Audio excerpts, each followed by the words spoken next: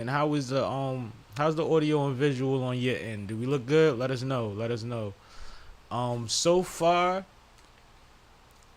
it looks like y'all piling in here pretty deep. Where y'all from too? I wanted to know that last week. I forgot to ask where's everybody from that we don't know. But we got now, that's all TikTok. I see that. But we got a lot of dope topics today. So we decided to start early. I didn't hear your mic last time either. It's on now. Yeah, I just turned it on. Yeah, we decided to go early because for the last few weeks we went from doing 2-hour streams to 3 and 4-hour streams, and that just gets later and later. And being as though we told a bunch of people to come through around 7, we said, well, let's get some of these topics out the way around 6 and have some fun and warm the situation up for the guests. So that's what we doing today. Y'all heard the voice of K. Like I said, C Cash is on the way. The soundboard is working lovely. You know what I mean? Just in case y'all was wondering, it's in here. You know what I'm saying? We got it. But Ooh. I'm always at a crossroads, right, Kay? Yeah. And you know this about me. Uh-huh. At all my live radio shows and when we live stream, I'm always hesitant to announce who's sliding. Right. Because sometimes they don't slide. And we've had everything from people playing with our time to had a young lady that actually got in an accident and her car flipped over. That was the worst. I felt so bad for Might that. have been 10 miles from here. Yeah. And On it a was highway. Like, yeah, it was like amazing. Like, so, you know, we Yeah. don't take it personal, but I do know somebody that I can say is coming and he'll definitely be here because it's my guy. And you know who that is. Hype. Not hype. He ain't geeked up. You know what I'm saying? He gonna be here with us in a little bit, and he bringing a guest with him. He has some big things going. Every summer he does a live situation and brings out the people and brings his audience out, and it's always dope. And he always makes sure we include it in the situation. Who's that? E-Rock 215. He said, "What's good, Sammy?" E-Rock, what up? What up with you, man? Thanks for tapping in. Appreciate you.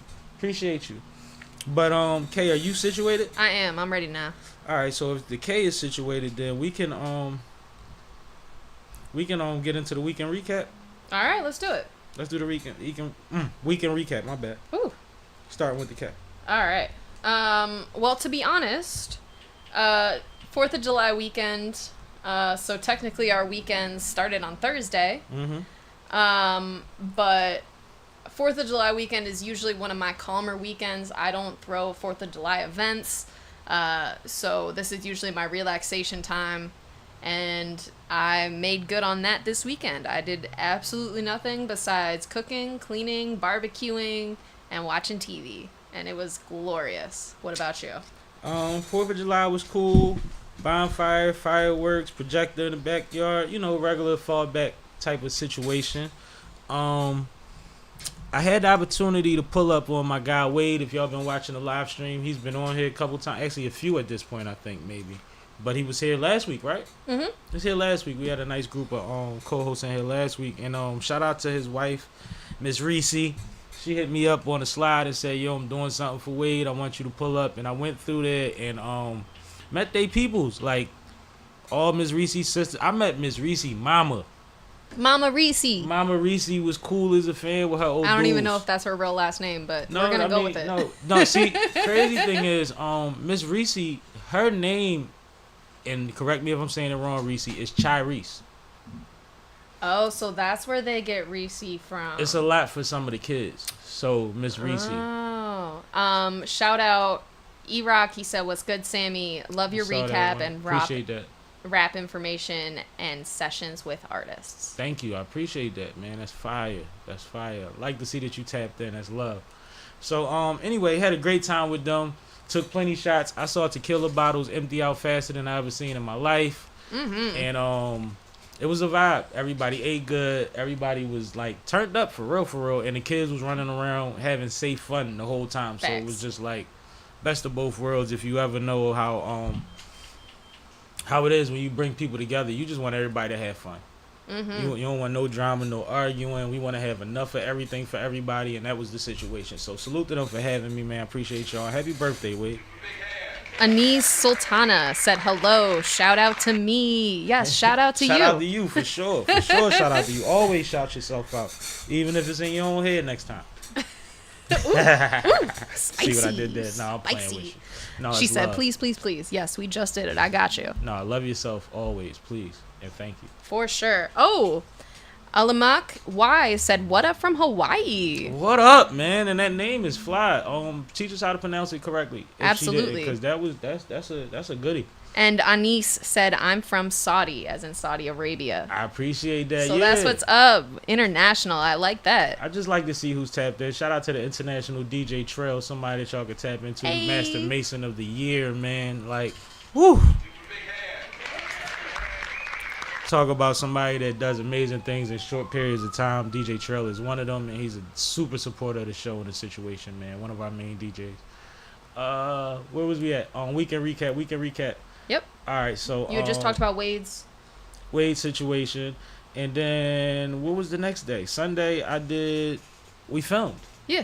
We filmed, man. I had Philly Fro through here, man, and That's going to be a good episode. definitely had a great time chopping it up with him. We talked for another 3 hours after the episode. I feel like we could have made 2 more episodes out of the conversation because he's seen a lot, he knows a lot, he's done a lot, he's working on a lot. So it's like I could have did that. We could do that again next week. But please tap in. That'll be our win. Alumak said, what you guys all about? So we are a live stream every Monday where we go through topics, everything from sports, hip-hop news, and politics, all the in-between. And also check out our podcast that drops every Thursday on YouTube at 4 p.m. Anis also said that she has a channel. You can find that in the chat. Dope. And make sure you check her out and visit her. Dope. I appreciate that. That's love. We gonna tap in with you. Finally, E-Rock said, come through the Gunna show and my man be in here with you all the time. I wonder who his man is. I don't know, but let us know and tap in, DM me or something and let me know how that Gunna situation will work out. I'll pull up if it makes sense. Absolutely. I love a good show. All right. I love a good show. I don't know no new Gunna songs though, so that'll be a perfect opportunity for me to get on deck. Well, I guess it's time. Let's start to get into our first topic. Yeah, man, let's do something. Which way you want to go first? You want to start with politics? Yeah, I'm gonna let you use the K-Cam because you ain't been using it yet. So. Oh, my bad. I forgot. Yeah. I'm gonna let you do your thing. Get some of this sweat off my brow. All right. So let's start with some Philly-specific news that's been going on. I'm trying to find my graphic. Give me a second. Here we go. All right. So, if you guys tuned in last week, obviously there was a presidential debate that we talked about. We talked about that in quite length, so please go check out our last live to catch up on that. But after the presidential debate, obviously Biden had a very disappointing performance, and his first interview post-debate happened to be on a Philly-specific radio platform called WURD, WURD, which is a independent, Black-owned media show, media outlet here in Philadelphia. And shout out the WURD. I'm pretty sure I've been on WURD a couple times. You have. Shout And out the it's WURD. very, very well respected media platform here in Philadelphia. Absolutely. They really tell Black stories, Black news from a Black perspective. And it's important to have that in a Black majority city like Philly. So, where's the controversy come in, right? Well, the host who had this interview, she has a show called Voices in Power, I believe, or something along those lines. Voices of Power. I thought it was the source. All right, go ahead. It's Voices something. And so she had a show on WURD, and that's where this interview happened. Her show used to be between 5 a.m. and 7 a.m. And so this was the first interview post Biden's debate situation, and she asked 4 questions in total. The interview itself didn't really seem too controversial, too enlightening. It was pretty run-of-the-mill interview if you look at Biden's other interviews that he's done with other media personalities. It's very, very similar. Now, the issue is, like I said before, WURD is a independent Black media company, And they have certain journalistic standards that they hold themselves to when conducting interviews of this source to preserve their independence. One of those standards that they hold themselves to is they do not accept questions from their interviewees and prior to those interviews. They come up with their independent questions, they ask those questions, they don't accept a script, so to speak, from the person that they're going to interview. That's how they stay independent. However, in this particular interview, Biden's team sent over a list of 8 approved questions that the host could ask, and she then narrowed that down to the 4 questions that were asked on the interview. Obviously, this became very controversial. The radio station denounced the practice of asking questions that were provided by the interviewee themselves. Cash here. And because of that, the host actually ended up parting ways with WURD radio station due to this conflict over their values and what makes independent media independent. So with that, I wanted to turn it over to you and get your thoughts on the situation, especially considering, WURD's dominance and prominence here in Philly. First of all, once again, shout out to WURD. Shout out to any platform that's been doing this independently. They've been doing their thing for a long time. And the practice or the motto of not accepting questions from guests is something that is part of being independent, and it is a mantra that a lot of platforms live by. There's plenty of platforms that'll tell you, like, once your people reach out with them lists, they're not interested. And you are on a microphone talking about cup of news, and if they if the people send the questions and an outlet has the leverage, what's up with you, Cash? Then the outlet will say, like, well, we don't want to have that many boundaries on the conversation, so we don't want the interview. That happens. Now, this is an extreme situation. The reason that I say this is extreme is because this is a lady that is a host on a 5 to 7 a.m. morning show on an independent network, WURD, and she has the opportunity to speak to the current president of the United States. Sometimes, certain instances, like if WURD got a Beyonce interview, I'm guaranteeing, like, if I'm the host, I'm taking a list too. You talking about WURD, the WURD? Yeah, the black yeah, exactly. Independent talk radio station. My grandma listened to that joint for years, bro. I've been on there a couple times. Like, I didn't even know that. That's crazy. But my grandma was a big fan of them. Yeah, so it's like, to get you caught up, the host interviewed Biden. It came out that the questions were sent ahead of time, which is kind of normal. Well, really normal, but not normal for that station.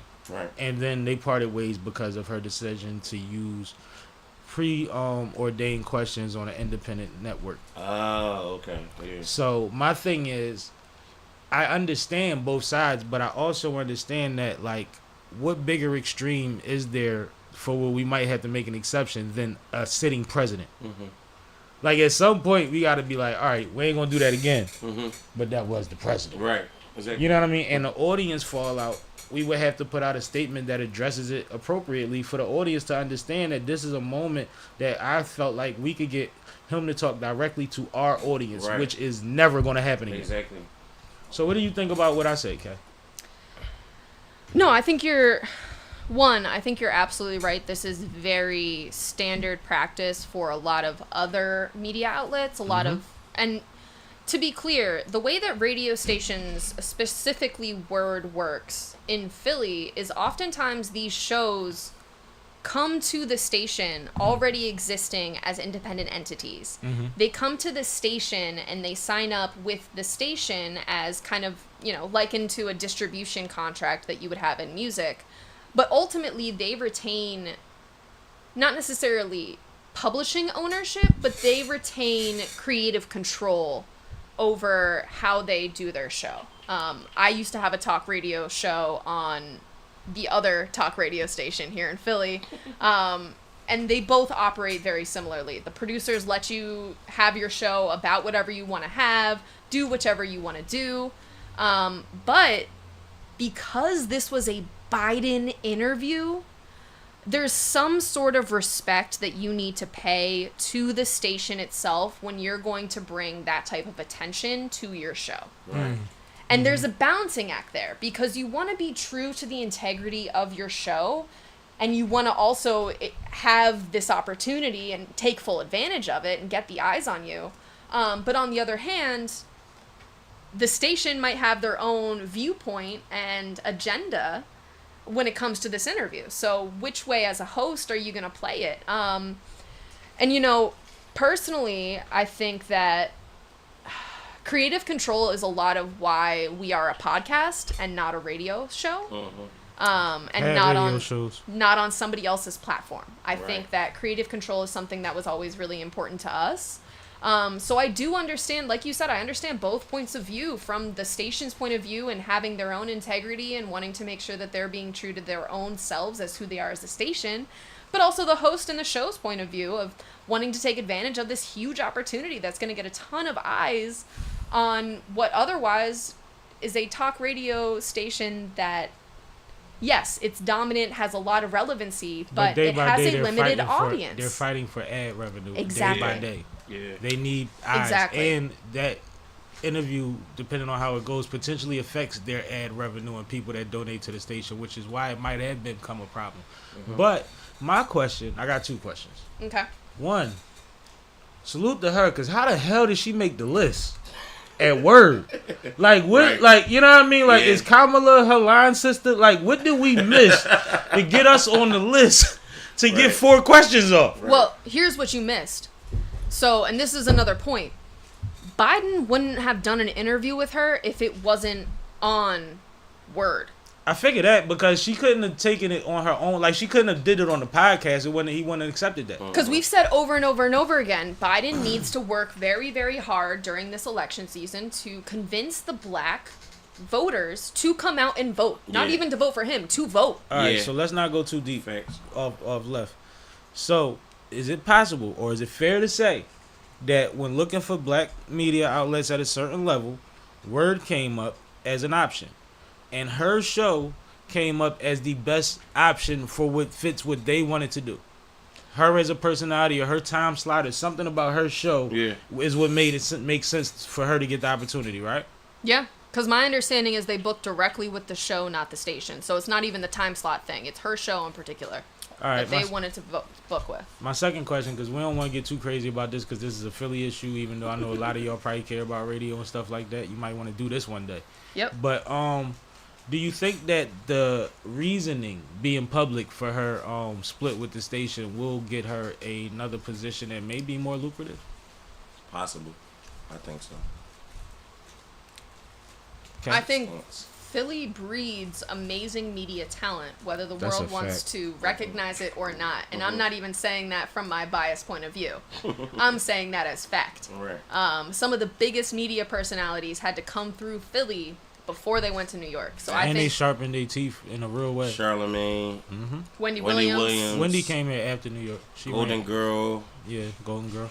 But regardless, I think that this host will end up being fine. I think that she's going to have a illustrious career after this, and I wish her all the best. I want her to just go live real quick and discuss the situation respectfully and see what kind of traction she gets from her follow-up on the situation. Oh, yeah. Absolutely.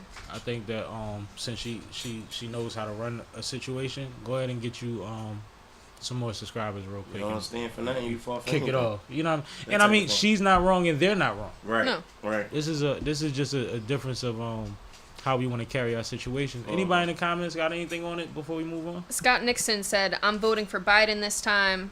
I'm just struggling to pay rent." I heard that. Just struggling to pay rent. You know what I mean? It's real. And I ain't really because we're not going to get into no political on here, especially not this early. But know your position and vote your interests, man. Know your place in the struggle is one of my favorite quotes, and that goes across the board. I ain't going to change it for nobody unless y'all on some hateful shit, and then I can't ride with you. Yeah, exactly. That's all it is. Absolutely. All right, let's. Y'all talked about y'all weekends already? Yeah, you wanna recap yours? Anything special? Well, I was gonna say let's talk about Boz's first battle since that was this past weekend, right? Yeah, so that was the biggest thing that happened this weekend for me. Yo, you look so short. That was everything. I'm cool with it though. Yeah, He requested that chair, by the way. I'm Right. a big personality person, so I don't really care about my height. I'm not a midget, so. that was such a cop out. And my kids are beautiful. So. Your kids are gorgeous. beautiful. I give you that. Like, All right, I made them. lucky, so lucky, thank you, you. Yeah. lucky you bagged the cute one. I was gonna say I give all They respect look to your like women me, for that. though. What are y'all talking about? She had the Both of back. my kids look more like me than her. No Yeah, shade, but baby. that I'm little, sorry. that I little love bit, you. but that little bit of difference is what made him cute. Right. It's a fact. She will They say all That needed little that. bit of difference is what made him cute. right because That's what I'm saying, If it was man. somebody else, it could have been a whole different story. Could have been a bad job, Right, man. right. You know what I mean? You gotta give her No, hers. my Friday was regular. Saturday, we went out to OTR Battle League. They had a cookout, which was at 3rd Street Park in Trenton, New Jersey. Trenton, yeah, shout out. Okay. Trenton. Yeah, shout out to Trenton. It was dope, man. I ain't gonna lie to you. For Good Trenton, energy? Yeah, good energy. It was, a real regular cookout on the inner park. People had their kids there. Shout out to I think his name Dostaks. He's one of the battlers out there. He even had his daughter, his I teenage know daughter him. out there. Yeah. Yeah, I know him. That was super dope. I thought, because I even thought about bringing my nephew, and I was like, Shout I out don't Neff, want to be man. responsible for a child in this area. Water, thank you. But yeah, Bas first battle, Basbeneficial. Shout out to him. Y'all know that's my artist. He was Never here with not us working entertainment. He was here last week. last week, yeah. Yeah. He went out there and he showed off, man. His first battle. I'm not gonna lie to you. He had a little bit of turbulence. But for his first battle, he showed up, man. And we had a little bit of technical difficulties with the camera and the live stream. That's why it kind of stopped his round and had him, come back. But even when he came back after the intermission, it was like, yo, this guy's still going. Shout out to Lear too. They both was from West Philly. You know what I mean? Shout out to that in Trenton. You know what I'm saying? So they both had a good performance. But Bas, he went crazy for his first ever battle. And his support system. Shout out to Bas supporters, man. This guy he didn't even crack a stat, 1,000 followers yet on Instagram. But his support system is goofy. They was on here last week, going crazy. His clip from his battle is over 10K right now. With the help of me, my Never Not Working Entertainment page, and shout out to Touch Money Nah. All collaborators, and like his shit is at like 11K right now. I That's just mentioned Nah the other night to somebody for some conversation we was having, so I gotta talk to Nah soon. Yeah, you the Philly Breakfast Club, and Nah is the Philly Uncle Ra. I see it. No bullshit. I'll take it. So yeah, That's shout a out blessing. to Bas, Appreciate man. That that. was the highlight of my weekend. You know what I mean? Going back home to see the kids and the lady, that was it. You know what I mean? But No, that's what's up. We was gonna get to that, so I'm glad you said, yeah, we do the week. He like, I'm gonna talk about my youngin' battle. no, for sure. Cause You I saw feel what was up here. I'm very proud of him, and I feel like I'm somewhat responsible for, his notoriety with that situation. I ain't give Bas the speech, but my whole thing with all of y'all, man, go out, kill shit, and come home safe. Exactly. That's all I care about. Exactly. Go out there, represent yourself the best way that you possibly can, and make it home safe. Yep. Because at the end of the day, we athletes, man. We go into tournaments, so we go work out and we see other talent, and we want to network and get out of there with another tournament on deck. Yep. Exactly. That's all it is. That's all it should be. Well, and That's all while it should be. we're talking about battle rap, Cash, don't you have another battle coming up as well? Yeah. July 20th, we gonna be in New York City again, Queens. C-Cash versus Rockboy Rome. This guy actually has a lot more experience in battle rap than the other guy they had me battle Turn out his there. mic up a little bit. Yeah, C-Cash versus Rockboy Rome. He's been on that platform, K-Shark, a lot. He's got battles dating back like at least 10 years ago. So we're going to see, what he's bringing to the table. I promise y'all I'll be way much more prepared than I was last time. And then shout out to Bas again. He's going to be going up there to battle another guy. His name is J1, the same guy I battled. So he going to get my get back. You know what I'm saying? That's how we're going to do that. I like That's it. what July we doing. 20th. Oh, and shout out to Prezi, man. July 13th, man. Crucible. URL, Maryland. Yeah, and we out there too, because my daughter got a birthday party on the same day. Later in the evening, like around 3 to 7. The Crucible battle started at 12 noon, so we going to be out there. what I mean? We're gonna leave in the morning and already be out there. Part of Maryland. I forget. I gotta look at the exact address. It's like a county. I gotta give my folks the heads up. But Yeah. all right, cool. All right, that's what it is. That's what's up. I ain't arguing. Shoot, I just got booked for something in September. Shout out to Lovely Lay. She got a big situation coming up with the radio station out Delaware. Oh, that's fire. DJ Cool is headlining the fashion shows, radio party situation. Oh, all right, that's lit. I'm on deck. When is that? What's up with September 72. 14th. Oh yeah, that sounds like a good 14th. day. So I just got a call for that. Salute the Pops for always making sure I'm in the fold. He like, I'm sorry for the late notice. I'm like, nigga, Oh, you you going out there life. to do the media?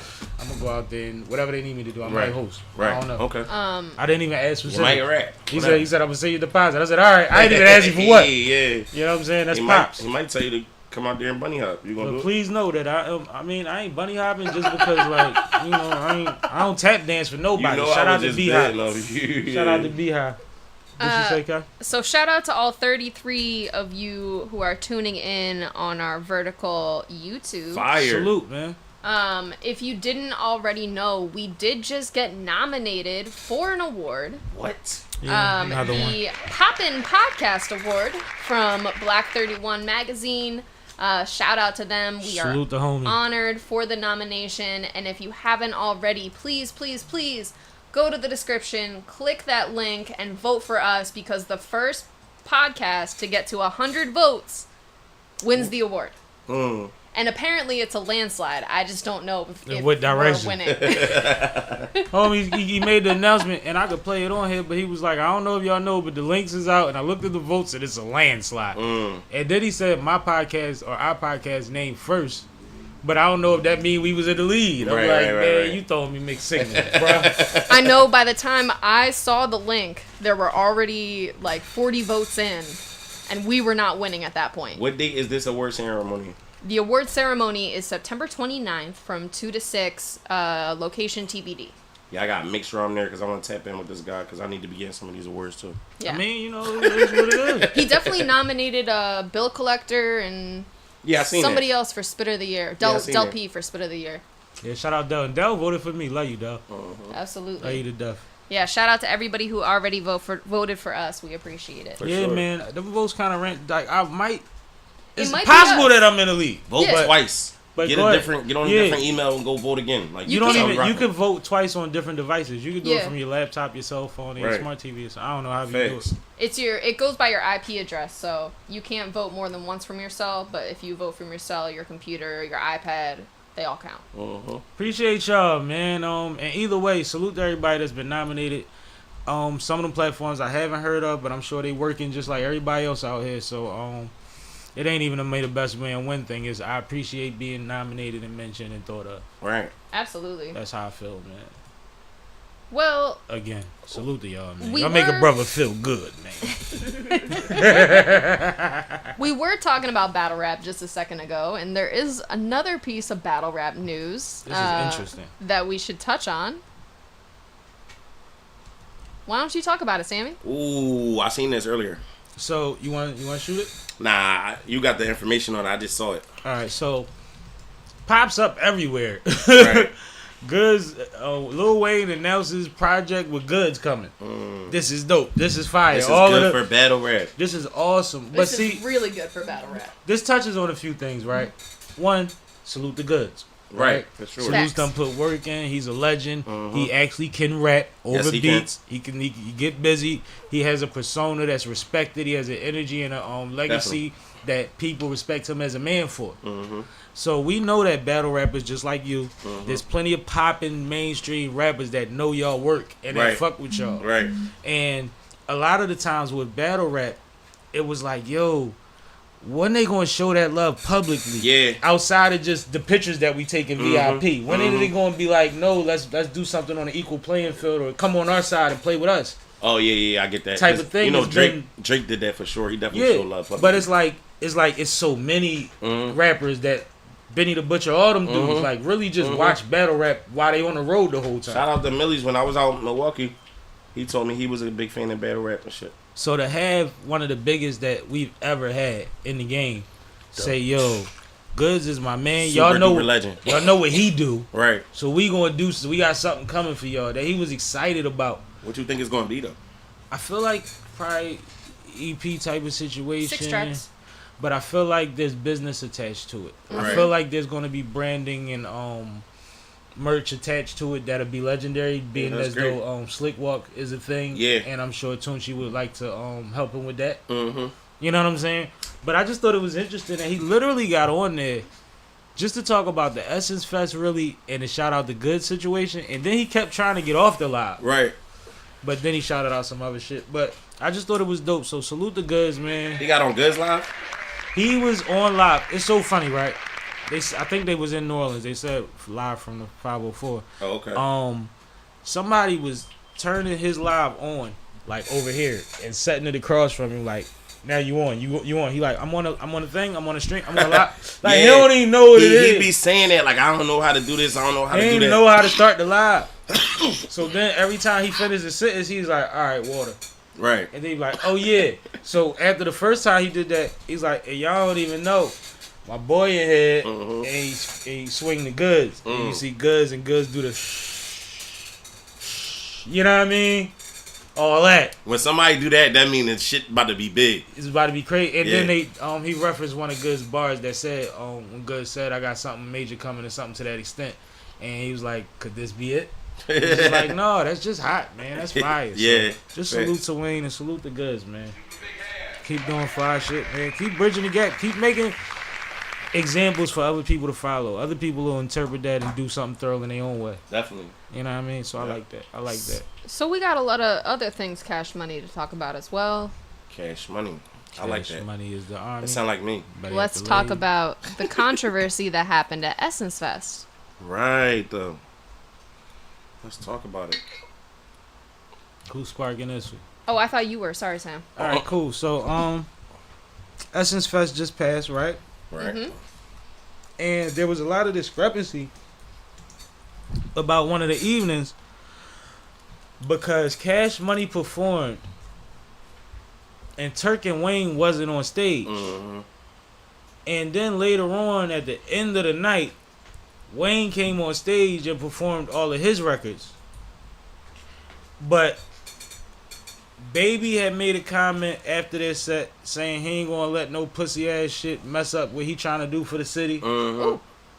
And oh my bad, I forgot we live. And then Wayne, they were saying Wayne abstained from performing with them because he said ain't no Hot Boy reunion without Turk. Right. Which I've been watching Turk on Beehive platform every week, and he talks about trying to get the gang back together. He talk about how much he support BG. He acknowledges that some things happened in the past that might have been overzealous or misinterpreted. I have a He question. didn't have no solo career, so. I'm listening. Were other people there, or was this like a spur of the moment? Wayne said, "I'm not doing this." No, type of I sitch? think Wayne. What it looks like from what I'm gathering from all the pieces is Wayne came with the intention to do the Hot Boys thing. And realized Turk wasn't involved. And Yeah. Turk had already said on the Beehive show, which is what I was getting to, that I will be in the city. Let me know if y'all need me for anything. And Right. he was just saying that to Essence Fest. He Right. wasn't even trying to put it on them. You know what I mean? He like, but I'll be home. So let me know anything y'all need. I'll pull up. I'll Right. do it for the city. He was saying that type of thing. So I think that they had got it to a point as a group where they felt like they ironed everything out. And they was on the same page. And clearly, and it might possibly be that BG still has a misunderstanding with Turk that they need to iron out, or it might be Baby standing on something. Right. But it's not Wayne. Either way, And it was it's a not segregated Juvie. performance. Because Turk just performed with Juvie, I think, the day before, the day after that, and they've been performing together. Right. But for if a it's while So now. not, it might be BG. It might be BG. but if it's not Wayne and it's not Well, you know- Juvenile, I mean, BG did this, Wayne. no, And but B- I mean, well, like BG, at BG what threw point? shots at Turk when he came home. But like, At what point does it become their decisions, right? Like I understand that Lil Wayne wasn't the one who organized this from the rip, Right. but I agree that he gets to make that choice at the end. Like, I'm the big name, Juvenile's the other big name. You know, if we're not here, if we don't approve of who's being included and who's not, we get the final say so. I think if this is not Essence Fest in New Orleans, that show ends with people walking out of there thinking that Wayne and Turk wasn't there. Right. Facts. I think Wayne legit said, yo, not going out there right now, but I got y'all. Yeah. You know what I mean? Like, don't even trip. Yeah. If y'all can keep the show moving and I can get a little 45, I got y'all. And I think he did that for the city. I think he didn't want to be the crumb shit that Baby was trying to insinuate. You see what I'm saying? About the situation. And I think that's a G move. Definitely. Because Wayne, Rockstar, biggest nigga ever out the city, he could literally just be like, solid. Bigger than all of them. Be solid. Even Baby. And I don't like that. One thing I don't like about this, besides the opinion of it, frankly, Frankie Beverly and Maze had been a part of the Essence Fest since it started. And this was their last Essence Fest. Yeah. And even Wayne said he used to didn't even know it was the Essence Fest. He just thought Frankie Beverly and Maze was coming and all the cousins had to go to the same house because everybody was going. Frankie Beverly was there too? This was their last joint, bro. Shout out to him. He just performed in Philly. Mm-hmm. My uncle went to go see him. It was his farewell concert. Yep, this was his last Essence Fest. Yeah. So I don't like that this energy that should be ironed out amongst the group that we love and we want to see a reunion from is overshadowing a legendary situation for both the artists, Frankie Beverly and Maze, and the Essence Fest itself and what built it up and made it a credible event for all these other people to want to perform at and speak at. Like, I just don't like that it's overshadowing it. I don't feel it. It's both the two sides to the situation because they both, like, all right, do it for the show, but in the same time, you know, it's like, what if the situation is deeper than what we actually know? It's always deeper than what we know. Exactly. So it's just weird, man. Again, it comes back to the same thing with the WURD thing. Like, don't stand for nothing, you fall for anything. You can't give us 80% of the hot boys. Yeah, I know. Like it was cool when it was two of y'all. It was like, all right, at least we still get. I felt the same way. way. When you get 4 out of the 5, I felt the or same 3 way. out of the 4. I felt the same way. When state exactly when no, it's the same thing. When they it perform hurts. without Oskino, it's like how you do that? Like it's sickening, bro. Especially when you see dudes come back that you know had issues. Right. You see Neef pop up. Right. You know what I mean? Yeah. And then it's like, all we need is O to come out here and do that jump. Yeah. And it's over. Like this whole thing would go crazy. The thing that hurt even more about the O situation though was when that was happening, Freeway had just lost his daughter and O had just lost his son. Yeah. So it was like, y'all should be coming together right now more than ever. O and Free showed up for each other. They didn't show up for the prop. Exactly. Right. Well, Free did, but you know what I mean. Yeah. No, I think that there were other opinions that were stronger than Freeway's in that conversation. A lot of men, a lot of artists that weren't getting along did the brother and the good Muslim thing to do during those times. I don't want to get that confused. Yeah. Yo, bro, open the door. I got you. Our guests are here, man. They starting to roll in, man. Technically, I ain't a guest. And shout out to our guests. I wasn't talking about you. Shout out to the guests, because I was just coughing, and so was K. So, shout out to them. Shout out to the guests, because I told niggas last minute that I was coming on early, and they still here relatively good. That's my man, Hype. Probably. Yeah. Cash was here last time you called in. I've been listening in live. So was you, bro? Who going in the middle? Somebody got I'll take the bullet for the team. You can't see them CH3s from the corner, but you know what I'm saying? We'll get you situated. You want me to move? Or you good? Give me 1 inch. There you go. All right. Shouts out the WURD. I was listening. Shouts out the WURD. I met them down at the Roots. At the Roots picnic. Yeah. Right. That's what's up. You know me, international hype. Twiggy, shut up. Congratulations on the nomination too, y'all. I appreciate it, man. Glad you was riding, rolling with us, and knowing what we got going on. You know, Uber made a left instead of a right, but we here. We on you know what I'm saying? Right now. We live on YouTube and Twitch. No, TikTok. And TikTok. Yeah. YouTube and TikTok. Got some folks in here chatting with us, man. That also lowers too. There's a lever I'm underneath. about to say my legs. You definitely look crazy in the short joint. It's cool. I don't want to be inconvenient, but like you gonna figure out why I like the short jump. There you go. Oh, okay. You gotta be on it. You gotta be on it to do it. To push it down, yeah. Okay, don't yell at the mic like that. All right, yeah, let's go. That was crazy. Yeah, there you go. It's on the computer chair tip, like how I was in high school. We was in computer class. You go up and down. You know me, international hype. I'm always ready. Paid talent, baby. What's up? We live on YouTube. That's at I Am Hype on Instagram and Twitter. The How to Hustle podcast on Hype episode 140. What are we at?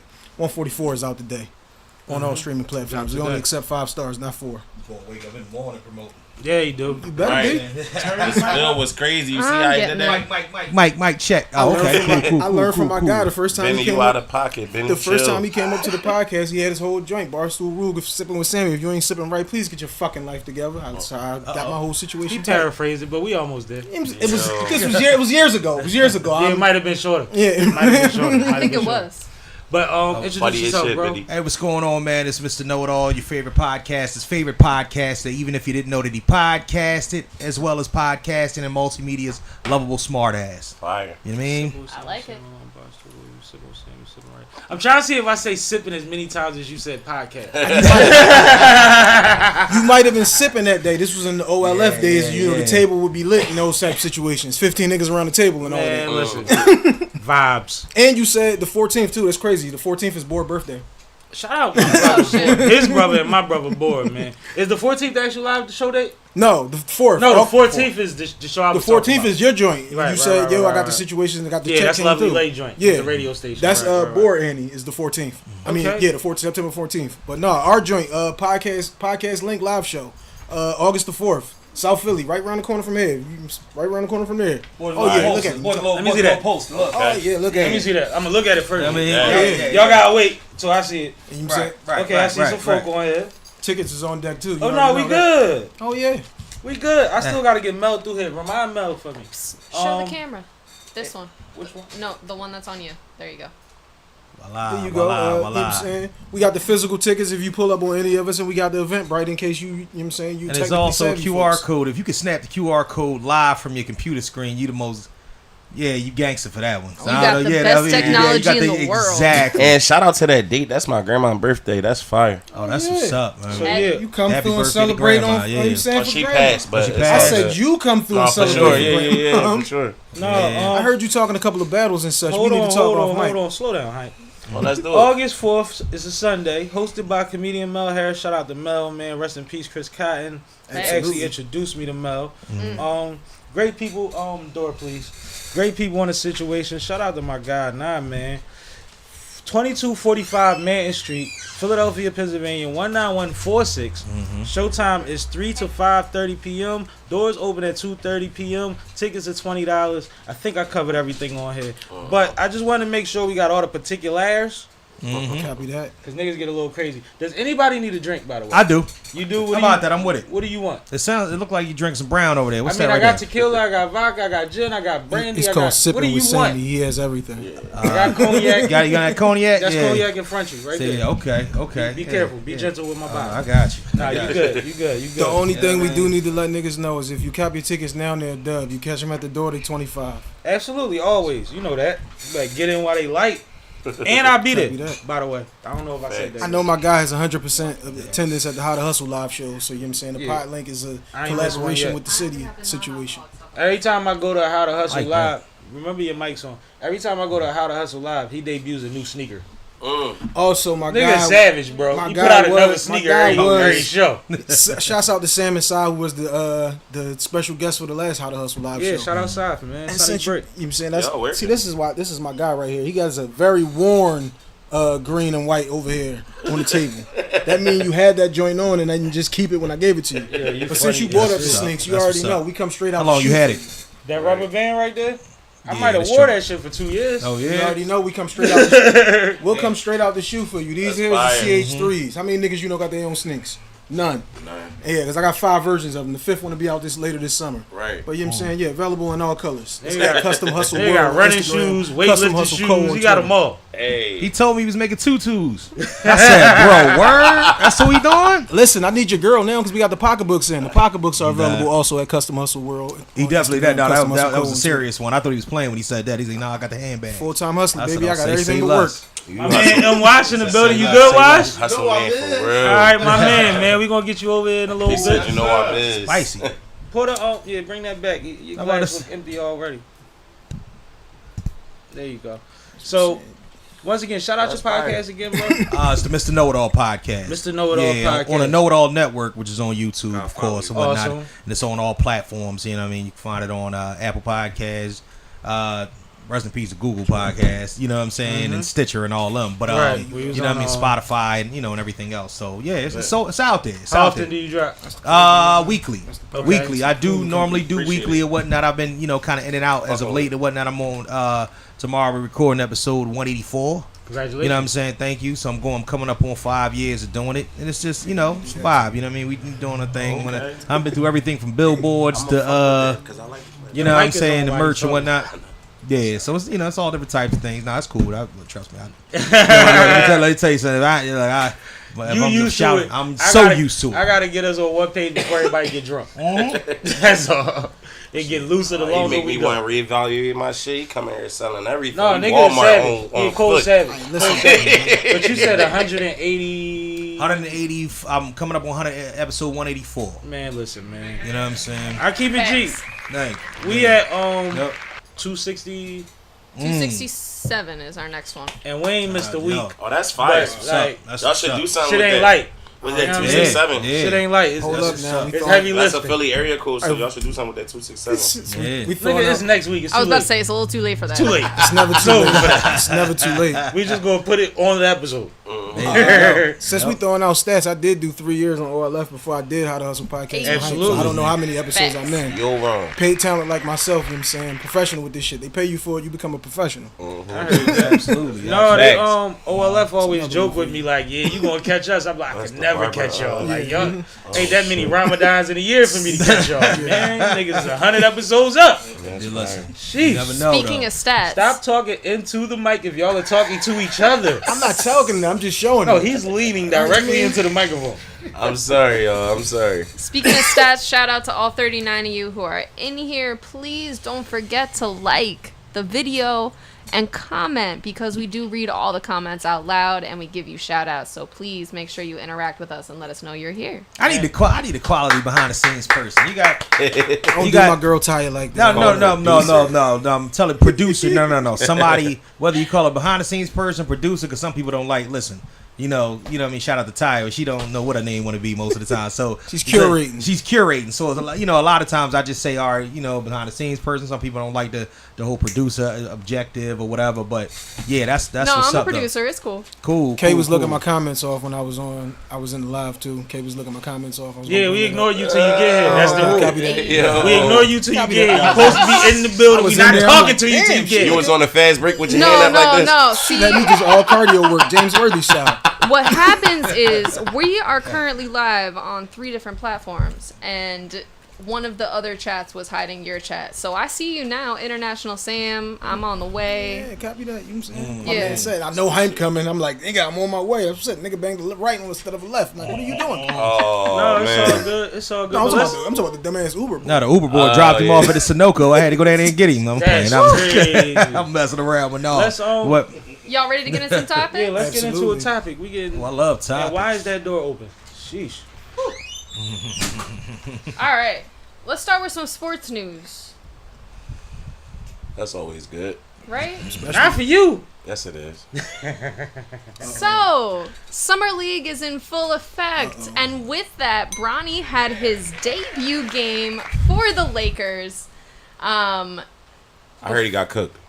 I seen an Instagram clip. Let her introduce the topic. This nigga is crazy. I had to do it though. You've been here 8 times, right? That was the great thing to do, like at that moment.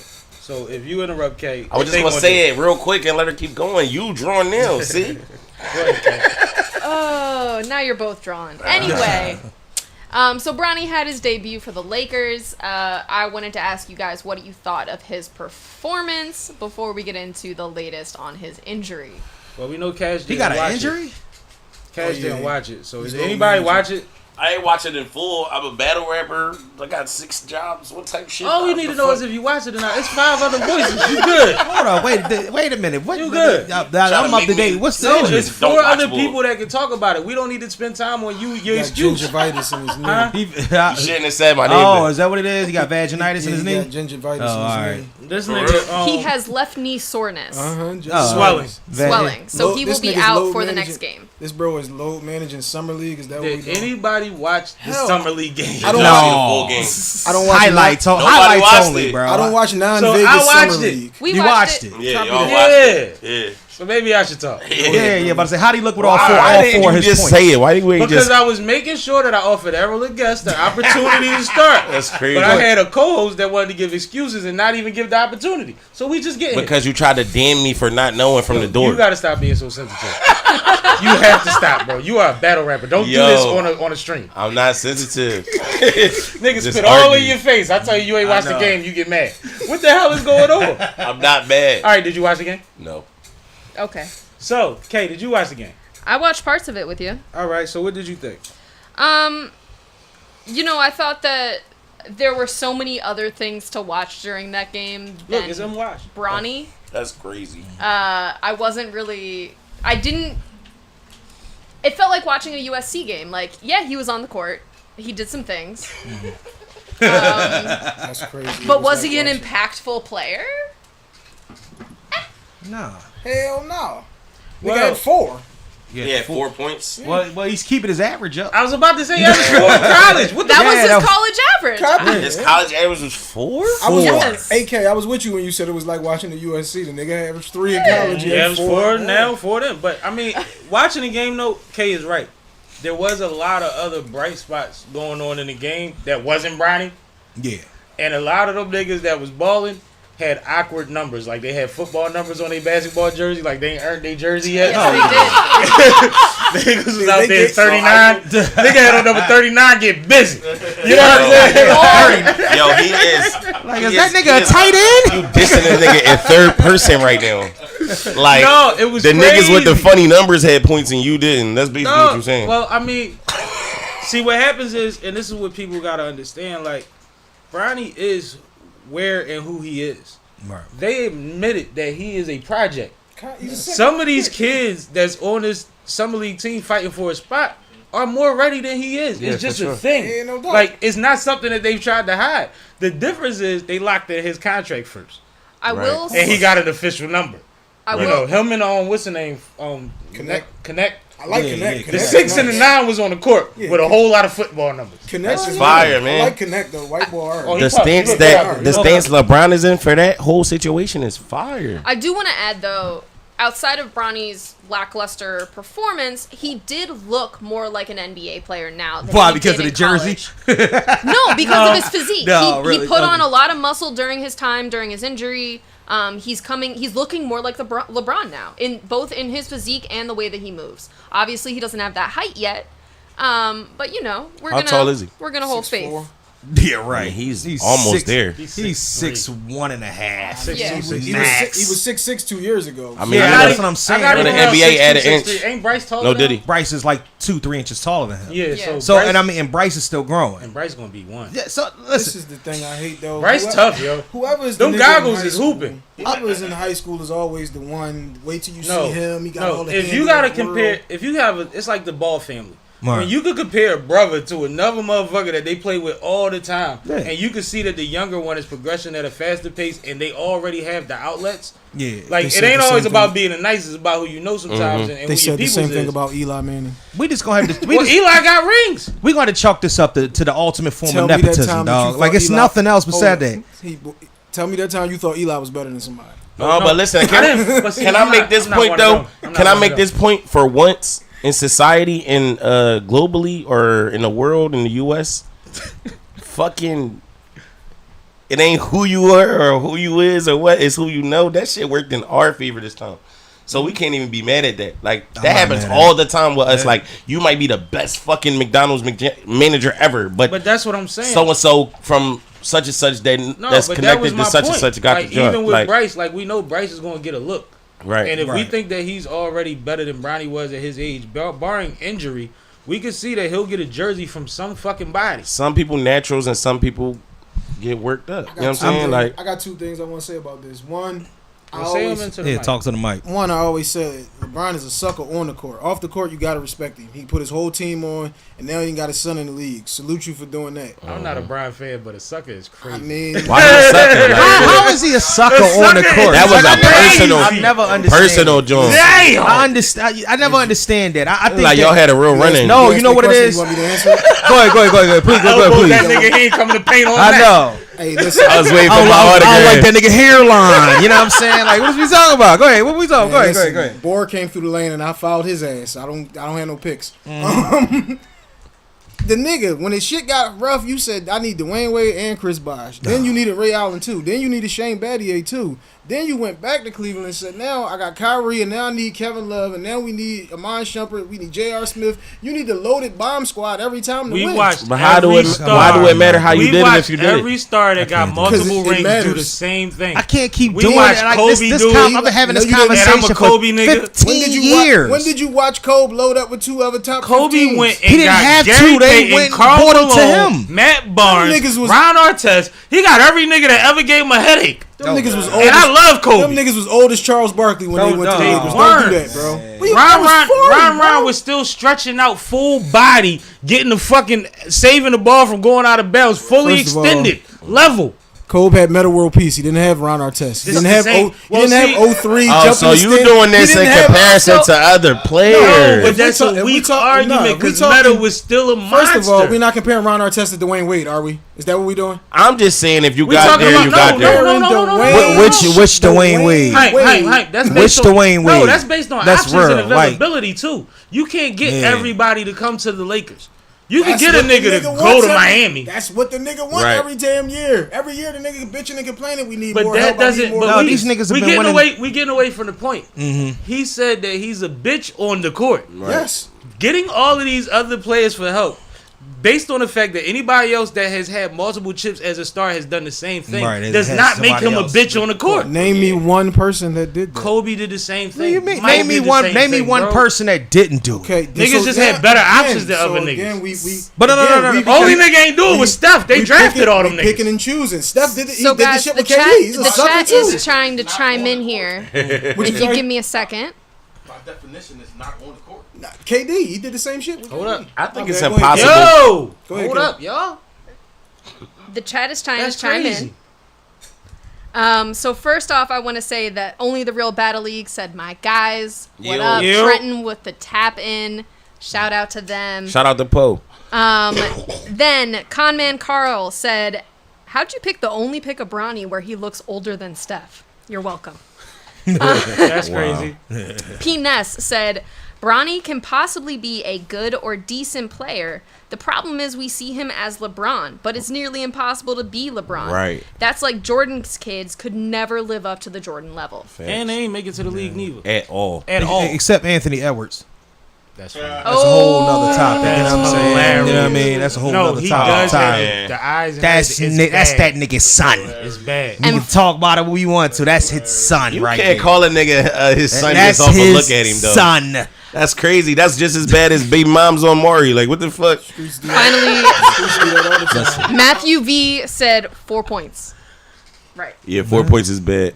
This was the other joke So- that I was trying to say. My bad. Go ahead, Kay. No, go. I was gonna let you finish your point because I wanted to talk about his injury next. The nigga had Yeah. cardiac arrest last year. Yes. So his whole USC was like, I'm really kind of scared to run hard type joint. I don't want to catch one in the chest. It's just like saying DeMar Hamlin had a bad season for Buffalo last year. I don't even think it's about not trying to run hard. I think that I don't trust my body type joint though. no, I think USC is a program. Colleges are programs. When you are somebody that was just hurt last year and all these motherfuckers is dogs, you have to work your way into the program. If we have to put you on a minute restriction to work you back into the system, you are not going to have the season that you would have had if you Copy, was that's healthy. what I'm saying. But that's not based on him. That's based on working him back into a position to be healthy enough to either play again next year or to make it to the next level. That's not a him decision, bro. That's why he should have took his ass back to school. We gotta respect though, man. We gotta respect But this. why? The NBA Why being would a you business. go back to school when you can get $9 million now? Cause you can get that in college, you know. He wasn't getting it. But why are we worried about Now Bronny he's getting averaging $9 million? three. His dad's a Yeah, billionaire. I'm like, Like, But this is the thing. We saw all right, Ben Simmons, right? Right. They did the joint special on Ben Simmons. Right. As soon as they lost in the tournament, what did this nigga do?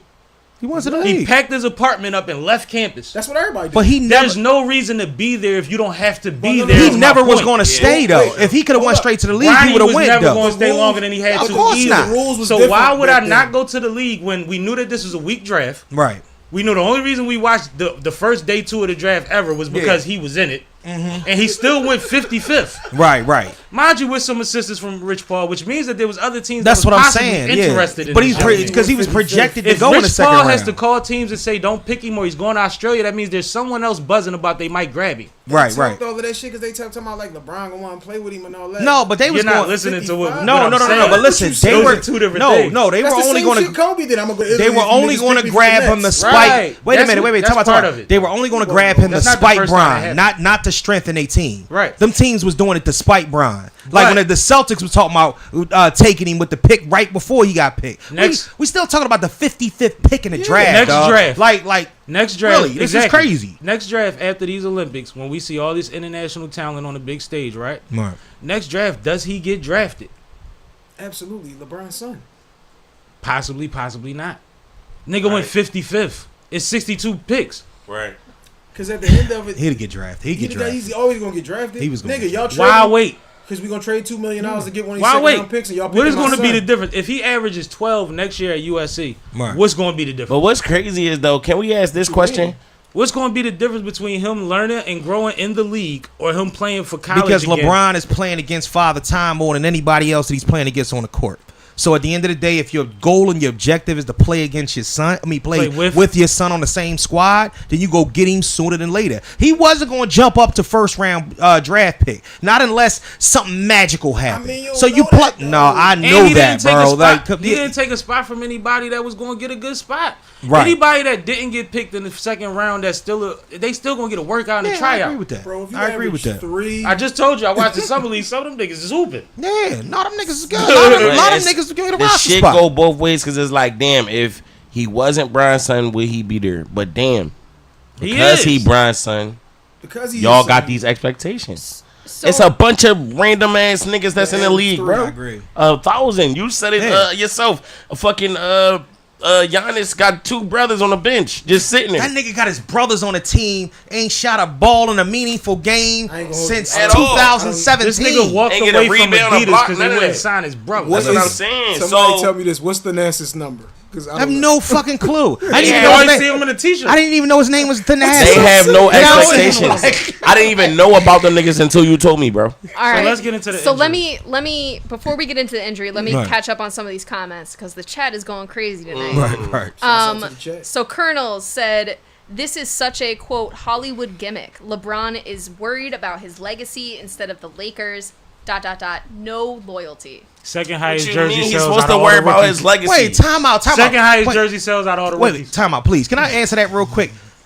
He worried about his legacy and leaving it in Bronny's hands? Nah, that's not what we talking about. We're talking more along the lines of I want to make sure that my son is set no matter Yeah, what. exactly. You know what I mean? It ain't got nothing to Facts. do with LeBron's Facts. legacy. Is LeBron. Yeah. Every You time You he know, scores Bronny ain't got another nothing to do point, with that. Yeah, that's he's adding to a record. Come on, It's bro. the Nah, legacy. that was that whoever they was reaching like hell for that one. So- It's the legacy to make sure his family straight. That's major. Yeah, man. That's major. Yeah, he gonna do the same if he's Do still y'all there, remember let's go. Luke Walton? Yeah. What the fuck are we talking about? So Yeah, I agree. I have a lot more comments to get through, guys. Or Ken Griffey Senior and Junior, same thing. All right. Junior was the shit. So Rafiq Johnson He said, was "You're the not kid. gonna read my comment." Shaking my head. Of course I am. Of course I am. He hot about that joint. Read that shit, please. Listen, Then- man, we gonna get to the topics and then the comments. We gotta do Colonels both. came back and said, "This proves it is not what you know, it's who you know," which is exactly what Absolutely. Cash That's said. the way of the world. Right, right. Kobe That's the way of the world. never played for another team. He deserves his money. LeBron doesn't. And then Rafiq Johnson Man, y'all said, talking about who deserve money? That's rough. "Nothing wrong with a man getting his son a job. Shout out to Mr. Hayes." Then Colonel said, "At Rafiq, that's not the point. Earning it and getting it are 2 different things. He didn't earn it." Rafiq then chimed back. He said he didn't earn it because he was born LeBron James Jr. Right. Then Giancarlo Rosario said, "LeBron James Jr. will be Mexico Ligo soon. Shout out from Pita, Mexico." That will Oh, that will never shit. happen. That We will, in Mexico. that- Fuck that. That's lit. that will Yeah, never why happen. we in a few places right now. That will never happen. You will Chat never list. see LeBron Shouts out James to the Jr. overseas. dunk on anybody in any type of You European can't say Euro that. League. I'm telling you, it's You never can't gonna say happen. that. Nope. Never You happen. cannot say that. It will never happen, bro. How can you say I'm that? telling you now, it will never happen, bro. LeBron is in talks with trying to be the owner of the team, the expansion team going to Vegas. Right. He will put his son with no legs on the end of the bench before he would ever let him go over in Europe to play basketball. That will never happen, bro. I'm telling you, it never happen. It's a fact. All right. Just like the nigga who got the construction company and he passes it to his son. I'm never mad at that. Yeah, situation. facts. So, I ain't mad at it. Yeah. I do want to talk It's about so much his. nepotism in the league. Yo. Absolutely. Niggas that act like this is something that's exclusively done because of LeBron are showing how much they don't know. Come on, Yeah. Genie Bus. Come on, man. I mean, we could speak all the way around. There's Luke so many people. Walton. Bro. All right, so I want to move on from the On our nepotism. side this time. I want to move on from the nepotism to talk about his injury. Right. After getting only 4 points, now he cannot play in the next Summer League game because of left knee being swollen and sore. only one This game, is right? also coming off of his heart problem last year, his cardiac situation that he did have to get surgery for, and a long recovery. So there were questions going into this season overall as to whether he was going to be ready not only for the NBA, but for basketball at a competitive level in general. We haven't seen very much of him at USC because of the injury. So now for him to come back, play one game in Summer League, and then immediately have an injury. How do you guys feel about his reliability moving forward in this league? It's called rookies minutes restriction is what it's called. Yeah. I don't think we call it an injury at all. It's not an injury, nah. It's a chill out, Bronny. You got your full whatnot. Everything is already set for you. And I'll be honest with you. And I also let's be for real, right? If there's any chance of us having to use this chess piece to manipulate whether that's revenue or whatever, right? No matter what player it is in the summer league, if there is soreness, tenderness, or swelling, you sitting the fuck down. Yeah. It is the summer league. Yeah. You should, because this is the summer league. This nigga over here, number 39, number 61, them niggas is fighting for their life. Yeah, let them get their spot. spot. The last thing you need is a nigga roll up on your joint and your joint wasn't feeling right. Like, it don't make no sense. Like, and it might be cat. It might be completely just, you know, he gotta put him back in the lab with Gerald and them. Let's wait till we get to Vegas is what it is. But we got you out here playing in Sioux Falls. That's cat. That shit Yankee. Sioux Falls ain't doing, you know. Sioux Falls. That's what I said. I don't watch. You a Vegas kid. I don't watch non-Vegas summer league, bro. I don't watch Utah. I don't watch. That was my first time watching it. That's what I'm saying. That was my first time. I didn't even know Golden State had summer league now. Let's keep it a bean, though. You need who's the final man on the roster? What is that? The 15th guy on the bench? Bronny James. Yeah, it's Bronny James. So he's that guy. It's diamonds in the already rough, done. I'm gonna be honest. Yeah, absolutely. And we don't know how JJ coaches NBA team. I know what type of friend he is, but I don't. And what podcast host he is. I don't think he's going more than 8-9 deep a night anyway. Of course not. You ain't got to worry about 15th spot. Like, niggas is not playing 12 players a night, yo. Like, it just don't happen. And just imagine if they start getting. Imagine if the Lakers start getting their ass kicked and won't make the playoffs. Right. You'll see more minutes out of LeBron James Jr. than you've ever seen anywhere in your life. But once LeBron gets the hamstring, I heard somebody make a great point though. They could talk because at one point they were saying, you know, we're gonna put him in the G League, we're gonna work him up and all of that. Right. They said, what y'all gonna do on Christmas? That nigga gotta be on the sideline on Christmas. That nigga need to be on the court. He has to be on the sideline, subbing in on big time TV. And they probably playing the Sixers. He has to. And they probably playing the Sixers. Because it's all about a check. Everything is about a check. They either gonna play the Sixers or the Celtics on Christmas Day, and I'm glued to it. They gonna show them in the locker room exchanging gifts. They gonna be exchanging gifts in the locker room. He gonna give you some brownies. He gonna give you some bronze. They gonna debut their Christmas colors to each other. I'm about to say, do Bronny got a sneaker deal yet? Look at the father and son spending the holidays. He helped design the last 2 or 3 pair of bronze. I think we all shouldn't shine on the. We shouldn't shine on. Which means he's getting a check from. We shouldn't shine on watching these leagues because if you're a fan of the sport, you're a fan of the sport. If not, if you're just a fan of players, because it's the same like mantra that goes on with battle rap. Like a lot of people be like, "Yo, you watch battle rap?" And you're like, "Yeah," and they be like, "What you watch?" And they be like, "Oh, URL or RBE." You don't know about other leagues. Right. That's Hollow. And it's a million other leagues with talent and it's just as crazy. Just I don't was have that- the same odds. I was at that. You know what I'm saying? I mean, like Lady Caution, that's Lil Sis. I say that all the time. I interviewed her on Glockaware one day, and she started naming all these leagues. Couple of them leagues she named, I thought was rappers. I was confused as hell. But what it put me on to was, is more that I'm not on to. So I started watching other shit, and I go to battles. He'll tell you I go to battles, in smaller leagues, and all of that. He popped And I out get with me in Marcy pay-per-views and all of that. Projects. Yeah, we was and in one of the Projects. most gutter situations ever. Before we go too left, I want to get back to some of these comments. Yeah, let's do it. Cleo Fist Jones. I like you being aggressive. Do your thing. Cleo Fist Jones said baby floppy.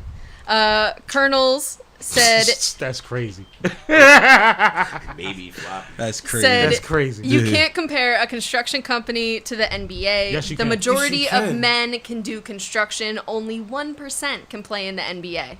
You losing the message. Giancarlo Rosario said LeBron James Jr. averaged 9 points per game, like his jersey number in the G League. Rafiq Johnson I think said he would get 12 to 15 in the G League. But go ahead. he got LeBron jeans. He'll be fine. He'll learn more on the NBA bench versus college. Bronny only playing in blowouts this year. Kobe. Absolutely. By the way, crazy. side note, Kobe grew 4 inches in the league. He did. Yeah, absolutely. Yeah.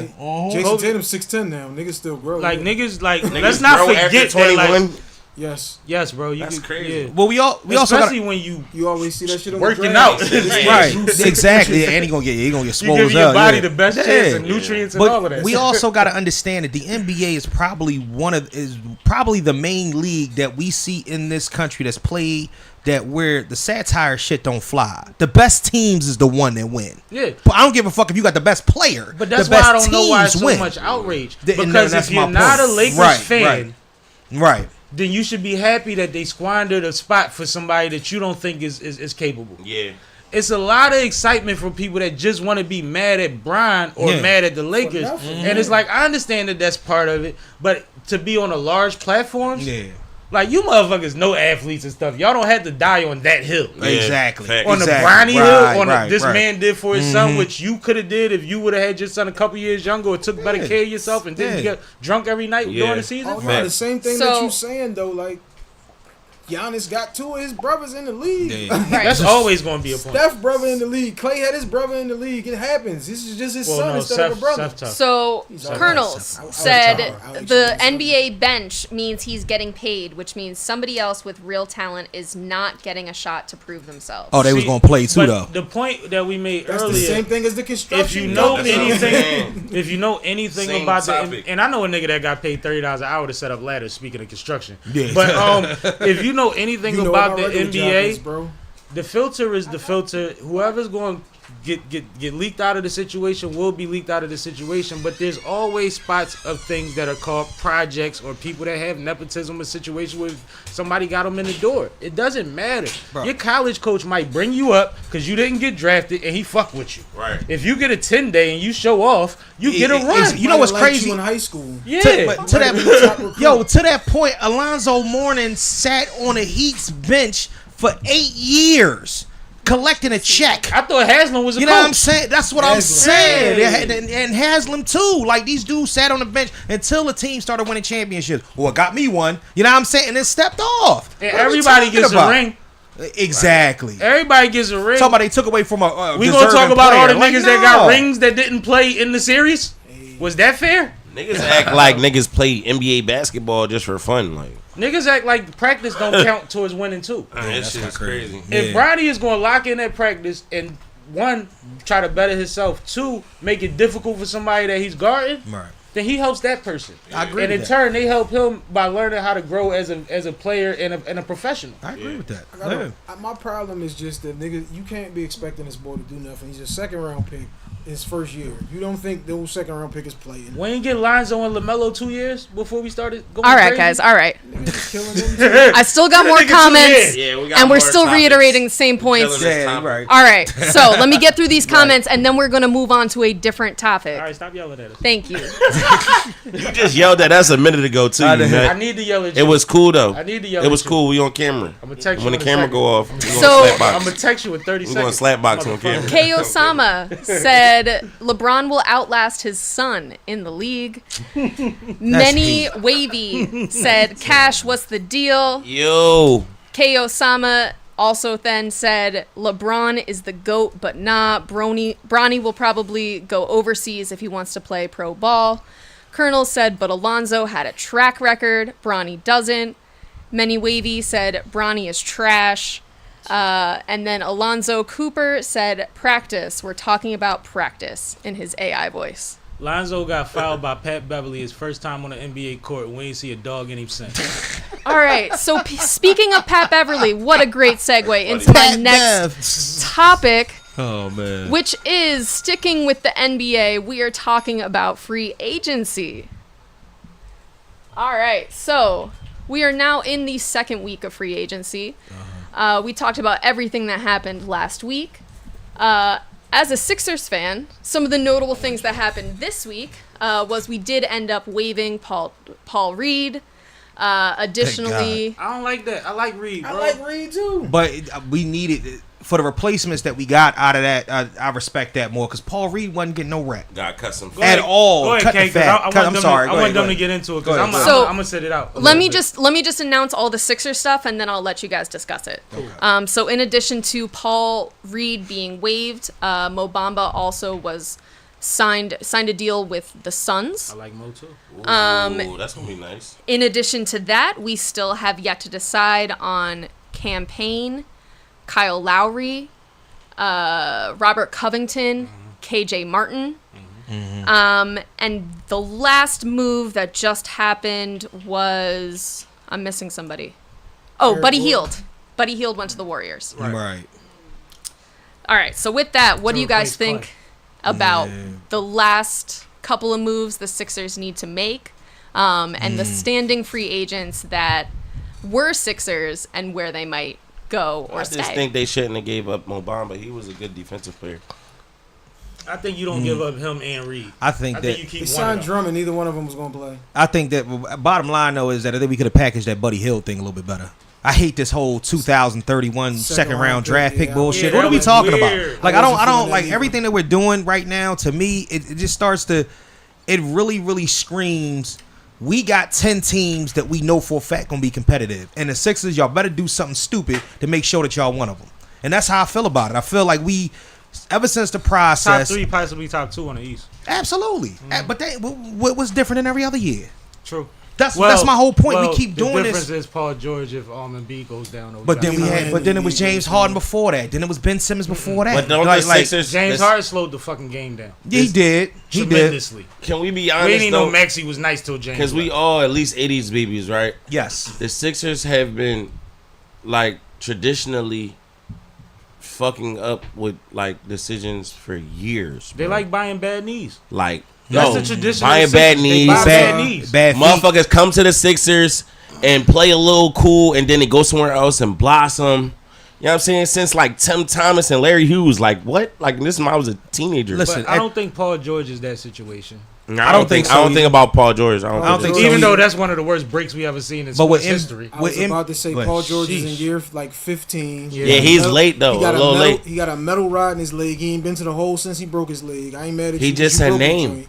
He ain't But, ain't. but you got Embiid clogging up the paint. But nah, Embiid not clogging up the This paint nigga's because not he. clogging up nothing. Like that's my problem No. with Embiid though, dog. He should like be. he should be, He should and he's be. not. I figure once This you is get the a most Paul George, acrobatic center I've ever seen in my life. Yeah, let me be clear. Like, When this I say is like, when I say clogging up the paint, I don't mean traditionally. Right. I mean that's what once That's you get what a Paul George, right. nigga, you from the foul line to the butter. Yeah. That's it. He's supposed to. They can You play, would think that, Unless right? You we got on a somebody like run Paul George and we that can spread penetrate. the court and it makes sense, we know you can knock it down. But But you just- shouldn't be out there waiting for the ball But like the way everybody else. the way that That's what he do, though. He did that because Ben Simmons bum ass wouldn't get out of the paint. Somebody had to move. Somebody did had it to last work year, on their too. we game. did it last year and He the did year it last before year. that. It's fucked now because he had been doing this shit for so many years. with Well, Ben. let's see This is what the he way do. play. Let's see what he do now. This is the whole thing in got a nutshell with the Maxey Sixers. and- We got all of this shit looks great on paper, but what we know is gonna happen is Embiid is gonna get the fuck hurt again. Yeah. We know Embiid gonna miss 15 games. We know Paul George gonna miss 15 games. Oh. Now And we all we gonna say all season. We gotta is, be man, optimistic. Man, we ain't gonna lie to ourselves. now we know Maxey can get 50. we gonna do this. We know all- Maxey can get 50. Hold up, bro. Right. This is what we gonna do. We gonna be balling until Christmas, and then here comes the hamstring. How about you? And we gonna say, damn, Not the Christmas ham. The Christmas hamstring. Here comes the hamstring. The Christmas hamstring. That was a punchline. I'm telling you, we gonna be bar. like, damn, we was 24-8. We was 24-8. Wait till we get in niggas. Yeah, back. that's how that shit is every year. What we killing them? What's gonna happen? Top of the league. You know what I'm saying? All of a sudden somebody go down and whatnot. You know what I mean? Poke in his eye in game one you know of the what I'm playoffs. saying? I got a yeast infection or something. Somebody has something going on in the His blood shit. sugar They just 22 go away and whatnot for a while. Nigga had Bell's palsy. Yeah, nigga, that's what I'm saying. Where the fuck did you get Who in the history of basketball has is it, ever Jim got Ross? Bell's palsy? Hold up, what the fuck is that? Jim The Ross, formation both of your arms, face. Like your face goes sink in This half. nigga eye wasn't even on the same Nigga level couldn't as blink other or cheat. eye. He He got was 40. doing some type of Nigga look drug. like Yeah, Two-Face on the 45. He court. had to do something he wasn't supposed to do. Like Yo, that was God. That nigga caught a bad Yo, dose. That was all them same temples. That nigga Yo, blood honest, sugar I was thought on he was 800. having a conniption. Like he fell. Remember when he fell and he tweaked his knee after the surgery and whatnot? joint was He was blinking, laying the on the other ground. one One eye was blinking, the other No, one was real he was wide. AI. Like He had was no multiple lid. things going on I at was one like, time that bro. you wasn't aware of. That's Yeah, crazy. yeah, That's what it was. I never knew about that. Remember AI Kobe was playing with all them. They used to highlight everything that was hurt. Nigga had 6 injuries in the playoffs. Like what the hell? But AI it- played with a broken AI, hand yeah. and shit like that. Yeah. Man, at the end of the day, like I said before, I say this all the time, and people get mad at me when I say it. When he came into the league, you should, instead of making him lose 35 pounds, you should have turned that shit into muscle, and then Embiid, and have his big ass stay in the paint where he belong. This dude shooting fade away couldn't do threes. that Why are with we Ben doing that He though? is- Yeah. His lower extremities can't stand the weight as it is. It all started with Well, it drafting damn Ben sure can't. The Simmons. playing, you know what I'm saying? Playing. What is he playing? Point But that's forward. the new way of the point NBA forward though. center. You know That what I'm nigga saying? is playing Point Embiid. forward center for sure. You know how you Embiid build a player on a game and then Yeah. you just run all the plays The through that nigga- player the- and that nigga can just do The what he nigga want? that always know look how I like know he Wimbiana. different? All of the Yeah. roads I know that he- lead back to we haven't had a nigga who could put the ball on the floor and create his own shot in the wing in decades. Nah, for sure. But at that size, like what I knew about That's why you him, should have drafted Brandon. you can tell that when he get the ball on the ISO and they respect it. Like what? because he got handled. No, he's a monster. That's what I'm saying. But he got normally, nature. He has normally, everything if but your help. center get the ball at the key, we're doubling him and getting that fast Great break awareness, ASAP. great awareness, You know what I'm terrible saying? balance. Now, do Terrible y'all remember- balance. The do y'all nigga falls remember- every play. Y'all remember the one thing that I think everybody forgets that's a Sixers fan? What's that? This nigga still learning how to play basketball. because he just started playing in the 11th He grade. Yeah. played He played soccer till he was 17. That's I'm why he not don't know mad how to at it. fall and This all that nigga, shit. yeah, he's still learning Yeah. basketball. I That's agree. just all. Like, That's just all at a- God-given at a- ability is what he out there. And I don't want to say a minimal level, but at a level that most niggas come into the league with. Imagine if With this, that being said, how the fuck we going crucify Bronny? but just imagine if this nigga played like Joker. You know that'd be my point. Just imagine if he played like Joker even a little bit. That nigga would be unstoppable. Joker Joker is water. ass on that tip. Though. Joker But is the Joker fattest. dribble is Joker is the disgusting. fattest water you ever seen in your life. That's This exactly. mother fixes Lucid every assassin. situation. Why we make him lose weight? Except Keep. defense. Yeah. that nigga can't play Except defense. defense. Shout out to None of the these, Wash. none of these Euro If I'm niggas giving, is if playing I'm no giving defense. you None 25, of 'em. 15, and 15, I don't need to play no fucking defense. Look, Oh, I'm watching the clock. We How'd, already- how'd that work out for Doncic? that nigga, That motherfucker them was out. He niggas was had getting it- them cooked in niggas the had it- Yeah, Hold on, finals. hold on. He was Luka was going crazy. he with was one going leg. crazy, I'm but about to getting say. his ass cooked. That nigga Tate- literally had one leg. Yo, Tatum and Brown was juicing him for everything that he they deserved. Like you can should. score all you want to, nigga. You're not stopping As nobody. they should. Yeah, I get it, I got but- us to the With finals. Drew on the court too. So let me bring this back Go ahead. for a second, because we do got some hilarious comments in the chat. First off, Amiri said he was looking like Two-Face on the court, laughing my ass off. Definitely was. A minor. A Mind Drum said Bronny should be judged after he plays an actual season. Anything before that is just hating. Jealousy Fair to is cheap say. cologne. Fair to say. Rafiq Johnson said Sixers had a good offseason. I'm a Great miss off Paul. season, I think. Carlos said Spurs. A+. A Mind Drum said we're almost as bad as Detroit this year. No. Wow. No. Damn. Sweet Colonel- woods roll That's the amazing. high. Colonel said men don't be another stereotype. Why smoke during your podcast? Is your addiction that bad? Jay Tolliver said LeBron James is king. Rafiq Johnson said Embiid went up to Kensington to cop. Cracking the fuck That's up. why his eyes look like that. That's Yup. crazy. Colonel said That's crazy. Joker Sherelle is Parker's like cleaning up Arvidas Sabonis. Their size helps them. And then pink-haired men Can't said coach height.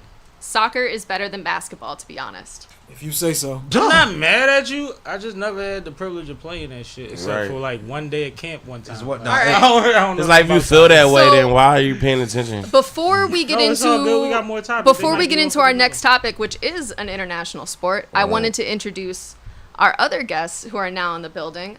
So I'm gonna pass the mic to them and let them introduce themselves. Hold on.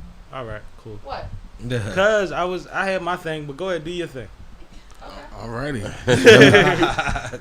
She just lost me. Let me clear my throat if you don't mind. That's my guy. What's up, Philly? What's up, Mexico? You know what I'm talking about? Honolulu. I'm about to say them niggas out in Australia and all types of shit. I heard. Yeah, that's beautiful. It's beautiful. Congrats to y'all. On the what you said, 200. How many episodes? 266. That's special. And you guys are 180 something. I heard. Yeah, I'm at 184. Man, that's major. Congrats. Thank you. Listen, I'm in the house. I'm glad to be here. Glad to sit around and talk some shit. And I got a dear friend with me who is going to speak about her school. And without Who are you though? What's your name? Yeah, my what's your name? my name's M. Wash. I say it twice. I say it 3 times if you like. Oak said he was John Stockton bounce passing this thing to you. You know, I got you. You might know me as the councilman. I got a couple video clips out there. I've been having a lot of fun. I'm doing a lot of stuff behind the scenes, doing a lot of stuff in front of the camera, little comedy bits, a little producing. I've been having a lot of fun, and I'm gonna pass it off to you. The nigga is a comedian. He said I'm doing comedy stuff and comedy bits. Watch funny as hell. Good luck. First and foremost. But he stole my backwoods. So How you gonna tell him anymore? hello, young lady. How are you today? Hello. Thank you for having me. This is interesting. I'm probably the oddball, although I absolutely love sports. I am a tennis player, so if you guys want to talk about some Wimbledon, or Coco, going out in the round of 16, which I was really disappointed about. I know. But my name is Tiffany Chavou. I am the CEO of Somerset Academy Early Learning Center, and we have a school for early childhood education. Outside of that, along with that, I'll say we also do gun prevalence. We have a Philly Beats program that we talk about curbing the violence with spoken word arts. We do photography, like I said, spoken words, martial arts. I'm also a martial artist. I'm a big sports fanatic. Man, you need to talk. And so if you're interested in martial arts, not only do I teach at Somerset at 719 West Girard, we also I also teach at the Mallory Recreation Center at 100 East Johnson Street. So, AKA the Danny Rump Center. there you go. You know it. I am a black belt. So I'm really into sports and fitness. We have an after-school program. We have kids from infants all the way to after-school summer camp. So that is why I'm here. But I love sports. So I can really talk about a little bit of everything. What's your discipline? In which In martial arts. Martial arts. Taekwondo. Oh yeah, I'm brown belt. Brown belts? Mm-hmm. Okay. Oh, yeah. So you must have been in one of those places I that was charge money for belts. You know that. There, no, yeah. They didn't. I mean, very similar. Yeah. We'll talk off camera. Yeah. Because I don't want to get the bash in the situation. Yeah, no, not at all. There's a reason I ain't finished. Yeah. It was a whole a lot of racial those racial places, thing. Oh, so you like a black So belt in spirit? I couldn't have paid the Oh, all right. same way the niggas could have paid. Yeah. That's why All you right. come to I had to work for mine. Yeah. That's why we are had to be on the beam. community Nigga, karate you had to- school. Yeah. You had your hair had to be on a swivel in the dressing room. Oh, yeah. word? So That was that's one of them. not. It's racial. That's not. We're all from the family of Chemu Kwan, which is in West Philly, under the leadership of Super Grandmaster Ozzy Wright. My instructor is Grandmaster Mike Madison. We also now just partnered with another black belt school, and they're all part of the same, Chemu Kwan. So That's fine. yeah, we're not doing any of that swivel. That's fine. I You like and me that. need to talk when we get done this. This is I an like episode. We're not gonna burn all this out right now. Yeah. She can do it again on your side. Copy that. You know what I'm saying? Nigga, he just told her, don't say that on here. I know, say you it know, on so mine. my You joint. sitting next to me. I got another thing I for know you I'm to come on left-handed, to. but shit. She said, Nigga is crazy. no, look, I got you, you know. Now, hold on real quick. You know me. I First done of did all, this 10 niggas around the table. First of all, brother, Copy that. Go ahead. I want to thank you for coming. Appreciate you being here. And I want to clarify something, because she kept harping on it. This ain't a sports show. It was just one of our first topics. Oh no, I love sports. It's a great topic. I mean, All right. really So do. I love anything sports. that we spoke on that you wanted to give your 2 cents That's on what I so was far about to since say. you've been sitting there, because you kept alluding to the sports. We know you do the and salute to everything you got going on. But was there something you wanted to add to the conversation? You can grab the mic back if you want to, real quick before we move on. That's the same thing I was thinking. I know a little MMA if that's what you want to talk about. You know what I'm saying? I know a little something. That ain't on the docket. You see that? That's long. I know Conor McGregor kind of punked out, but I ain't. I mean, I know. Yeah, I'm saying that's the only thing I You know know. what? Martial arts is a great discipline. I Right. think anytime anybody is in any type of sports, it's a great discipline, especially for kids. Absolutely. You know, at Somerset, we have a baseball team, which is very different for an after-school program. Right. We do teach martial arts, tennis, basketball. Again, martial arts keeps us and keeps our kids safe. And so my main objective with, the after school program, Philly Beats, is introducing different aspects of sports, different genres of art to children to keep them safe. I got a question. Yeah. What have you taught in Wash? Oh, that's a great. We play tennis on a regular. This is out actually one of. there? Yeah. Oh yeah. He's. Arthur no. Ashford. Don't Better let act the like you know, bro. comedic person Arthur fool you. Ashford. Yeah. Oh, He's very athletic. We play tennis on Mondays and Tuesdays. So you working on his serve?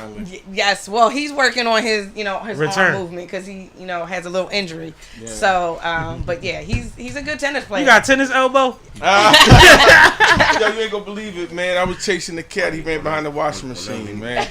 And I snatched that washing machine out of there. The way he looked at me, I had to get him, man. Yo, you And are I hilarious. snatched that machine out of there. I woke up in the next morning, man. My shit was killing me. Yeah. One of them George you don't even think about till you wake up. Yeah. Crazy. Yeah. So anytime anybody wants to, come, he's a great tennis player. I got a question. Yes, what did you think what's about that? the Sixers off season? Since we on the sports situation, You too, Wash. you I feel the think hamstring you know coming what. too. One of the things that I think with the Sixers is it seems like they get a lot of great people at the end of their prime. Yep. And When the hamstrings come. yeah, and so when you said that, I was just like, yes, absolutely. I Bad mean, knees. they, but to your point too, or who I'm not sure who actually made it, but I don't know if it's all that or some of the coaching or or Front the office. higher ups, right? Because like you said, Butler. I mean, you see all of these people do great when they leave here, Right. and so it stands to wonder, like, are they really being coached, and is the back people really doing what they're supposed to be doing too? Because it seems like everyone when they leave here, they do exceptionally well. They did do one thing that the city has been waiting on, and who knows, he might go somewhere and be great. They got rid of Tobias. Oh yeah, that's it. Hold up. But Thank again, but I mean, we talk about that, but then all of these people do great. But He might go somewhere and be awesome, yo. When he left here, you have a lot of people that leave the Sixers and do exceptionally well. They get rings. Right. They're the sixth man on other teams, Yep. but for Iguodala. whatever reason, we can't seem to get that same productivity when they're here. So I think that's a I good don't point. I think a lot of players really not built for the Scrutiny. The city. what the city is, is going to be raining on them. I was going to make Paul that George point. is that kind of guy. You know what I mean? So it showed a lot when we had the other young boy. I forget his name already. Ben?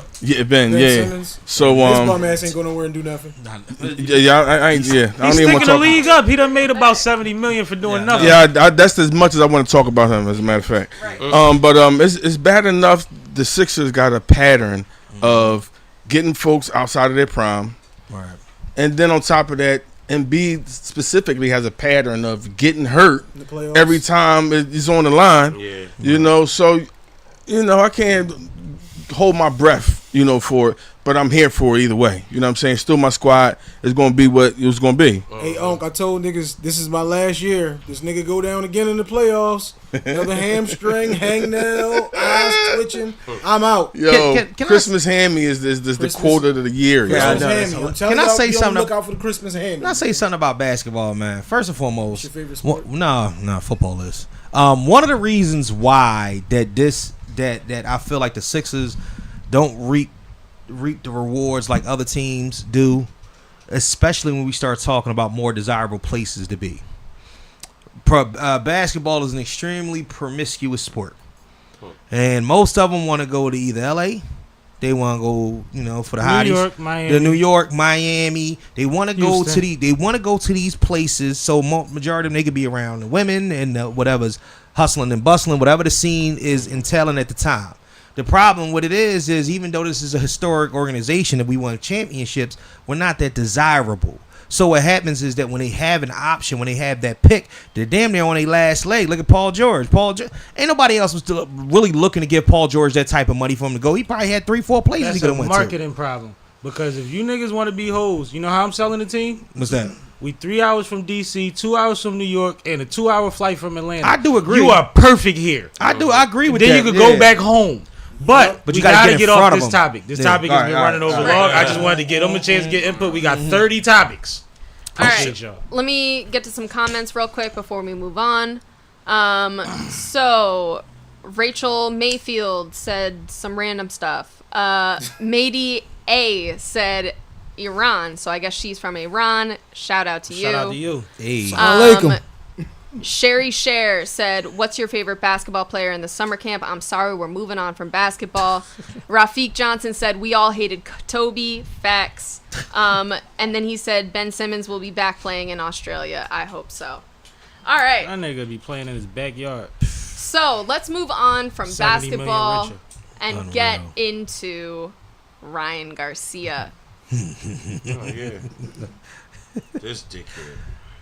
I love niggas too. Yeah. Crazy. Your mom filling me in? All right, so Yeah. over the weekend, or last week, I guess this started, Ryan Garcia said some crazy things on the internet, both racist towards black people as well as Jewish people And Muslims. and Muslims. He better ever come to Philly. He was hitting for everybody, throwing racial slurs all over the place, having one of his what's become normal type of antic breakdowns. In response to this situation, Ryan Garcia has now, well, he was already suspended. He is now no longer allowed to be part of the league. You guys all right over there? I'm trying to get him to stop coughing in the mic. He's telling me that he didn't open his mouth. So, with that, what did you guys think of the whole debacle and the response to what Ryan Garcia said? Anybody know anything about Yeah, I this? do. So, all right. So, I'm a diehard boxing fan, so I'm that guy. First and foremost, what I want to say is that none of this takes away from the fact that Ryan Garcia promptly whooped Devin Haney's ass. And I don't care if he was on some sort of banned substance or not.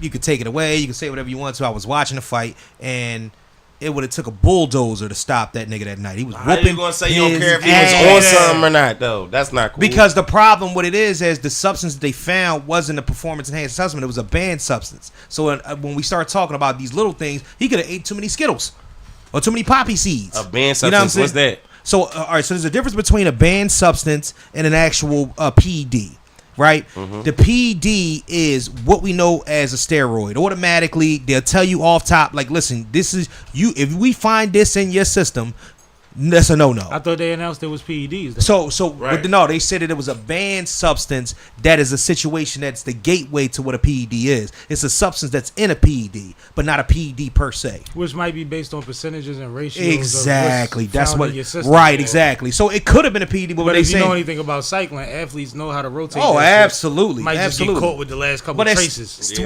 But for me though, I'm gonna tell you the reason why I feel like Ryan Garcia really gave the first and foremost, Devin Haney couldn't escape the left hand, and it wasn't coming that fast. We can't unsee the knockout. You know what I'm saying? Yeah, But you can't say a nigga had a legal advantage and you don't care about that at the same time. Yeah, you can't say that. The reason why I don't care about it as much is because of the simple fact that when you take it away, you put Devin Haney back on the track where he was before when he lost the fight before that. So it's all my view of Devin Haney was already tainted because I knew he wasn't in the class. That's why he got to file a civil suit. But this shit don't got him and Devin Haney don't got shit to do with him speaking crazy about that's a difference about certain people and religions and that's faiths out of and shit pocket. like that. This dude is out of that's I don't know. what we really supposed to be on. And I was wondering where he was going. I was trying to let him land, but no. I was just talking about the fight because I'm just talking about the fight. I'm talking about the boxing part. We talked about that a month I feel you, but like Ryan Garcia was just trying to be buddy with Tank Davis after the Frank Martin fight. Now he just said fuck Muslims. Tank Davis is a Muslim. Yeah. So how you expect him to give you a fight now? Tank said he ain't giving him no fight. That's what I'm saying. Nah, so what the fuck is? Why would you say this type of shit and fuck your career up when you already got a suspension? Because he's on drugs and depressed. I don't think he want to box no more. I don't think he sees himself boxing anymore. Right. I don't think he wants to box no more. Maybe, I think like that's like, you know how you break up with your chick and then you say some crazy shit to make her mad even more, like or do some drunk shit just to like let me give you some closure here. Like, I think he wants to disappear. He want to take his little $35 million he made and he went right off into the sunset. Whatever money he made from YouTube, he's rich. He's rich as hell as already and whatnot. Rapping and all yeah. He don't want to do. He don't want to do this no more. He comes from a background of attention seeking being okay. Yeah, right. Absolutely. So no matter what he's going through, he's going to put a camera in his face. Yeah. And when you have had your worst night of the year, you did not push record. Right. On your camera in his face. You see what I'm saying? Right. You would not push record. So if they just levied the suspension, you got a year off. You getting all the feedback. Sponsors probably pulling out. All type of shit is probably happening behind the scenes. Absolutely. And you are at the lowest point that you've been at even this month. Right. You're not supposed to turn the fucking camera on. Yeah. You already on drugs. You watching you at a poker tournament, dancing, eating food, and acting erratic next to who was it? AB he was at the poker tournament with? He's sitting there. Niggas is trying to win their money, and he is taking intermissions to eat wings and dance. Yeah. Shit you could do while you playing. Yeah. He's like standing up and walking away from the table, still on camera. I've never been one to be political or like worry about races. I've never been racist. I have friends and been around people of all different descents, but like, who are you as a Mexican to say fuck niggas? Like, what? Well, the thing is, he could never say that about anybody but us and get away with it. What's the context? Like, there is no context. There was no context. He said niggers. It's a very. He said he was with the KKK. He said he want to wake George Floyd up and kill him again. Right. It's just a very erratic. Yes. He cold tripping. Oh yeah. Well, see, here's the issue of what. Bro, he get caught anywhere in the wrong place at the wrong time. Something gonna happen to him. It sounds like and nobody's fighting him. It sounds like at best. Like a self-sabotage crime. Yeah, but also a breakdown as well, though, man. Like a lot of times we got to start looking at like mental health is a real thing, and I noticed that's kind of the cliche thing to talk about lately. But the pressure, the Cameron approach. Go get diagnosed if you want me to believe it. We see it all the time, and look, they don't believe it. But that don't mean I ain't gonna believe it. And then you say, I'm with God. And I'm not talking about in the same breath average people that have problems that are undiagnosed. No. Right. Everybody doesn't have resources. This motherfucker has every resource known to man, including the attention that he's drawn to himself. He got 30 qualified people in his DM right now trying to give him professional help. But it's not about and the that. balance it's still off. And the balance still off. But you know so imagine how fucked up you are then. If the balance still off with all that help. But you know what it is? It's not about that, though. And I'm going to tell y'all why I wouldn't. Because looking at her, she said she's a tennis player. So we look at, what is her name? Omasaka Naoki, what's her name? Yeah. All right, Naoki. A couple years ago, Osaka. 2 years ago, she pulled out of a major tournament and whatnot because she was having the same thing with Simone Biles. These things, they're pressures. You know what I'm saying? Like the anxiety that comes along with these pressures. Now imagine he's on a smooth downslide. And he has this is something type of things that he's done before. Maybe this is his way of outlashing against that, and also he's having an episode. He's a brat. That too. He's a brat. That too. And this is exactly how a brat calls the attention to get the help. He's a brat. Get something that they need. He's a brat. But the thing is, before I start making excuses for you, especially when you violate past a certain point, right? When you start making apologies and all of that shit, Word. Rehab ain't what I want to hear about. Right. Word. Go get your mind right. Let somebody say that you schizophrenic. Word. Make sure that whatever you take is acceptable for you to fight within a year or 2 or 3 if they ever lift the ban that they just put on you because you stupid. Yeah. Is he banned? And yeah, he's banned Banned indefinitely. definitely now. He was already banned. And before he said this, so he got banned because he of was this. suspended for a year. Yeah. Now the WCG, WBC. WBC. Yeah, World Boxing Commission. World Boxing Commission has banned him indefinitely. Yeah. Wow. So if you did that rant then, imagine the rant that's coming after the apology we just got. You know that's sick. He full Kanye now. Yeah, he's that's sick. sickness. But you know what's crazy? You know what's it's imbalanced. I'll say imbalanced. Yeah, but you know also though too, and I give people credit for this as well. It's a Batman movie one time. It said I think we talked about Two-Face earlier. He said you either die the hero or live long enough to see yourself become the villain. Sometimes these dudes play a long game. Imagine if he overcome all of that. Because this dude's in the UFC to do the same shit. What they do is you got the one boy with the MAGA hat. He come out. It was a Kobe Covington. He come out there talking crazy. He be like da da da da. This MAGA. You know what I'm saying? He's done. It's a gimmick. It's wrestling. The one thing that boxing has failed to do is to turn each individual, because they're not. Everybody is their own entity. They're all contractors on their own. So when you do something like WWE, it's a federation. So everybody has a gimmick. Everybody has a spiel that they rock with. Imagine him with all this goofy shit that he's doing coming there as the ultimate villain. Closest thing we had to it was Floyd. Floyd thing was I'm not gonna say nothing, but I'm the best, and I don't give a fuck how y'all think about me fighting and whatnot. Yeah, go ahead. Yeah. He's stupid. He's stupid as shit for. I'm gonna tell you why.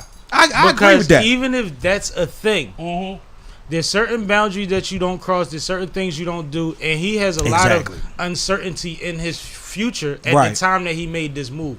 You were already suspended for something recent. Right. You can't pass certain, like Floyd. When Floyd wanted everybody to hate him, when he fought a Mexican, he dressed like a Mexican, right? Yeah. And see, now that was wild. It's wild, but it was different. subtle. But that's showmanship. We in 2024. That's showmanship. You are not in a press conference. You are not at a weigh-in. Right. We are not ringside. We are not backstage. We are not in the ring. None of this shit makes sense. It don't. For showmanship. No, it don't. But social you media can is a build motherfucker. Character by literally strategically using your social media, as this young man has been able to do up until the last few years, in your favor, and still make yourself a villain. Tank did the same shit. You can walk around and smack your grandpa. He did the same shit when he fought Frank Martin. Tank he had his shit on and said Ghostbusters. Yeah. His name Ghost. Listen, I agree. It's a troll. Some people but just this take it shit too far. is a crazy troll. Yeah, it's not trolling. He called it trolling. Yeah. Plus, he never needed it. Anyway, he was already a star. You got one of the biggest names in boxing, regardless. But them motherfuckers get addicted to their attention and their hype, bro. All you gotta do is win. These are the type of things that happen when you have bad old heads. Niggas or no old heads at all. You're right. This is the type of shit that happens when you have a camera in your face your whole life. That's why I say extremely just like you took it to like Naomi Osaka. Yeah.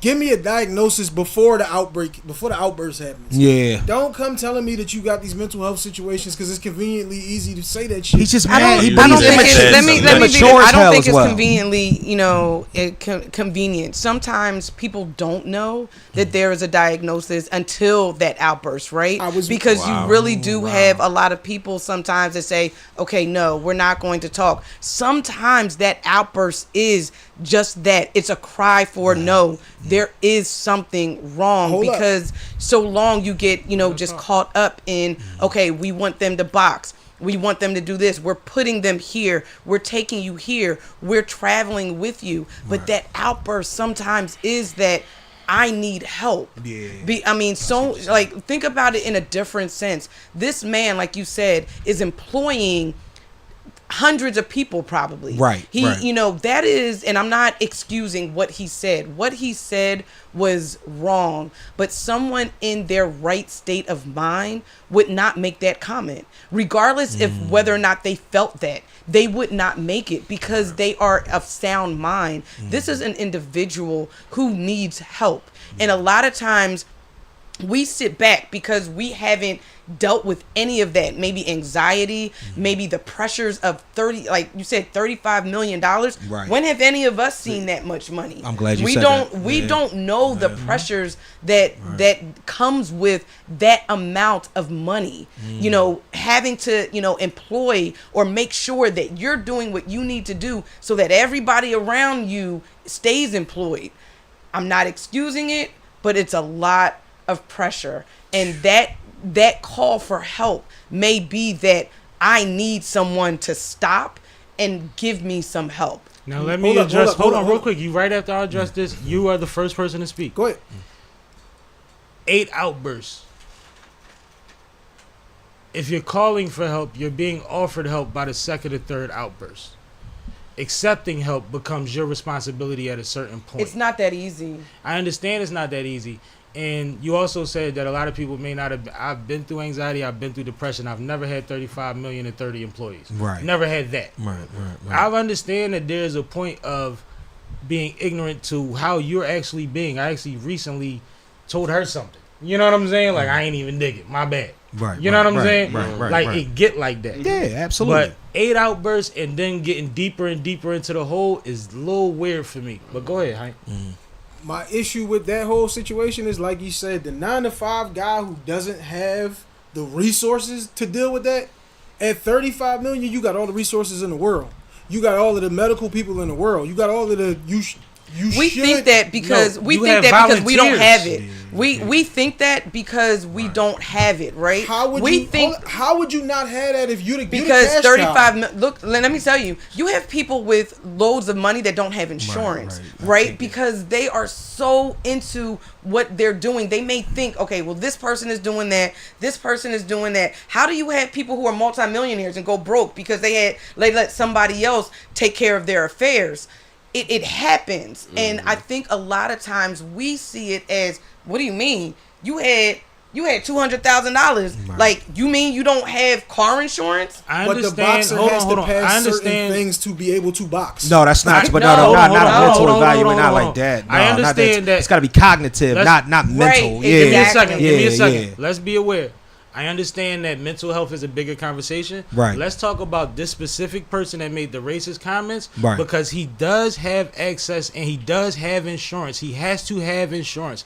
And I'll give you an example. You don't even have to have shit at that level. When Charlemagne was walking around looking like a raccoon, somebody saw him on YouTube and said, "Come through, baby."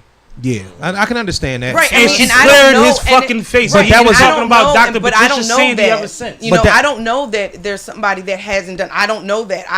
You just see what is in front of you. But that was also a physical representation. You can see something was wrong with him. You can also see something is wrong with Kanye and this guy. Okay, so but this is my thing. But this is my thing. You're not thinking about that at the time when he got Twitter fingers.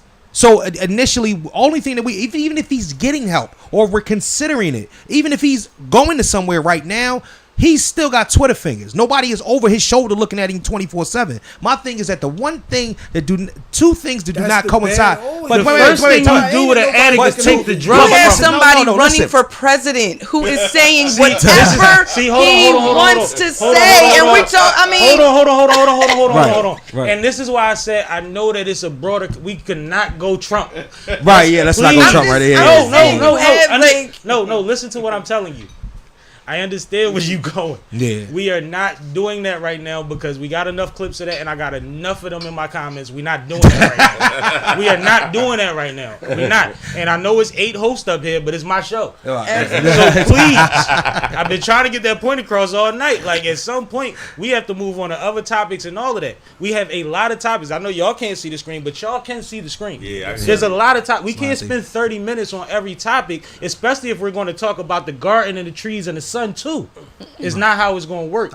I want to know how y'all feel about what he said and what he's doing going forward. Not have a mental health debate about the presidency. No, yeah, I got like that. That's extreme. No, I get that, and I think from where I sit, I don't follow boxing as much as some other sports, but I do see it as just a cry for help. Yeah. I mean, just think about it. There's nobody that is in their right state of mind that says anything disparaging about anyone with that if they're in their right state. So clearly there is something wrong. What if he really feel that way, though? If it's not, all right, that's my next question. You might be speaking to that.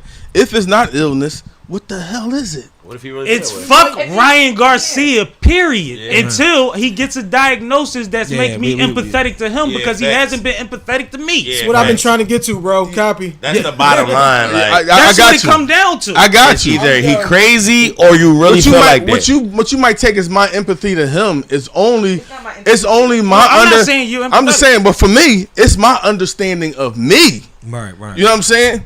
I've been in a situation like that, so I know me, so I could put myself in there. So I ain't excusing him, and in no way does it offer any excuse about towards what he said or how wrong it is or anything like that. He was dead wrong.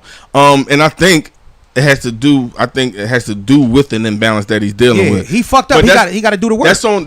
You have to do the work. Exactly. That's on. If you might say that's on the left side of the equation. Right. But on the right side of the equation, after you said the shit, you know what I'm saying? Yeah, everything that you said is valid. You know what I mean? I'm just talking on this side of the action. He read the piss black people off this year playbook. Yep, that's exactly what it is. He literally read the piss black people off this year playbook. He went against blacks, transferred it to Muslims, and brought George Floyd into the situation. You're going to get Steven Jackson to say something. But listen, that's the reason why we can't rationalize it. Two things that do not coincide is mental health and happenstance. Point blank, period. You did what the fuck you did when you did it because you wanted to do it. Now, when we diagnose you after the fact, that's all well and dandy. But you piss people off. Do the work, fix it. That's it. What if he had a breakdown though? What if he had a breakdown like we are acknowledging that he's had multiple breakdowns, right? Yeah. But what if he had a breakdown to the point of thinking like, damn, I'm getting fucked up with boxing. I need a way to fucking people. We said talk that at to the me beginning and of all the that. shit. Like he got to deal with said all of that. That's doing the work. I acknowledged that when I said this might be the darkest day of his year or his life. But why do you push record? I think it's time to move on. Yeah, all right. I don't know. Before we do, I wanted to get into some comments. I know they going crazy. No. All right, so Rafiq Johnson said he didn't win because of Austrine. I don't know what that is, but probably the substance. He won because he beat them as kids and had mad confidence. Okay. I mean, that's one way of looking at it. Rafiq Johnson said if he did all of that, he got to be on coke. Shaking my head, would never have thought the bro was racist. I ain't gonna lie, I thought coke before steroids just by how he was acting. Yeah, I thought coke too. Man, coke's a regular thing. He hang with Jake Paul and them. Yeah. Chris Caplis said, dude on the right drinking Busch Light. Then Rafiq Johnson said, Sammy simping on Brewski, LOL. Then 100 said, ¿Qué opinas sobre la economía somergida de Uganda? Which means what is your opinion on the plummeting economy in Uganda? I don't have any expertise on that K mic. Yeah. We're not going to talk about that right now, though. It could be better. There we go. Exactly. Kay does know though. You heard that, right? She said we just not gonna do it. All right. Before we move on, they were just talking about beer in the chat, so I do have an announcement to make. Let's do that. Why we don't do that? Ooh. All right, so SippinWitSammie Brewing Company is in full motion. We a have novelty brand, by the way. Variety packs available now with 3 different beers, 2 of each. Congratulations. There is the What You Sippin' On IPA, Damn Near Wheels Black IPA, and the La La Lager. Brewed by us, by the way. Oh, word? Yeah, we brewed this shit. Yeah, man. This sounds like more an to come. Oh shit! More flavors to come, man. It was like this. It was like Appreciate this it, brewing man. that shit Appreciate like it, man. I'll put it for myself. the whip the brew. No, literally like that. Yes, Like literally literally like like that. that. Whip and work, huh? Like it ain't like we can't eat jokes, bro. Over a hot sweat. stove for hours. You whipping that work up. Hey. And then you gotta transfer every 2 Congratulations, weeks. my brother. You already know. Bottle for 2 weeks and freeze for 2 weeks. It's a whole thing Process. for some of them joints. Yeah. Yeah, man, we That's did a lot. what's But up. I'm actually proud of the flavor profiles we have so far. And we have plenty of bottles available. Like I said, it's a novelty brand, which means that y'all can't act like we supposed to be who they is and all of that. But it's somebody that want a little flavor, man. You want to be a part of the lifestyle. It's part of what I do. Where might they be available at? You got to get in the DM at this point. Copy that. But DM for you, at SippinWitSammie. in the back. I gotta tell you, this sounds like an episode, brother. I always got something new to talk about. Hear that. Always working. You know what I'm saying? Hear that. No, All right. I absolutely love to hear that. I love to hear when my folks is doing some shit and they winning. So I always like to salute that. Products. I Yeah, appreciate that. Yeah, that's what's up, man. we Really. operate the old school way. Like, we do the shit and then we tell you. You know what I mean? Ain't a whole lot of hype before the thing. Yeah, I hate that. Right. I hate not being able to deliver. Yeah. Like, you know, in 2 weeks we're gonna have them Jones. Somebody gonna be like, "Damn, what happened to the Jones?" Like, you know what had happened was, you know what I'm saying? Like, his shits got slowed up. You know what I'm saying? My pet fell down the steps. You know how that shit go. You know what I'm saying? My turtle got sick. You know what I mean? Everything is wild. You know what I mean? My You know. pet fell down the steps. But Is to crazy. be clear, this been in the works for over a year now. Like, Oh, we've wow. started brewing for over a year now. So And it was just part of, like, you know, you want to collab with brewers and things like that. Yeah. And it's like, in the meantime, we going, you know what I mean? Oh, that's a We go. gonna figure it out. So until the big boys come knocking, then we gonna do it this way, and possibly we become them. You know what I mean? Or become a way for somebody else to get their feet wet, and they beak wet. You know what I mean? And I think that'll be fly shit. I was watching Shark Tank the other night. 3 o'clock in the morning, like, damn. Yo, Like, you they are selling it. crazy. This nigga's crazy. all right, guys. So Real. I wanna take a break from sports for a second. We'll come back later. But I want to get into something a little bit different. So there is a new show on WeTV called Deb's House. Oh yeah, Deb's house. Oh, Deb Adney? Yes. Oh, damn. I got to watch that. I haven't watched it. And Really so Yeah. it's Deb Atney. She Yeah. has a reality show where she brings women rappers, women artists, into a house and puts them through a long audition process, so to speak. Basically where they are vying for a chance to eventually live with Deb and be her mentee. At this point, there are 5 or 6 episodes out, and It's on Tubi, right? it's on WeTV. I'm not Oh, sure if it's on WeTV. if it's on I thought you any said I don't know other what streaming platforms. service. My bad. Yeah. Go ahead. So make sure you guys check that out. And so there are 2 Philly greats in the house. Rocky, Fake Bitches Hero. Yeah. Rocky the They one. got Rocky on there? Absolutely. Yeah, Rocky over there acting like Yeah, I Rocky. seen the clips. And Hot Chalk. Shout out to her. Oh, I know how I West try. Philly. Yeah, for sure. He's over Rocky from Philly? Yeah. Girl? Oh, shit. And Fake Hot Bitches Chalk. Hero. Yeah. Oh, shit. Yeah, Hot Chalk she been like a blogger and shit for years too. But she said she And- was actually MC before Rocky got Yeah, I it. know. But Yeah. And so in true Philly form, they are definitely the center of attention on the show, and it's fantastic to watch them. I'm not going to give away too many spoilers because I know you guys haven't seen it yet. I'm gonna start watching it. So please make sure you guys tune in. But the one thing that did come up in the last episode that we watched was that 2 of the people who are in the house have actually previously worked with and lived in Deb's house. Yeah, To she the do point where they knew each other going in, and one of them said that she was told that she would end up winning the competition. Wow. What do you guys think of this revelation? She said that on the I'm show. about to say Let that me came add out on something Twitter or else to that. something? Real quick, just for perspective. Mm-hmm. The 2 girls that she already had Yeah. were, one of them shouldn't have made the house the first time. Like, Fact. she fell flat. Okay. And Deb said, but I could sell her. I could make her a pop star in a rap house, right? Second, both of these girls that she already had are the 2 light-skinned pretty girls in the house. So this is the same conversation as So Bronny LeBron and Bronny. So This is the it's- standard. So what happens is, not only is it, oh, we don't have a chance, there might be some foolishness or some whatever nepotism in the situation. It's also, but them bitches, like Man. Rocky in the house, like, can't none of y'all bitches out rap me. Right, right. Why are they here? Can I tell you a quick story real quick? But I could That is lose to something her that Yeah, because like, she what? your young Joe. Yeah. Like, that's where it's at. I just want to get perspective. No. So Y'all go listen. ahead. I got a quick story real quick, right? All right. So I used to rhyme. You know what I mean? And that was my thing. Me too, last week. Right, no. So niggas be stopping. I hate that shit. No, so me and my homie, I'm old, man. I'm old. I'm 41, dog. I ain't wrote around. He was rhyming at the red light. Yeah, more than likely, I still freestyle though. But here's the thing, right? So, me and my man, we entered a contest. Steve Rifkin, Loud Records. You know what I'm saying? This was over probably about 13 years ago. So my man actually won. You know what I'm saying? So, but he actually won. It was $100,000. It was a, he went up there, met Steve Rifkin, Toni Yayo, everybody that he worked with closely. That was a thing. So instead, he actually was the runner-up because he split the money in half with the other dude that he won with. The reason why I bring this up is that during the entire time of the contest, this is before smartphones, this is before we could, go live and stuff. They sent a camera in the mail. It was like to do periscopes.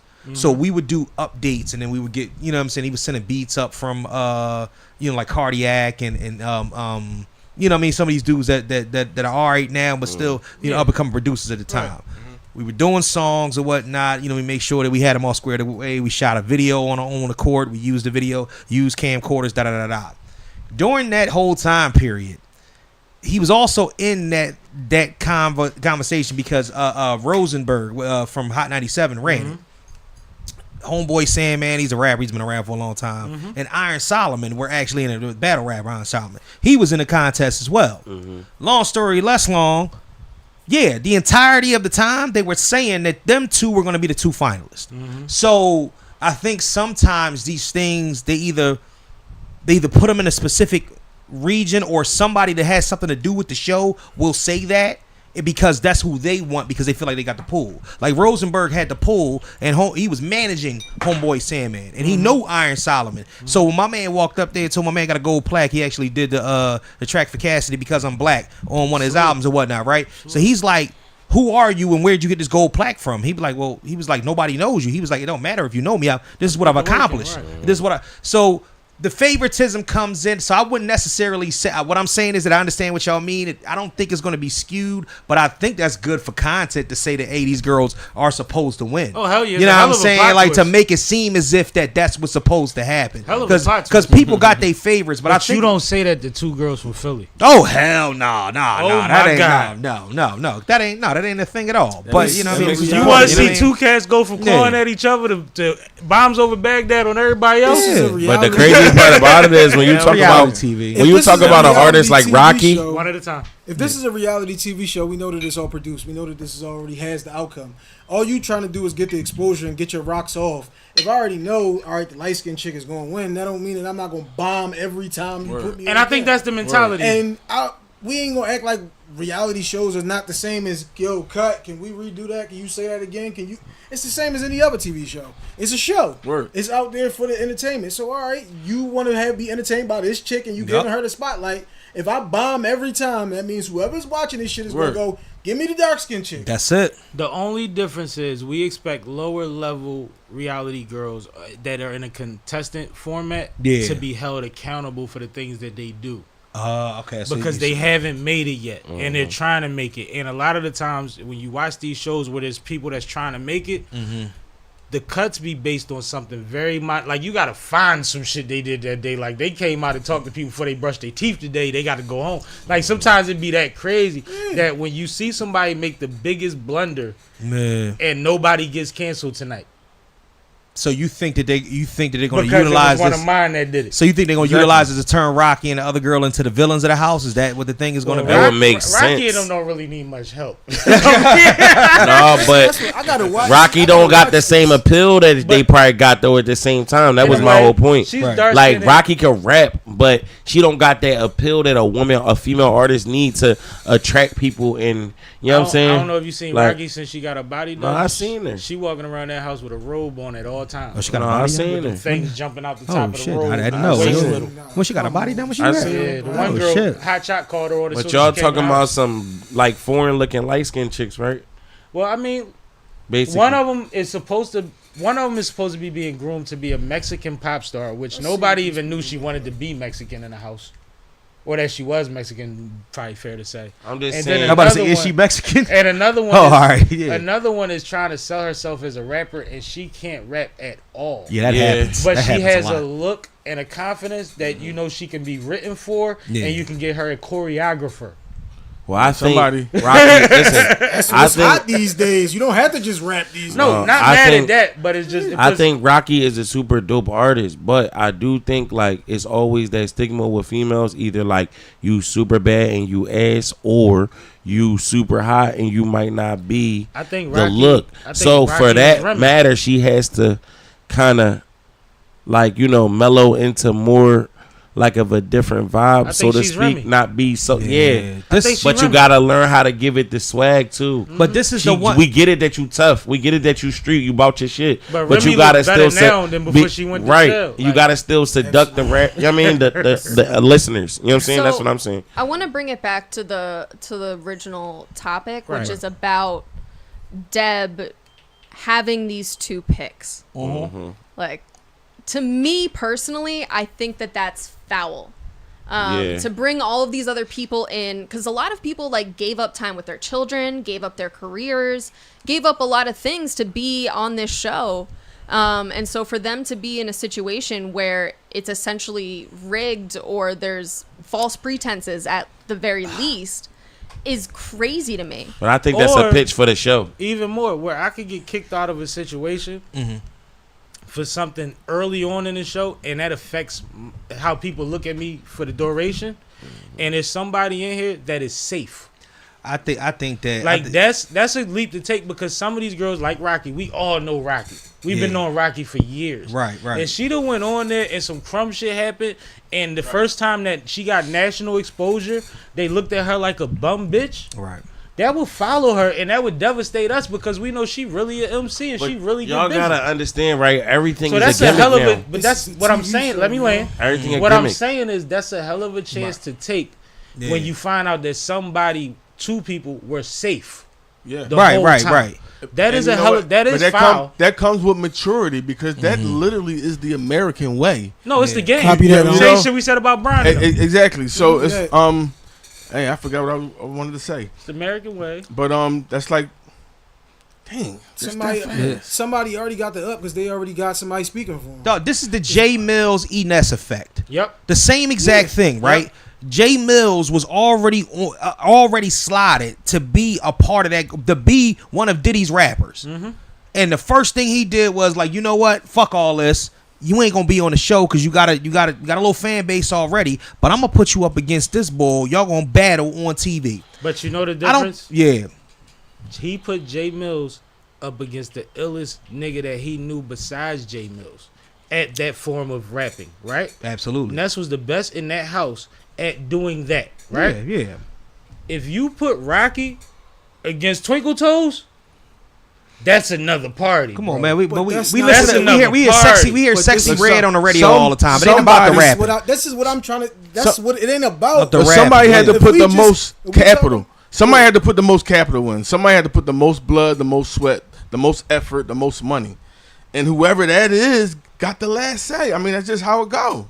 Is that whoever put these girls on to Deb, or is that Deb? I don't even know, but they got the favor in that accord. I just Absolutely. think You know what I mean? Absolutely. And nobody's going to tell you that. Cash you. Right. You know what I'm saying? You got to just be grown enough to know. Okay, that's the star right there. That's Plays the are being ranked. You know what I'm saying? And you just got, like man said, you just got gotta capitalize on your opportunity. you got to and you got got to the know opportunity. that this is Yeah. what opportunity it is, because it ain't your opportunity to win. That ain't the game you playing But right if now. I go out in the first two shows, that opportunity works negatively against my career. Go ahead, bro. But It all- can and it can't because the Hold on, world let Cash different go. these Cash days. be all I'm saying is, right, everything now, how people like roll out they shit is a gimmick. If it really was that, like that them two was supposed to win, why would they ever like let that get out? Like Well, for the real, way for it real. felt, they not that good at actresses, yo. They got caught slipping.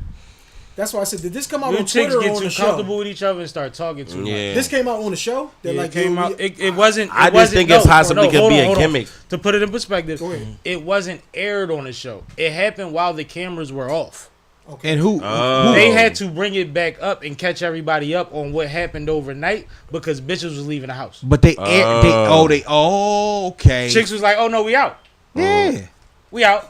All right, so you got the 2 girls in one room, right? And you got everybody else on the couch. Yeah. Oh. And the girls is in the bedroom like we ain't coming downstairs. See, I think they look. Shout out to the Teamsters. Shout out to the Teamsters. That's what we do, dog. Though, that Unionize. Whole shit, y'all with some bullshit. I'm getting the fuck out of here. Shout out to the Teamsters to make people watch the show, bro. It could be. That could be creative gimmick. Like anything, it's just like wrestling. Anything that happens on the screen is a part of the show. That's what I'm saying. Reality TV is not 100% real. We all know it's some fake shit added to that. Bro, except Booker T calling Hulk Hogan a nigga. Oh yeah, you know what I'm saying? That was a little different. You know what I'm saying? That went left. The thing I would say about these situations is, man, I look at all these joints like opportunities. I got too much shit going on in my life for me to not come up here to see Sam, because Sam got a nigga in Indonesia watching this joint who ain't never heard of me. So you got to use these joints as the opportunities that they are. But if you know, all right, shit, she already gonna win. But what niggas is gonna say on Twitter is, yo, that girl bombed every time they rap. She looked better. They gonna get kissed to write her verse, and they gonna get Nicki Minaj on the hook, and all of that is cool. But bar for bar, when that girl raps, she's better. So is this a new level of gimmick? Because I watched plenty reality shows, right? Yeah. And usually the gimmick does not make the host, the person that organized it, look bad. In this, Deb looks bad. Absolutely. You know what? That's true. I do agree with that. I do agree with that. Even her cover up, her follow up as to why she did it, her reason, and her conversation that she had with the girls. What is she saying? Nothing of accountability. K? Not at all. Nothing. Like it's just nothing. It's like, well, you know, is it more like taking a blame, or she's trying? She basically swept it under the rug, put all of the blame onto the girls instead of her, and made it just focused everything so that the girls were kind of arguing amongst each other, so that she kind of stayed out of it. Then she, at the end of the episode, she basically sent the 2 who were her plants out of the house, in theory. I mean, I'm not gonna take the heat on myself, because then that makes me look goofy. So she blames them. She pulled the Emperor Palpatine. Okay, explain. I'm a diehard Star Wars. Explain. Emperor Palpatine. She got the Jedi are working for the Federation.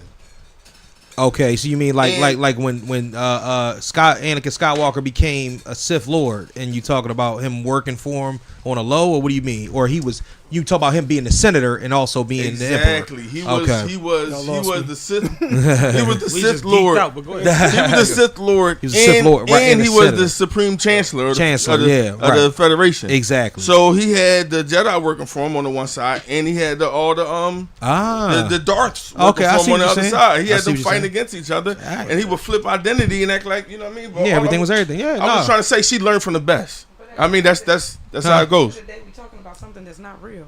Copy. And that's a TV show. Yeah, we spending a lot of time, talking about something. But it's not real to who? Because to some of these contestants, it was very real. All it was a real opportunity. Right? Yeah. And I mean, like someone said, it's just like, regardless of who was going to win, you had an opportunity to share your talent.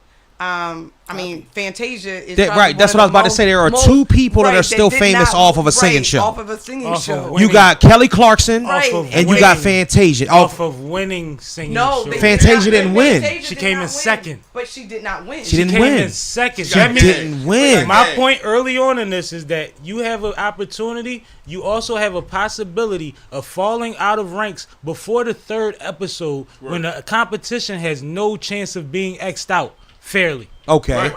Yeah. That's part of it. Getting far in competition means that I get to show y'all more than just my freestyle skills. Got you. I get to show y'all how I dress. I get to show y'all how I battle. Y'all might see me cook. Y'all might see me console a motherfucker. Y'all might ingratiate me at some point. But if I go out early to some bullshit, and possibly because I reacted to something that y'all did that was foul and y'all didn't like my reaction to it. I do agree with that. But the way that the shit is set up now, and not that I reacted that nigga on Twitter, foully, I'm already but you just following don't you like on being Instagram. addressed. But it still doesn't. They already following that person posting on Instagram after the first episode when you see them. Damn, that girl went home. Now they're recapping the show every week. I bet some leave with 20,000 followers, but it's still, and some leave with 5 million. But that's what I'm saying. Somebody is going like, all right, I'm gonna recap every episode and then I'm gonna freestyle based on the after extent every of the opportunity. This is not Drewski House. But it still doesn't speak to the careers that still have never gone nowhere. We still only named 2-3 people out of dozens of shows that was either about rap, about somebody getting a deal off of meeting a celebrity, or off of singing. No, there's quite a few. I mean, Lotto one of the biggest in the game.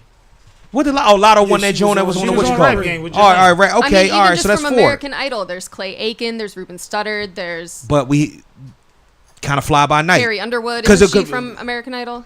She is. Yeah. She is. All right, so Ruben was a winner. Clay Aiken was the runner-up. Right. Same season. That's same what exact I'm saying. season. Those opportunities go to first and second. But so let's talk about now. Like I said, we can only mention. All right, so let's 4 or 5 because you put me on the Lotto. I'm talking like serious numbers out of people that have been seen by millions of people. Yeah. There was people calling up voting before it was ever you could do it on your phone. Lil Poopy should be platinum by now. Exactly. Somebody. So who the fuck is Lil Poopy? You don't remember the little guy that had the Lambo and the strippers in his video? He was like 5. Oh yeah. He was on the same show that Lotto was on. Okay, yeah. So like he had millions of viewers. Right. At 5. By 15, he should be a monster. I mean, to me, if the you got good old heads and niggas ain't fucking up that bad. I don't think he had niggas that was throwing ass in his face at 5. So I don't think that was part of the plan. It's just I don't know, man. To me, it's just like, and then also I don't think. Also, they don't do any of these shows correctly. Like, you know what I mean, the whole screening process before you even get on TV, they got a whole troop of biased A&Rs and producers that are in the back that might not even fuck with you. He getting personal. No, I'm just saying. I never did it. I'm just saying, but I know. Some of our guests are about to get out of here, so before they do, I wanted to make sure that they had a chance to say their thing. Yeah, I come down, bring my daughter down for some martial arts lessons. For sure. No, and I appreciate y'all, man. Most definitely. It's great, man. I could talk about this all night. I mean, I had to she had to remind me, and I had to remind myself of other things we got to do.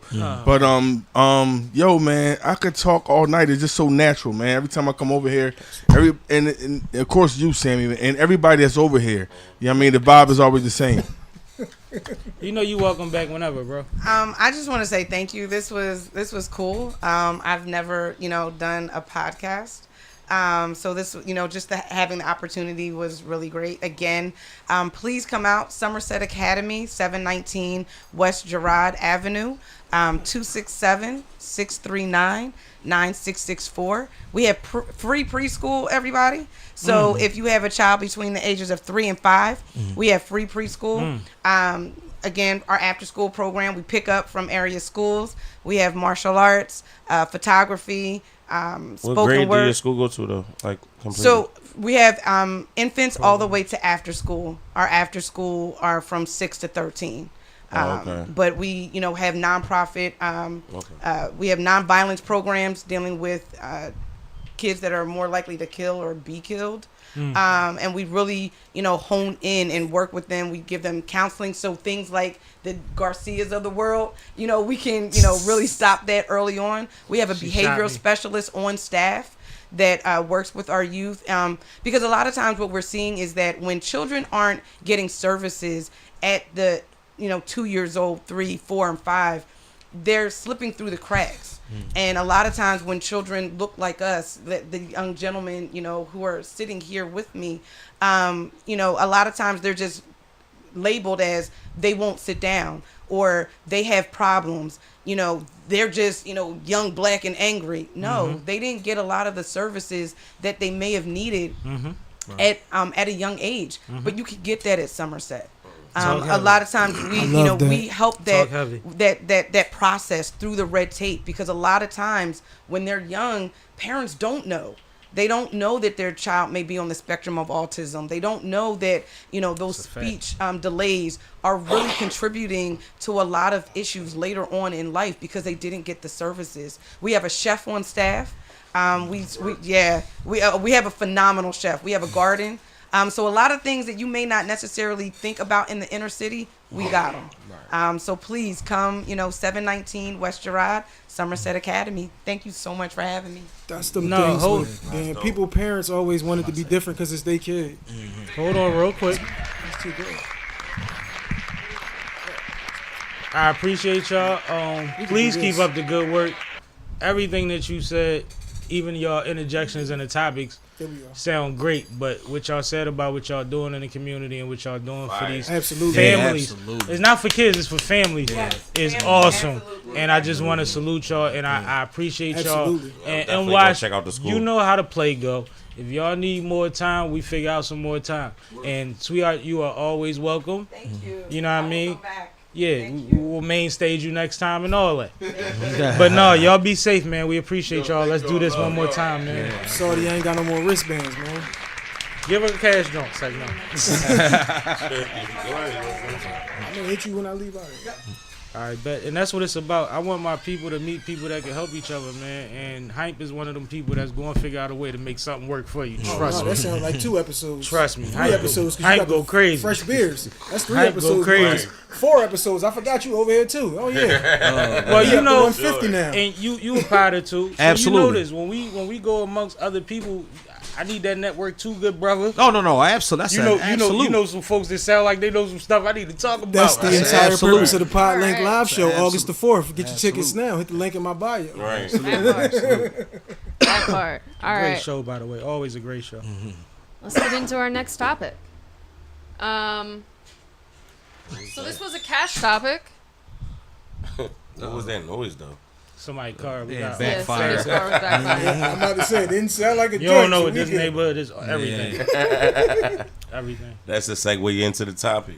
All right. So little Durks' 10-year-old son ends up protecting his stepmother in a domestic situation and shoots his stepfather. There is a surveillance camera of the situation. I have not watched it. I will not show it.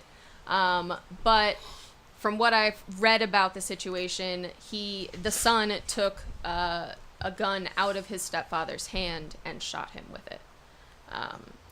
So, The stepfather. Cash, is there anything I'm... Damn, how the hell did he do that? I seen it as a topic. My phone's dead, so I can't read the caption on it, but... What?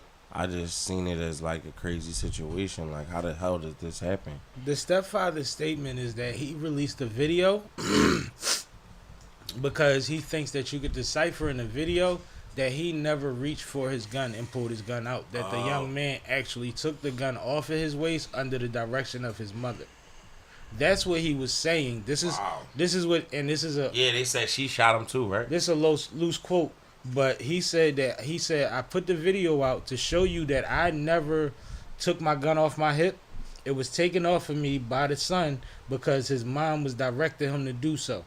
He also said, no one's going to jail. I put this out because I want custody of my children. That's a terrible headline. The headline says, Lil Durk's son protects mother. Well, that's her headline. The other headlines were irresponsible and just said he shoots his stepdad and he's the next Lil Durk. Both of those headlines are irresponsible. Like, that was amazing. Both of those headlines are extremely irresponsible. Crazy. Because the first, like no, I mean, you didn't make the headline. I'm just saying because I did make this one. But I've seen that though. I saw that when I was scrolling somewhere and it said Lil Durk's son protects mother, like shoots stepfather, but protect because the first thing that I'm thinking is he was whooping her ass. That's the first thing that I'm thinking. It do sound like you know what I mean? My brain goes to domestic violence first. So that's the first thing I'm thinking. I'm like, oh shit. Well, shit, shoot his ass. By the video, first thing I thought was, I believe this altercation started inside and wound up outside, which means maybe that's what it was. You ain't doing that in front of nobody, teenage son, young adult, like you know what I mean? 10, like that nigga ain't no teenager. Well, 10, you know, motherfuckers, regular teenagers that grow up in good homes hop off the porch at 12 years old. So if you depending on your this situation, day son. So I got a son that's he might have been hip since 8. I got a son that's 20 and it's in college. And that's 6'3" and a half. Salute to you. Say he playing football, 6'3" and a half, 325. So you got offensive lineman. Let me tell you something. I still fuck him up. But I know one thing: I couldn't abuse his mother and not watch what he doing. Ever. He would kill me. he would probably literally kill me at 12. Like honestly, at 12, he probably would have did it at 12. And that's your real son, too. And that's my real your son, my son. So you talking he about somebody? He owe you a lot. Exactly. You don't owe this man nothing, but I gave you hospitality sometime because you in my crib. Yeah. So maybe even if it's your crib, it's my crib because it's my mom and you ain't my dad. So I'm maybe just hoping he was just slipping and he just got up on him and got that joint off his holster. Well, there was maybe he had it brandished or what? I don't know. They have it sticking out. There's a thing where it's like the driveway and the walkway, and there's a group, and you can't. From the videos, the way that they're being reposted, you really can't decipher really even what he's saying that he's trying to show. Yeah. What he posted might have been clearer. But you see that there's people and there's people trying to separate people. Grainy, yeah. You don't see who's really who doing what. Winning. What. You don't see if somebody has a black eye, if somebody's holding the arm. You don't see any of that. You just see a tussle, then pop. That's wild.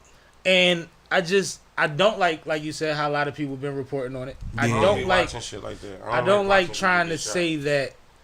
Well, because you know there's a big Durk before there's a little Durk. Yeah. There's a family reputation. Right. And them niggas from Chicago. We're not doing that to a child that was defending his mother in the moment that we seen violence. Don't do that. Don't do no and I don't want to hear about shit. the fights he had in school neither because I was wild in 4th grade, 3rd grade, and all that shit. You crazy? See, that's why I thought this headline was safe, because the one fact of this whole story is from the kid's perspective. He was protecting his mother. Right. And I think that's fair. I think that's fair from his perspective. No, you know, listen, like, I love that. Look, the headline, it states exactly what it is. I think that it's just that when you dig a little deeper into it, because you start talking about, he's 10, right? 10-year-olds aren't always the most truthful. You know what I'm saying? And they'll tell things the way that they see their perspective, because they remember that frontal lobe is still mush. Yep. So therefore, they're going to say whatever it is that they need to say in order to steer it in the right direction. And listen, I was protecting my mom, and which exactly he was doing. We don't know what was going on in the house. That's the reason why I would say, like, I really, really wish we could see, like you were saying, maybe more will come out later on, and we'll be able to see exactly what it was. We all want to know the extremity of what was happening to make him feel the need to protect her. Yeah. But we're also not accounting for the fact that we sure a lot of these kids have traumas. Absolutely. As to where those triggers don't have to be as deep as you think that they call for him to react that way. Right. You see what I'm saying? You seen it, right? It don't look like. It's clear as shit. What did you see? Because I didn't see the one you saw. That's your mom. Like you said, that's like if my mom and my dad wasn't in them type situations neither. Right. But at the end of the day, as a son, you believe that your sole job is to protect your mother from any. You're told that. Yes, right, absolutely. And most time from your dad. You know what I'm saying? Like, I give you this one. This is the story. I'm on a cleaning job. 2 little boys keep coming down. They're like, "So you cleaning like somebody's house?" I'm like, "Yeah, this is what I do." It's like, "Oh, because it's just me, my brother, and my mom." She's like, "I want to be a cop when I grow up." I'm like, "Why you say that?" He said, "So I can protect my mom." Young boy probably like 6. Right. But that's the mentality that you get from an infant is, everything to protect your mom. And this nigga ain't your dad. Whatever happened in the house, we don't know. Let's not speculate. That now this is dragged outside. And if I feel like, I can grab that joint off you. Because whatever you doing to her, I don't fucking like. Yeah. I ain't mad at young boy now, at all. Another flip side you just made me think of, was the pistol ready? Yeah, definitely was ready. All right, so you already had it cocked on your hip? Yeah. No, you can't say that. How old is the young boy? 10. He might know you gotta cock that shit. But I'm asking. I'm probably just asking because I couldn't see that from the video. The video only 13 seconds. So but my thing is, if you a grown man, if you a grown man and you got something decent on your hip, once that slide go off, act different. But you know what? I don't even think I don't see the 10. Even looking at a 10-year-old, 10-year-old not racking it, bro. He's not racking it. That thing, not racking it. These 10-year-olds, you know, the video games they play when they're 8 years old. These niggas aren't playing with switchies. No, you're right. Hold up, because we talking about different 10-year-olds. Right. We're not talking about the 10-year-old that got this 7-year-old and the 6-year-old he's taking care of.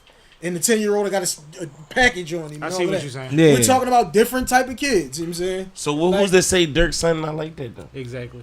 I'm not saying that he is. His baby moms be like that. Dirk ain't been rich his whole career. His baby mom let loose on the dope boys broken. He's 10, but Dirk ain't been rich his whole career. They held it down. What I'm saying, he could have been in the trenches with Dirk. But what I'm saying, what was you in the trenches with me doing? What? No, I'm saying. I mean, well, Dirk don't really remove it until recently. Who's to say what he's seen though as his son? Master P tell y'all all the time. Romeo was in the project. Well, there was a video. That's what I'm saying. That's a possibility. That's what I'm saying. Hype. There was a video of it. Did he rack it or not?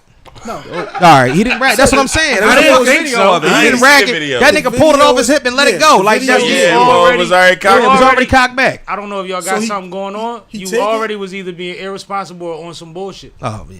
You know them niggas walk around with that shit all the time. Like me personally or whatnot. I'm a gun owner. They was in Chicago. You know what I'm saying? And I don't walk around.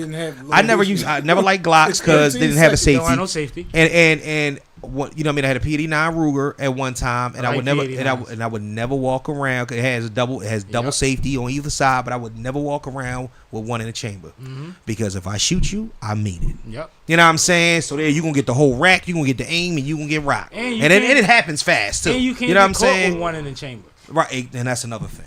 That's another thing because you look like when I used to go to the range every week. This is why I say reckless or is something we missing. Yeah, I don't be with that one in the chamber shit either, bro. That shit crazy. Because the ones that got the hammer on the back is just too easy for something to happen where it goes off. You know what I mean? Like it's just crazy. Like no more kneecap. The dudes at the gun shop and the range, they walk around with the hammer back. But I've actually been in there at the range where they actually had to let off on somebody in the middle of the store. No, you know what I mean? Yeah. Like they'll go because they don't play them games. Like you acting stupid, they'll let dumb as hell running in there when they in there. Yeah. Dumb as hell. So I mean, it's just niggas is dumb as hell these days. It's like that's like I work at a gym. Young boy take I'm gonna make layups and foul shots. Like I work at the gym. What kind of gun was it though? Do we know that? Again, the video 13 seconds. He take the joint off. They walk like around the car. The young boy let it go. I guarantee if he let it off that quick, it's either 9mm or 40. You know what I'm saying? For the 10-year-old to be able to squeeze it. 9 out of 10 it was a 40. Yeah. 9 it don't matter. No. But most grown kids I see kids shoot 40s. They get busy with 40s. And most grown not men, like a 45. A 45 I had their ass falling over. 40 get it done. Most grown men ain't buying 9s. That's true too. Except me. I like. All right, we're getting a little too specific about a band. I think it was on a Wednesday. So let's reel it back in. They had honeycombs. We sound violent as hell too. We from Philly. My bad. Go ahead, Kay. Hold up, let Kay go. No, I mean, is there anything else that you guys wanted to say? No, I think about we had fun with that topic. Lil Durk? All right. Let's move on, man. Prayers to Durk's son. For sure. Absolutely. Because there's a lot of attention for some shit that seems to be actually old. And it's traumatic. And you going everybody say you wearing that forever now. It already happened. Bull said I put it out. Bull said I put it out to try to get custody. That means that it wasn't put out before. Right. You know what I mean? So prayers to his son, man. This is like it might have already been over with. Well, what's up with everybody shooting in real nice driveways? Driveways. Yo, about to tear the roads up. And they all got something to do. Don't they all got something to do with a nigga from Chicago or something like that? All right. Oh, my fault. Let's get your back academic here. shit on your own. I'm just saying, like, it's wild. They all rich as that, look nice cars. Go ahead. All right, black academics. We good. All right, so niggas crazy. Biniam, I believe is his name, Girmay, is the first black person to win a stage in the Tour de France. That's crazy. He has actually now won 2 stages so far in the Tour de France after just winning the 8th stage the other day. Dope. And he is from Eritrea. Is that how you say it? Yeah, that's where Nipsey and I'm from. Yep. Wow, really? He's Eritrean. Yeah, he's Eritrean. Okay. So, he's actually leading the stats as far as points at this point. So, and I bet you he ain't juicing. I wanted to bring that to everybody's attention.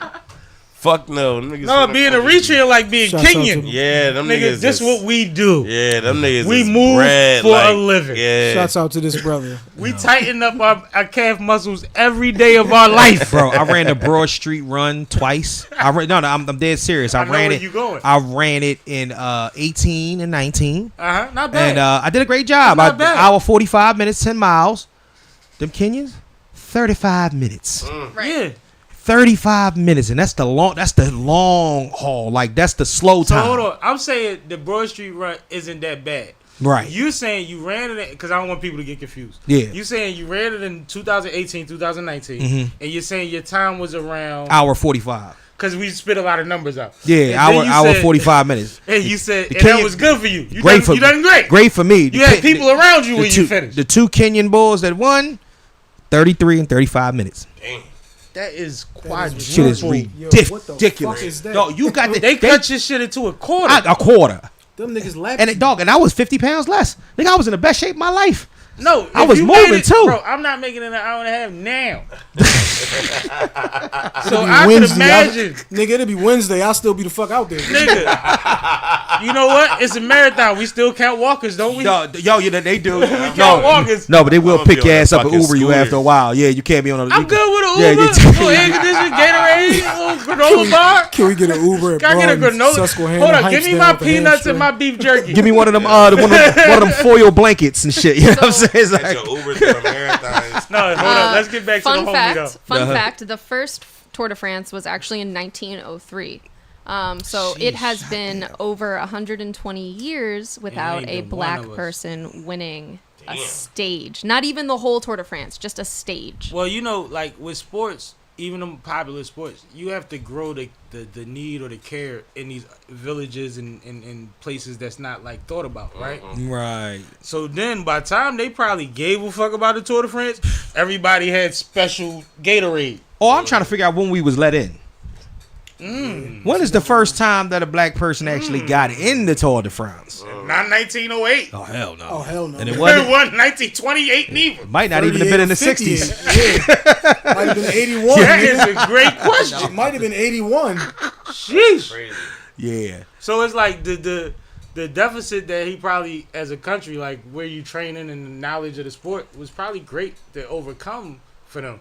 So that's even more amazing. Niggas ain't got the proper bikes and all that type shit. Yeah, that's true too. It'd be the equipment and proper whatnot. terrain to even train on. You seen the boy in the draft this year? The nigga, his highlights, they was talking about the nigga grew up playing on dirt roads. Listen. Well, you know, the quarterbacks that grew up throwing bricks usually wind up all right.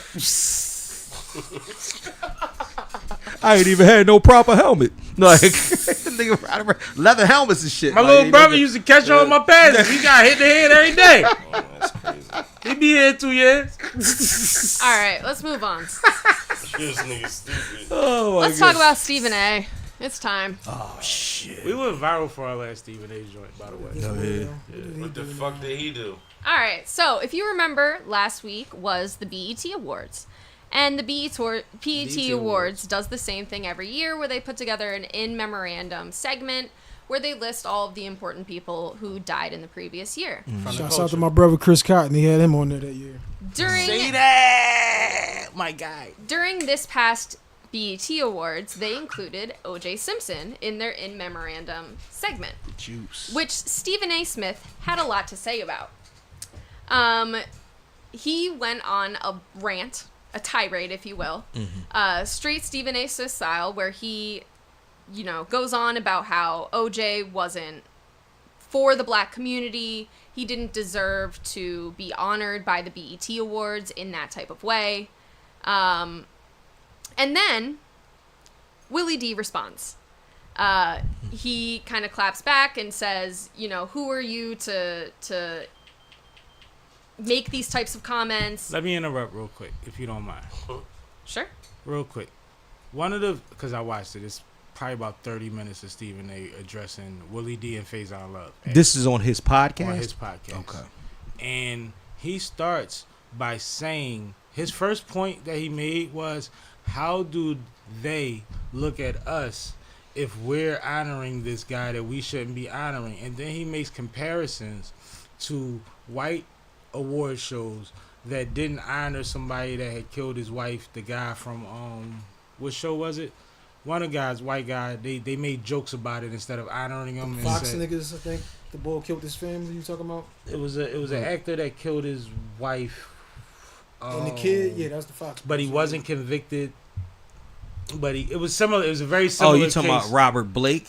Not Robert Blake. It was Blake. Okay, yeah, Robert. It was Blake. Yeah, okay. And it was a very similar situation to OJ. Yeah. So now he used an example of what they did and how they handled it. Okay. To how BET handled it, and saying that BET should have handled it as such, based on how others will perceive honoring somebody that he doesn't deem worthy, because he says regardless of OJ being found innocent in a criminal case, he was found guilty civilly, and we were all able to watch the case, and we all already knew that he was guilty even though he was found innocent. That's what he's saying.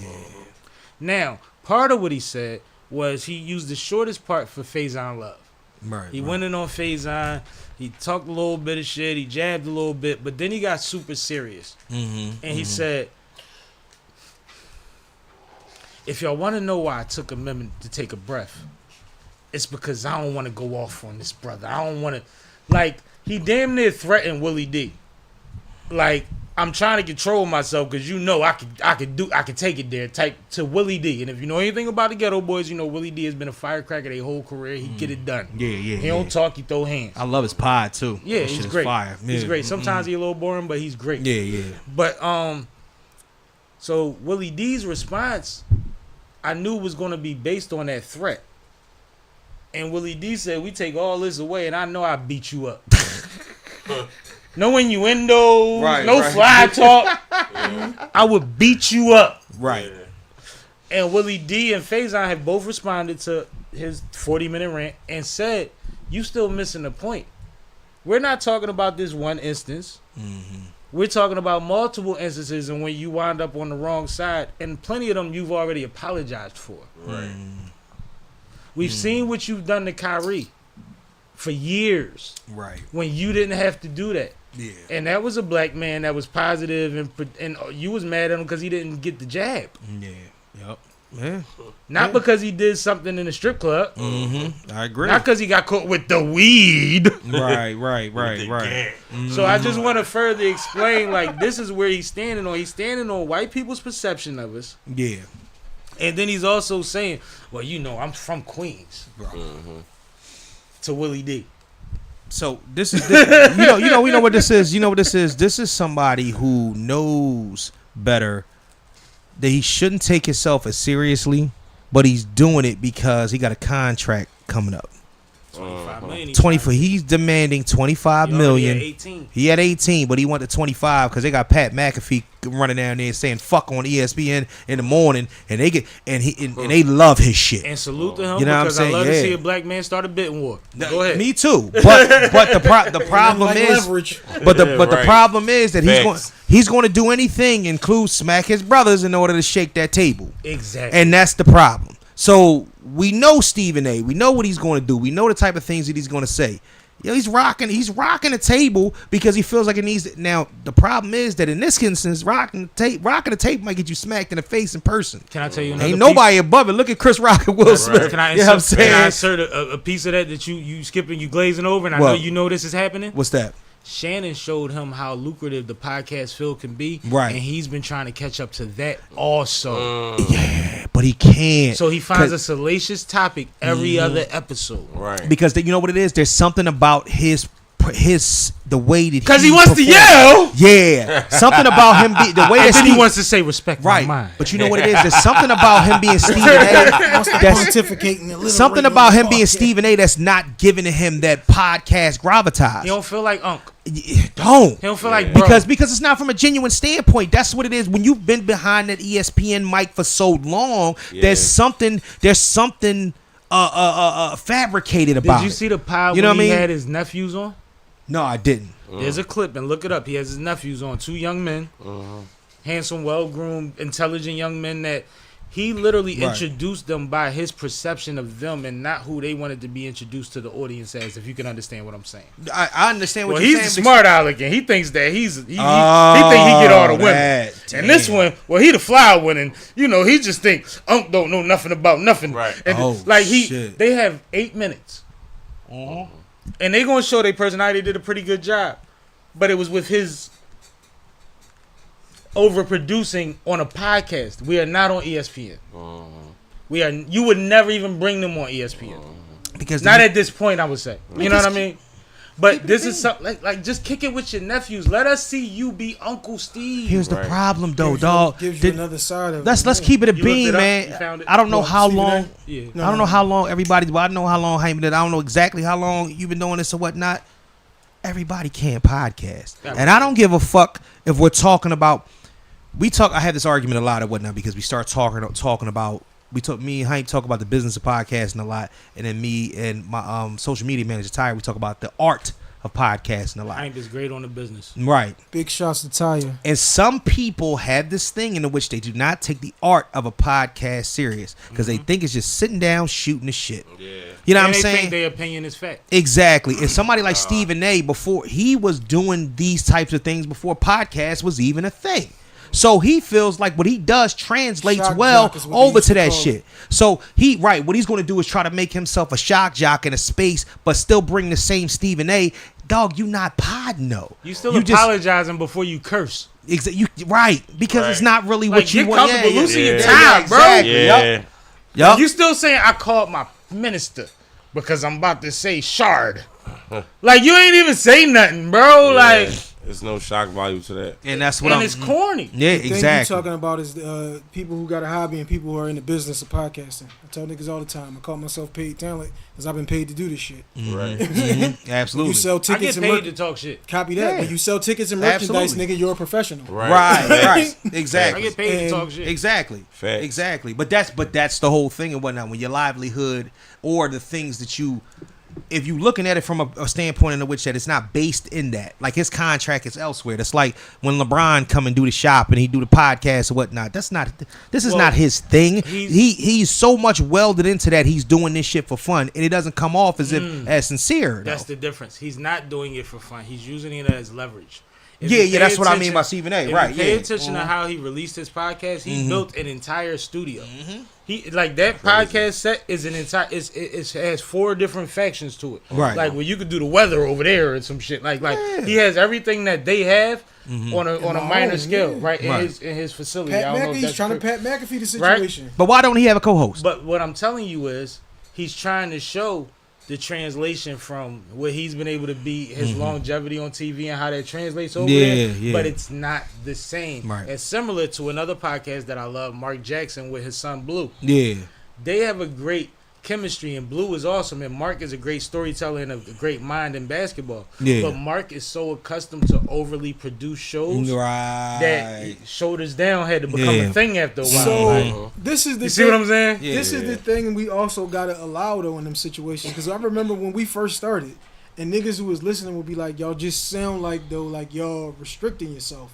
It's because you just don't know how to do this shit yet. Yeah. Like, right. Just because you've been on TV don't mean that you know how to do these long form joints. Absolutely. These joints, like, Does his accomplishments allow for him to be humble himself to fit in that mindset?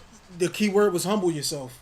If you come in unhumble to the situation, then you're not going to be able to grow and how to navigate. You know, I started doing this shit with 10 niggas at the time. Yeah. I love all them niggas. And this shit is so easy for me because, like, try doing that shit while answering the phone, running the Instagram and the Twitter, and it's 3 cameras in the fucking room. Yeah, so crazy. I couldn't do that shit when we first started, though. That came from the repetition of doing it, and then watching you.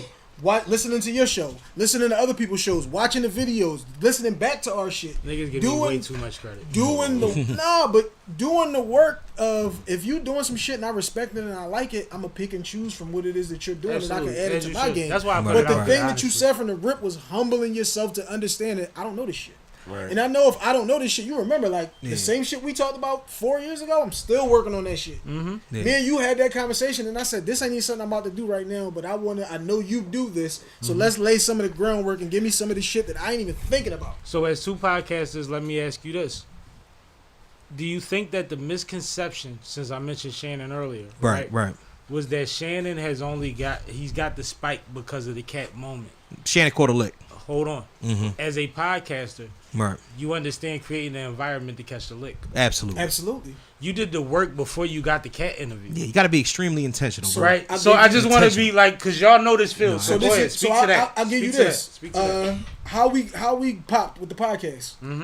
Tiffy dropped Snacking Rappers on Friday and came on the show on Sunday. Yep. And for the next week, nigga, every interview that he's doing, everything that he's posting, I'm in the comments going, yo, we got the exclusive interview. Yo, we talked to Tiffy about this. Niggas don't know that I knew Tiffy since I was a fucking baby. Yeah, that's like, family. he's from down the street. Yeah. This wasn't a like, oh my God, they got Tiffy. This was like, hey, cuz, we need you to come up and do the joint. It just happens that he was dropping. You knew how to manipulate the and knowing how to play the game with this shit. Right. A lot of niggas don't know. Like, you putting that shit in them small clips, and now let's just post these joints out there. Same Vlad TV type shit. Again, watch what other niggas is doing and just take from it. Absolutely. Put them clips out there, Cat saying all of this wild shit, and just keep letting that shit grow. But it's also about grow. So even like when you look at some of the interviews that have taken place since the Cat interview, the one thing that he says all the time is like, yo, like I was extremely intentional about wanting to get Cat up there. He was like, and I've been trying to get him for over a year. And part of that, you know what I mean, trying to be fair and let Cat defend itself against what's been said on because his platform. exactly. That's honorable, right? No, absolutely. That's also knowing your guests, knowing. I know if I always tell rappers, get with niggas who do podcasts because they gonna teach you how to do an interview. Because you can always tell the first time a nigga's doing an interview, he giving you a lot of maybe. I know you don't know what you're doing. Yeah. So it's cool. I'll walk you through that. Yeah. But I can walk you through that because I know what the fuck I'm doing. I know if I got a comedian, he wants to be funny. You can't give him serious shit to talk about. You got to keep letting him be funny. You got a podcaster. You know this nigga knows how to host. He knows how to throw questions out. It's very easy to do those things if you paid attention and did the homework. If he's a seasoned comedian, it's his job to be funny. But like you said, if it's a nigga who you've been wanting to get on, you prepared in a motherfucker for this episode. Right. And you know exactly where the conversation gonna go, how the conversation gonna go. You know all that shit before you get there, and that's the shit that he had with the Cat situation. I know. So I know my approach. Go ahead. I was gonna say I have one more question before we move on from this topic. So it sounds like some of you might think that this was like a type of gimmick where he's just trying to, raise attention, get views, that type of thing. Everything is that way. I think we all feel that way. It also happens that he is consistently disagreeing with, I'm just going to say Black Twitter, for lack of a better term to call it, on these topics. So is that part intentional? Yes. Okay. Yeah, is he playing to the man? Right. As he say? Black Twitter ain't the ones with the bags. Right, and that's the whole thing. But you know what Black Twitter does? It puts in writing your disagreements. So therefore, the people that disagree with you, which you know that they will, you poking the bear. So therefore, I can show the constituents that's going to give me the bag for having the engagement. Guess who I will not be manipulated. I won't be manipulated by them type of people. Yeah. That's exactly what it is. So I'm making them. I like how you did that. Yeah, they're the bad guys of my movie. You know what I'm saying? Exactly. You know what I mean? Check this out. See what D-Lo 5577 said. And at that point, you know what I mean? And at that point, you're a villain to some and a superhero to others. Absolutely. Until you need the ones that you become the villain to. Absolutely. He's at the middle of his art. Yeah. The thing about Check me out. Comic book Sammy. You know what I'm saying? He made art. Absolutely. Absolutely. Yeah. No, just doing that. I'm a rapper. Yeah. That was a freestyle. That's freestyle. Because Thanos was a hero in somebody's story. Absolutely. Real rap. Somebody agrees that 50% of us need to be the fuck out of here. I agree. And I'd have been Thanos. There's a whole party dedicated to it. Really would have said 75. Let's move on to the WNBA. Then you on the other party. Then you were the opposite party. So, because we 15%. Angel Reese is still on her record-breaking streak. Shout out of to Angel. double-doubles. Now at 12, I believe. Double-doubles in a row. 14. Is it? She just broke Candace's record, so she's either at 12 or 13. No, then she must be at 13 because I think Candace had 12. She just broke the record. So she's at 13. We'll go with 13. She's Shout at out 13 Candace. double-doubles in a row. Not only is this a record for a rookie, but this is a record in the league. So, what do you guys think? Is she the shoo-in for Rookie of the Year? Hell no. Or is Caitlin Clark still have that title? I'm not doing this no more. No, she's the Rookie of the Year. She's already the Rookie of the Year. Like this is now we and I'm talking about Angel Reese. I'm not even talking about Caitlin Clark. I just I'm talking about it is 14. Like it's 14. 14 now? 14 consecutive double doubles, bro. Like 14. I'm like Like, what did she have to do? Did she have to like tie Russell Westbrook's triple double record or something like that? Like, what are we talking about? I said on here before that I didn't want to say it before she got acclimated to the league. Right. But I see her as a double career score average. Like, I see that as being her. Also Westbrook type shit. Like, I think she's figured it out. But just to give you a little pushback. Right. The night after we was talking about she either tied the record or broke the record. Yeah. Caitlyn became the first rookie to get a triple double. I was about to say that. And it's like as soon as she do one of them, she do the big one. Caitlyn be like, "But bitch." So let me ask you a question though. If Angel Reese if she gets a triple double, at least one triple double, does it negate Caitlin Clark's? She got to get 2. She's black. This is why. Yeah. No, that's what I was. That was my point. 3. That was the point I was trying to. She black. We talked about that. She you know, she got to outdo her. And she from Baltimore. She ain't black from Beverly Hills. She got to blow her out of the water to get noticed. Like, that's just how the game goes. We talked about this on your show, Keith. Yeah, we did. They went from selling 1,600 tickets a night to selling 13,000 a night. She's winning the Rookie of the Year. 27 TV spots before they drafted her. We never Indiana. We had never talked anything about WNBA shit as much as niggas is talking about it now on these different platforms. Yeah, that's true. That is because of her. But let's give her let's give her flowers for that. Yeah. Angel Reese and them again. Angel Reese won the chip in college. Niggas never gave her the credit for that one. Mm-hmm. She's out here breaking the fucking record and balling down and not giving her the credit for that. Did you see the throwback video on YouTube that says if Angel never got hurt and it shows her dunking? Nah, I ain't see that, man. Cause you know she had knee problems. Oh, really? If there's I don't know if it's high school or freshman year of college because she transferred schools and all that. Yeah, she was at There's a dark gym video of her. Yeah, I've said it for years. If they lower the WNBA court to 8.5 feet, be the greatest shit ever. 8.5 feet is too crazy. Dog, they be dunking. Asia Wilson with average fucking windmilling and whatnot. Brittany Griner. What, man? Listen, I watch that shit every day. I'm like, it's coming on. Like, what is the arc on an elbow jump shot at 8.5 feet room?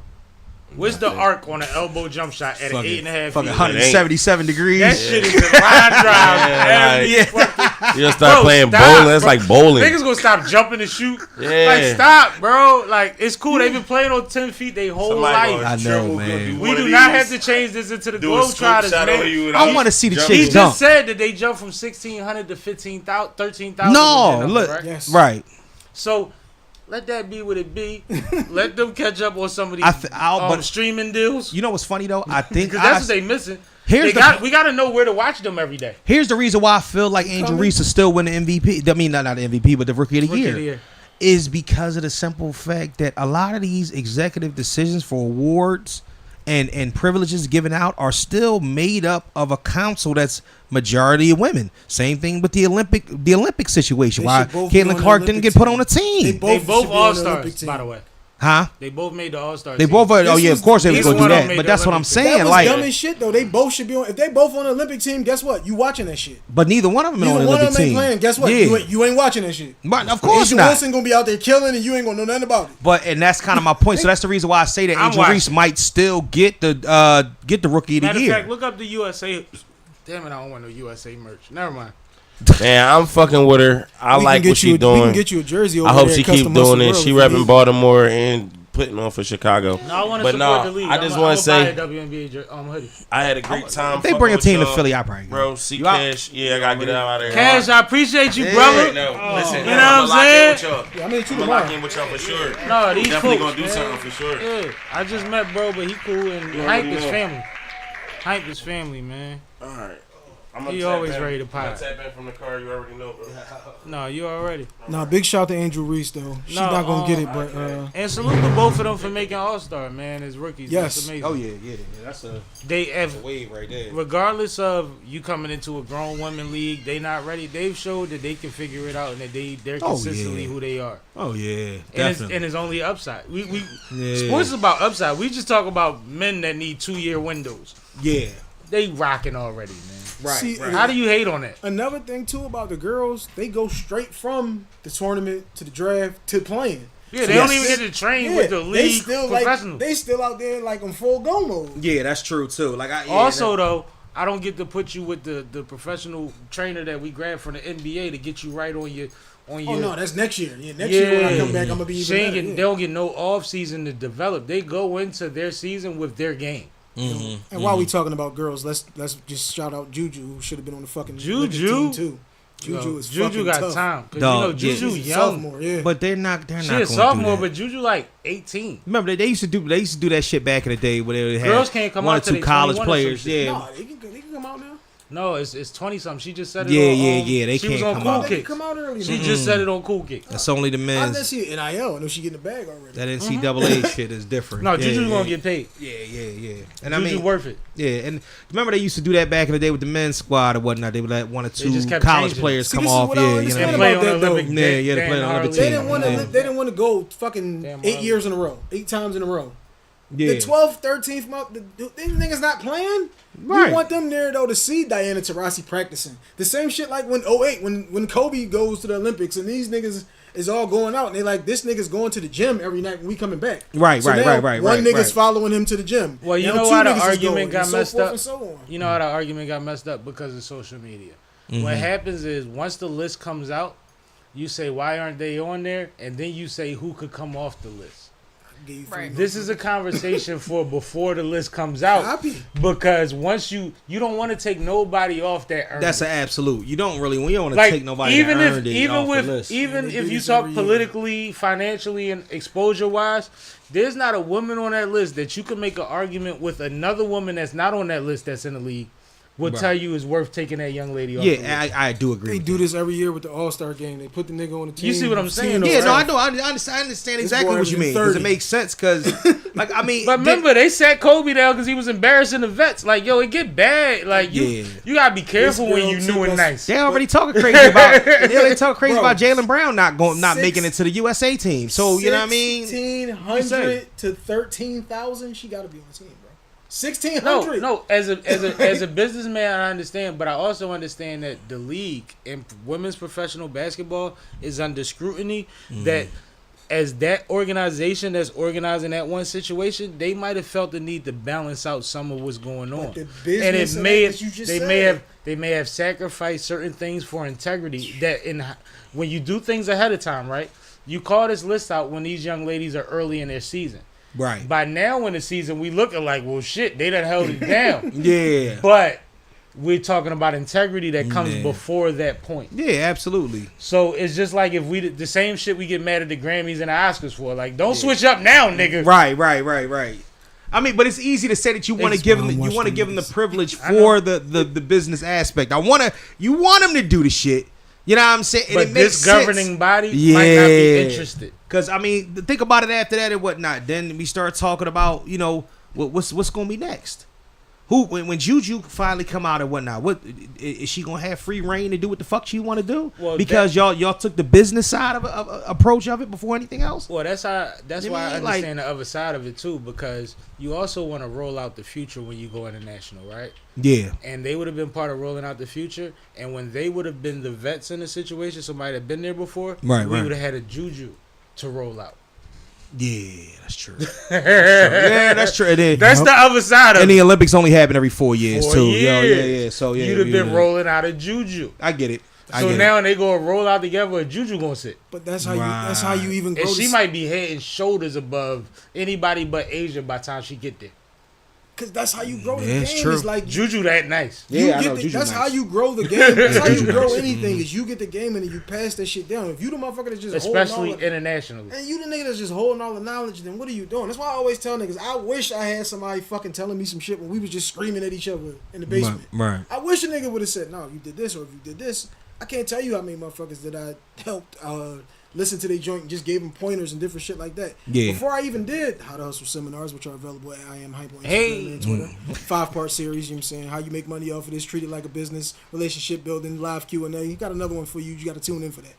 But finish that and we on to the next topic. I was about to say, let's move on. That just ran out the topic time. So, shit. I hadn't heard a commercial in a minute. I said, "Oh shit!" Nigga don't even say selfless plug. These are expensive. He don't have to. These are expensive plugs. He don't never have to announce his promo on my situation. Ain't no shameless in these joints. I'm just messing with my guy because that's my geyser. That's what he do. All right. So also on the 4th of July, Kendrick Lamar dropped his "Not Like Us" video, which of course featured a lot of the same artists who were part of the pop-out performance, but it also featured some other cameos, including a scene with his wife and kids. And shout out T-Rell and Smaggy. Yes. So what were your thoughts on the video overall? That shit had more Easter eggs than a Marvel movie. Nigga. More Easter eggs than a Marvel movie. That thing had...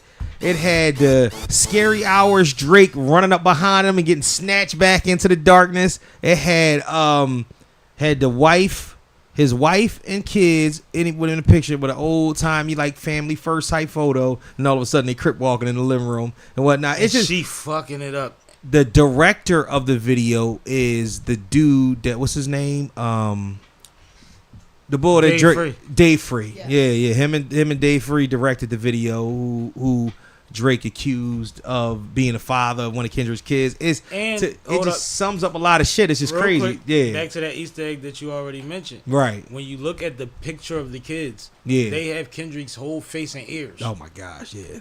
Honestly, they look like that's crazy. Go ahead. Yeah, no. Honestly, I think it was a very much of it. Like it was so many little things in it. Like the first of all, was the womp when he was beating the owl pinata. That shit was hilarious. You know what I'm saying? Did you see what they said about this?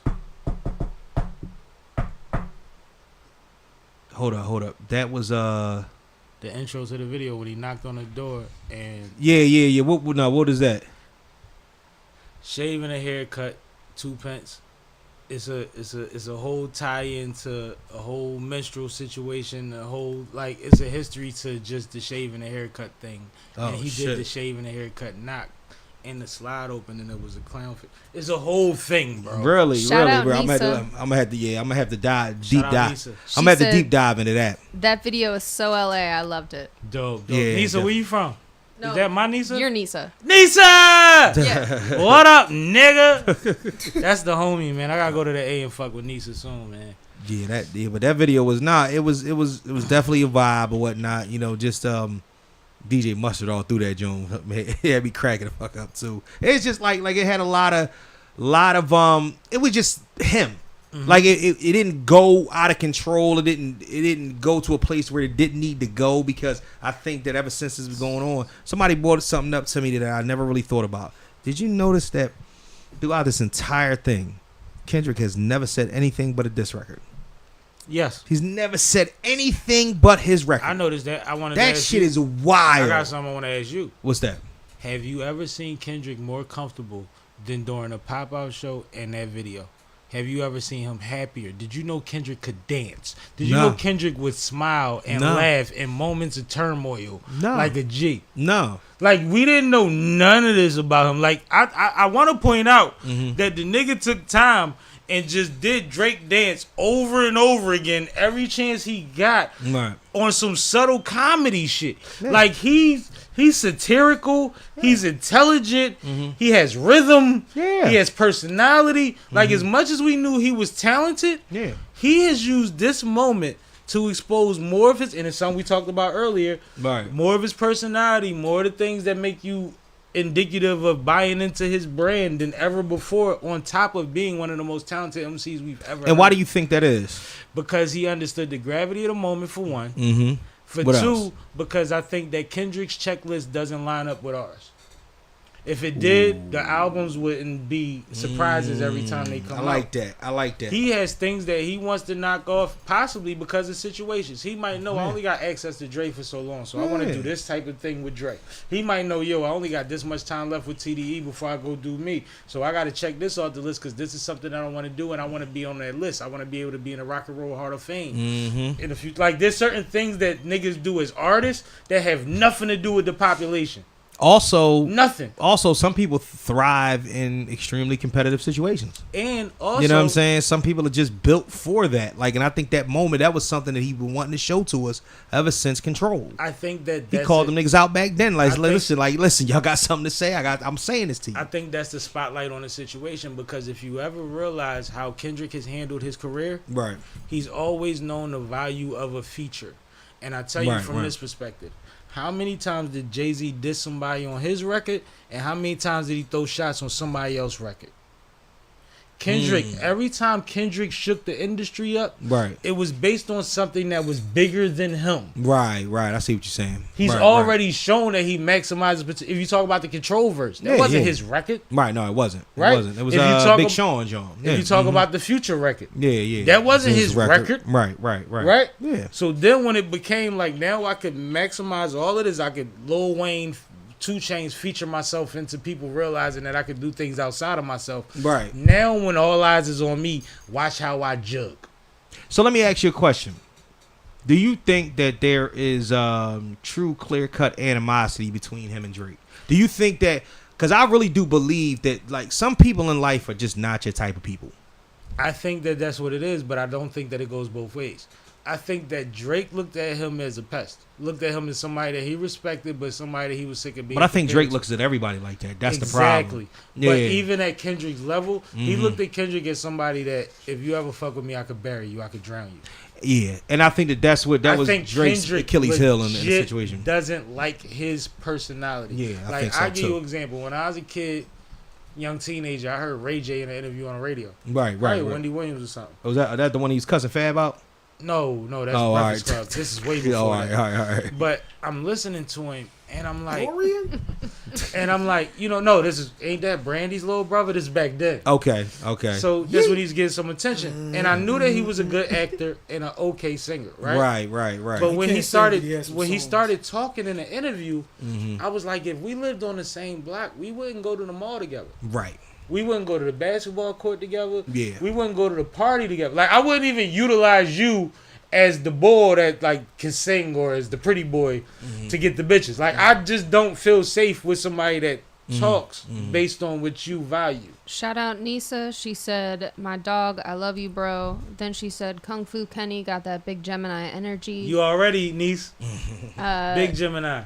Drake looking real stressed out in those photos from that all-white party. Can we talk about that? But no, but just to finish the point, you see where I'm going with it? Yeah. Like, it's just one of those things where it's like, I think, you know how certain people get in position of power and they hate the bullies? Right. I think Kendrick grew up his whole life understanding people on a certain level that he hate people that act like Drake.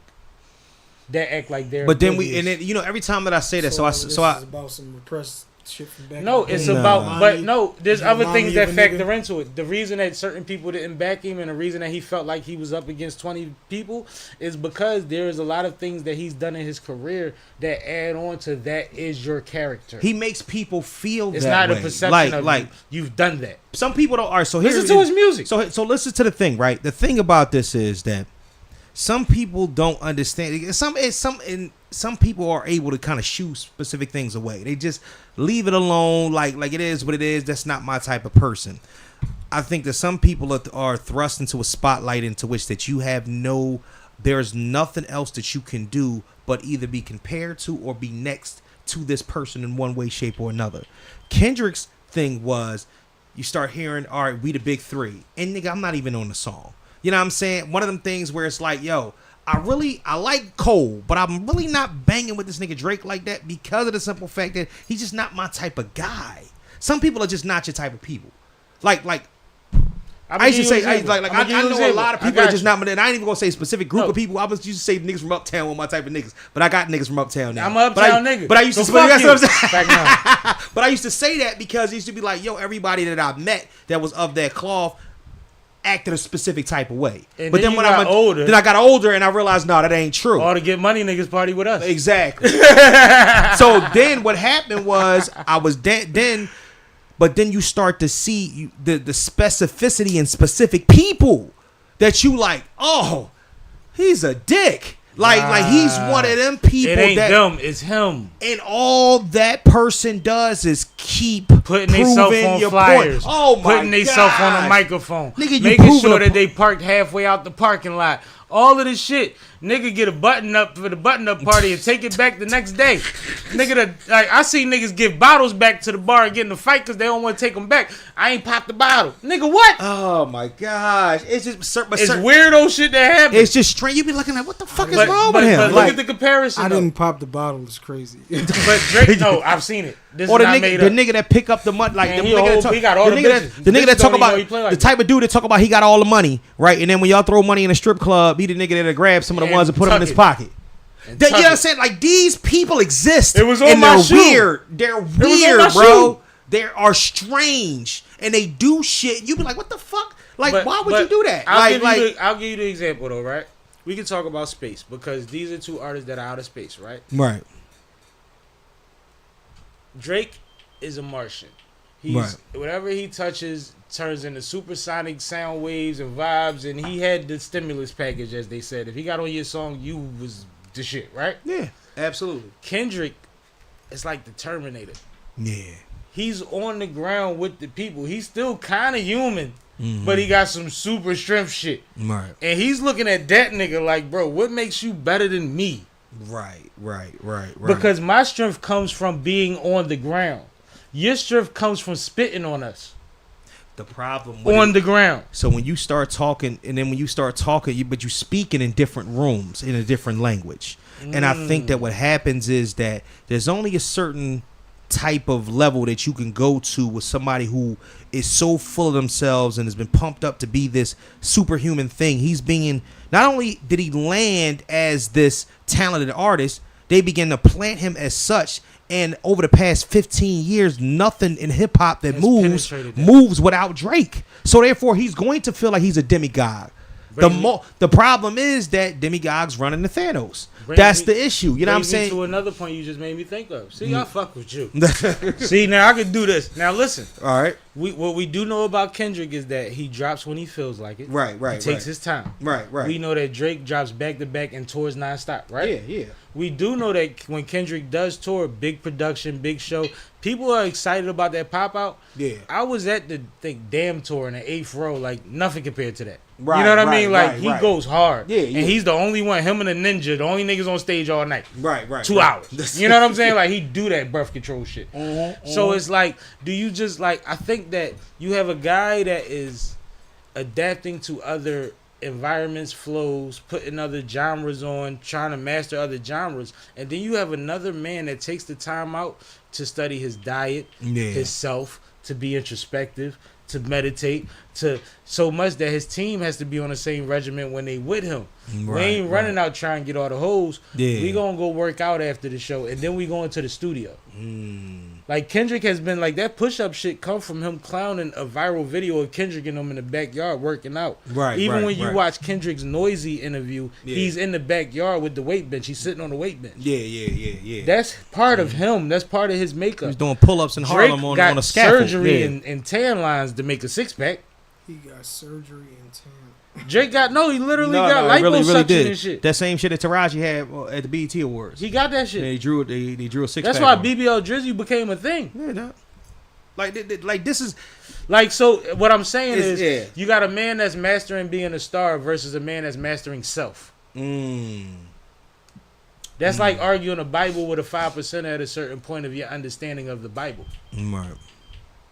You are a lax position where you can go into your lessons at a pace. They're in a position where they get challenged every day on their lessons. Right. Can't come out the house till you do your Yeah. What's today's mathematics? Yeah. Go back in the house. You see what I'm saying? Yeah. It doesn't make one more powerful than another. It's a regimen. It's art. It's as simple as saying it's art versus business. It's art versus business. I mean, it's a horrible comparison probably, but you see what I'm saying? Yeah. But it's different when it's part of your environment. Yeah. That's about what you aspiring to do. What's your preparation level? And that's why Kendrick was fucking Thanos. It's art versus business, bro. I keep saying that. Like moving chess pieces the whole time. If everything that you've been given has been based upon the talent that you bring to the table and has excelled you to a specific type of level because of the type of artist that you are, as opposed to the one that does put together shit well, this but also, You do spoken word. I told you I used to rap. Your delivery was just crazy on it. You bodied it. I don't want to break your train of thought. But that's what I'm saying. As opposed to somebody who is damn near manufactured to put themselves in a position to which they succeed, you can start to see the difference in the type of person that you're looking at. Absolutely. There's an artist versus a rapper. There's a dude that's not sure exactly what he want to do. I just want to be popping. Another dude is saying I will rap circles around your ass and then do it again on Sunday because of the simple fact that this is what I'm bred to do, as opposed to somebody. That's the difference between the fucking samurai and the ninja, the master versus the pupil, the Jedi versus the Padawan. Thing. Yeah, the thing that's confusing to the general public is that Drake has always operated on such a high level that that's unfathomable for them. The other part of it is that Drake represents an audience that we know was another part of the Drake effect that was not feeling like a part of the cool kids, not feeling like a part of the masses. They didn't feel hip hop. But when Drake was the same motherfucker that say, stop bullying me, but I fucked all y'all bitches in the next verse or the next line, right? They identified with that. So you get people that have grown platforms like academics or other people, Flacco on the West Coast, that really feel like him and feel like because from their purview, which doesn't necessarily make them wrong, right? He's always right because he's still representing them. They are not able to separate that from the situation. You know what it is, because we've empowered a impressed we gave monster. The pussies, what you say? No, we've empowered a monster that has been held back for so long. It's almost like giving nerds the keys to the Bentleys. And then all of a sudden, you give it to them, and then now the only thing they're going to do is they're going to want to live vicariously through everything that they missed from before. You're going to create monsters in that way. The only problem is that you still got to tread lightly, because underneath all that fucking facade that you're bringing forth, we know who the fuck you are. And when somebody call you on it, you know what I mean, all of a sudden, you can't get mad when somebody knows, like, yo, I know you. That makes us a victim of the times, because the reality of the situation is, in order to empower those that have been suppressed, you have to overcorrect.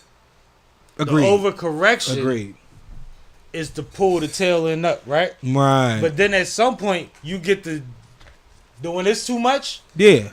All this too much, and you realize that some of that was too much. Right. But since you've been suppressed so long, you kind of owed that a little bit, because we have to balance it out. Similar to how they got mad about you get extra 10, 20 points, 200 points on the test because you've been oppressed. Yeah. Right? You come from oppressed people, we going to make sure that y'all get a couple extra points on the test, because the test is biased and we know it's biased. Right. So at a certain point, it comes to a point where maybe the playing field gets a little more level, and the people that was feeling some type of way about it before was like, well, now they equal.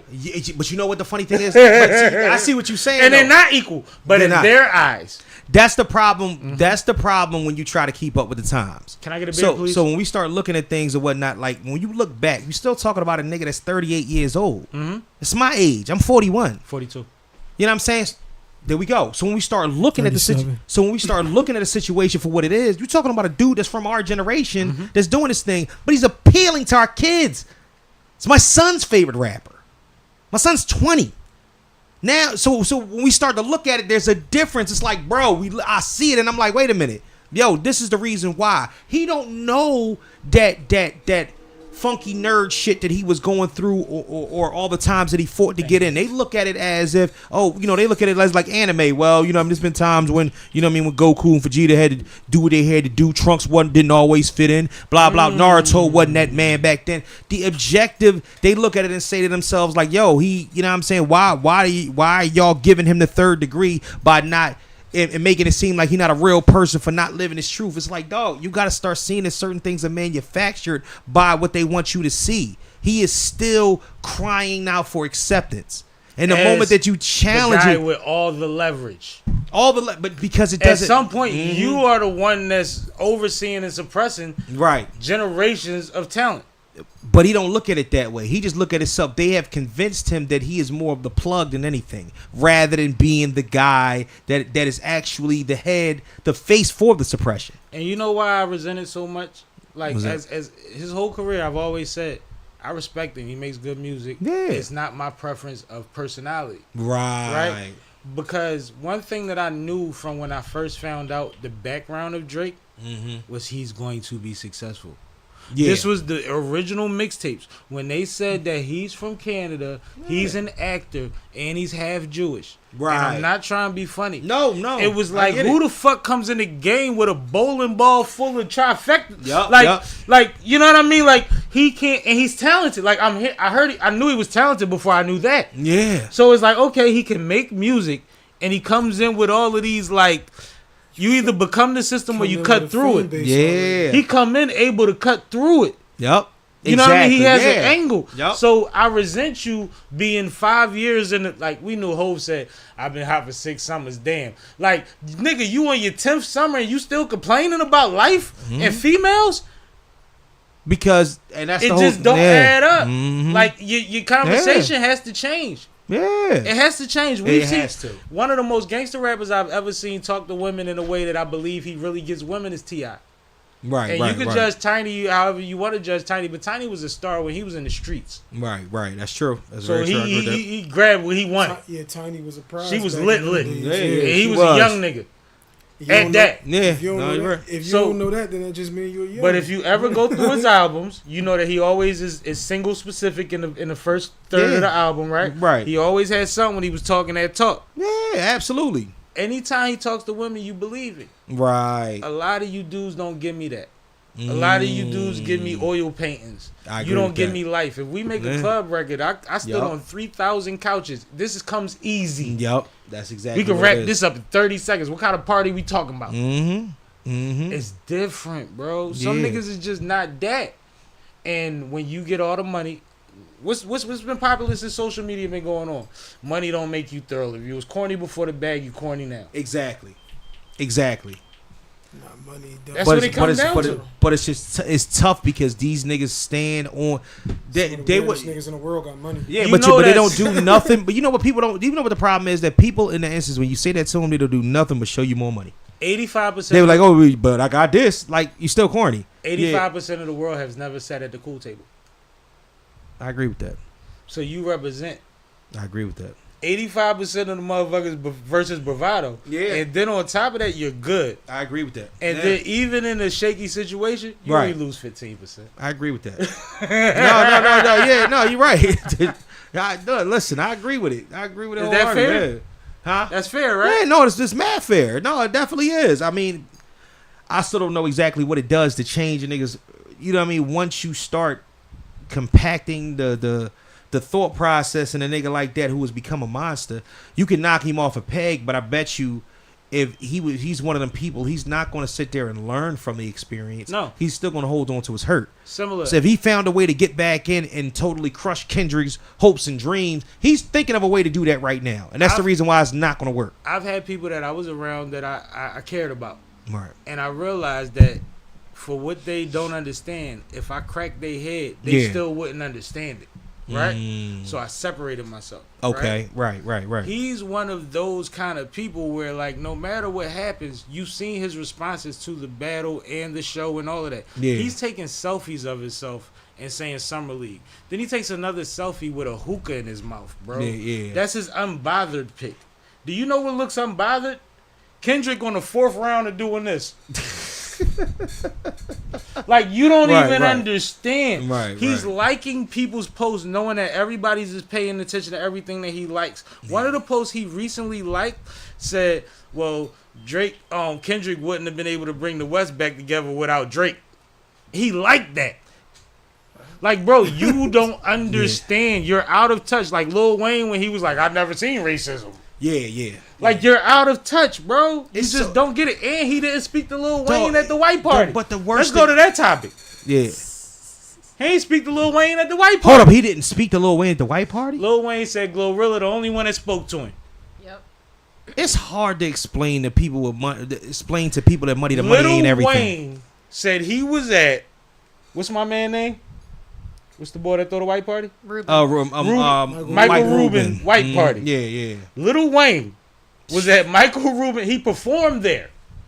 By the way. Yeah. The all white party, the party everybody been talking about since the Rockefeller party brunch. Yeah. He said the only person that spoke to me, and I think this was intentional, was part of the announcement with Goodz. He said, only person that spoke to me was Glorilla. She a real one. She a G. Mind you, we don't even know if that might have been his first time meeting Glorilla that night. I don't even understand. Because Wayne on B. She was just here. She probably was like, oh, that's Wayne. I'm going to show Wayne some, she seemed like a genuine. When was that white party? Plus, she just got on. Last week. A couple days ago. Because 4th of July. I think it was 4th of July. 4th of July, okay, because Lil Wayne was at the Essence Fest this weekend, so this past. So but we just talked about that earlier. Yeah. So, I mean, like I said before, I think and that would be the pettiest shit in the world if some reason people feel as if they couldn't speak to Lil Wayne because Drake is feeling a way towards him about not helping him out during this time. Why didn't Drake speak? Because Drake's Saudi. You the king. He's Saudi. Wayne, he's the prince. No matter how big he gets, Wayne is the king. If you become bigger than your father in the kingdom, he's still the king, right? If you am I lying? Even if I don't, I'm gonna go kiss the ring, so to speak. I'm about to say, even if I don't fuck with you for appearances' sakes, just because there's too many people gonna be around and now it becomes because Drake fell away because he didn't speak to him during that whole battle situation. That's what it was. He didn't talk to him during that whole time, so he probably is feeling away because yo, nigga, I feel because he gonna say, oh, it was 20 on 1. I'm like, well, who the fuck was the other 19? Bro, busting your ass. 5 niggas. This is the one. And 2 ain't count. This is a joint that I got from Chris' dad that Pop always tell me. Phones work both ways. So if you was looking for me to call you and I didn't call you, then why you ain't called me? Fuck you ain't called me? Yeah. Exactly. No, I know what you was going. One thing I hate that niggas always say is I tried to call you. You either called me or you didn't. I tried to call you. Yeah. Now see, you tried. You pushed call and you didn't. But this is the levels of being the boss, right? Right. You didn't acknowledge what you probably should have acknowledged when we was in the same space. Right. Pictures are coming about you in that space where you look bad. You look stressed out. You look like you aged 8 years and 3 months. Yeah, nigga. On top of that, I did my part. You didn't do your part. You are still the same man that Kendrick has been exposing for not knowing your position in your play. It's deep. You see what I'm saying? That still reels back to that. He didn't out Drake. He didn't say Drake didn't speak. Right. He said Glorilla was the only one to speak. I want to shout her out. She a real one. But that's why I said from the rip, even that was bullshit, like strategic. Even like if you showed the little young girl love. Even if I don't fuck with you, I don't have to show you that I don't fuck with you. Even if, that's wild. But I'm gonna be for real. Like even if we that's not, wild. Yeah, bro, I will send you. Yo, what's up with you, bro? And keep it moving. So niggas might have a picture of us just like this. They don't know no context. Exactly. You don't understand. I'm a recovering street nigga. I might send you a bottle with Drake, a thought. I'm like, bro, we not tripping, bro. Right. And I'm on the way. Yeah. You got that? No, sit down. I'm coming. You know what I mean? Like, no, we good. Yeah. Like, you got to keep it player. What happens to keeping it player? Some niggas ain't players. That's what happened to keeping it player. Man. That's the point. We asking this nigga. We trying to, like, look. I ain't gonna hold you, man. We are asking a lot from a nigga who came up from a different type of atmosphere, different type of culture, to come over here, acquiescing to what we do, take it over, be the head of it, not get a big head about it, and then, fuck everybody's girl and also still be humble. So we should be mad at his uncle for loaning him the drop top. Absolutely. I'm mad at his. I don't blame you. I blame your old head. I'm mad at his uncle. I'm mad at Jay Prince. I'm mad at Jay Prince. I'm mad at all them niggas. I'm mad at them for giving him the power, the audacity. Usually the answer to the questions, man. Yeah, that's what it is. His old head probably just said, "Listen, you make money like this. You know what I mean? You making money like this. You gonna be all cash cow. It is what it is, man." Let's get to the next topic. So I want to move on to something a little adjacent, actually. We reported last week about how Rick Ross was in a altercation after his DJ played Not Like Us Supposedly, I still don't believe that was his DJ playing it. His DJ got beat up. Yeah, how was his DJ playing and they was packing up to leave? Even if we leave out on that regular, my DJ's laptop is closed. Yeah. So it's in his book bag. Exactly. In response to that viral video, right. 50 Cent happened to be in Canada this past weekend. It's a different type of right. Yo, man. Go ahead, Kate. And no, I mean, I wasn't even. He said some funny things. That was the last part of my sentence. Go ahead. So 50 was in Canada. I don't know about this one. And he's on stage. And he like, yo, y'all fuck Rick Ross up. He said, yo, who fucked Ross up? Y'all fuck Ross up? It was you? You fucked Ross up. I know it was you. You look like you fucked Ross up. And then he said, who told niggas Canada was sweet? Then he went back to the sprinter. He went back to the joint afterward. It was like, he'd be like, what? It wasn't nothing. I was just asking him who fucked him up. Yeah. One of them niggas in there fucked him. I just had a question. One of them fucked him up, though. I'm looking at him like, yo, he's out of control. And the funny thing is, he had Murder next to him on stage, right? Was it Murder? Yeah, it was Uncle Murder, yeah. And Murder was like gauging like when the like. You know he know 50 bullshit. Yeah. So he like, all right. But he ain't need no help. This nigga 50 was on it. It was like he was doing stand up, bro. Yeah, I didn't catch that. Listen, it's on. It literally looked like crowd work. Yeah, he's just. When you watch it, dog, like he's the last person that you want to troll with. You dog. don't give like, him no leverage. Yeah. And the great, he don't need leverage. He needs a storyline. He'll make it funny. That's crazy. You could win the fight and he'll make you look stupid. Anybody that go at their baby he like, you see when he punch like this? Baby mom and oldest son on social media is just like, he's a different type of dude. Did you see his baby mom get game a lap dance? No, I did not. That's funny. New topic. Do you have the one with the chick showing her box to him? No. To game? That was one of my topics. Yes, I have that. Tokyo Tony. I have that. All right, Tokyo Tony is Black China's mom. Exactly. Yeah. So they got a podcast with her. Yeah. Her, Ross baby mom. Right. And another woman. Yeah. And Game is the first guest that we know of because all the clips is coming from this. So you know Game has slept with Black China. Yeah. Early in the clip, he tells her, you know your daughter get crazy down there. And she was like, well, you know, she tried to take credit like he was talking about her furniture. And he like, no, I'm talking about with the double hand twist. Oh.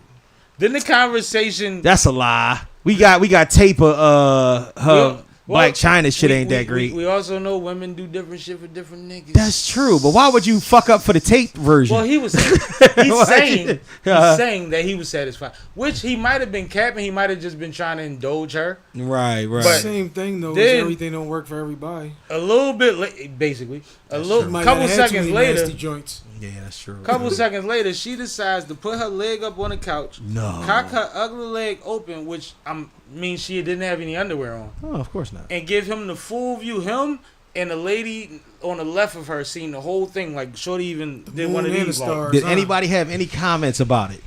This sounds like a straight to the comments for next week, Keith. She said, but this is the funny thing. She says he the first one to see it since the last one 22 years ago.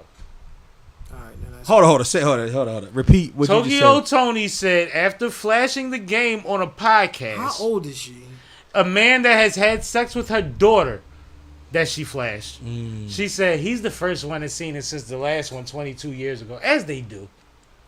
Again, how old is she, man? I'm looking it up. Right, wait a minute. 2002. She's assumed to be 52 years old. So this brings up she was a prior stripper. And this brings up another. Since she was 30. This brings up another topic that I be talking about a lot on motherfucker. Like, what's the name of your show? Where do you talk about? The Mr. Know It All podcast, right? So I be wondering, like, what's up with all the cat?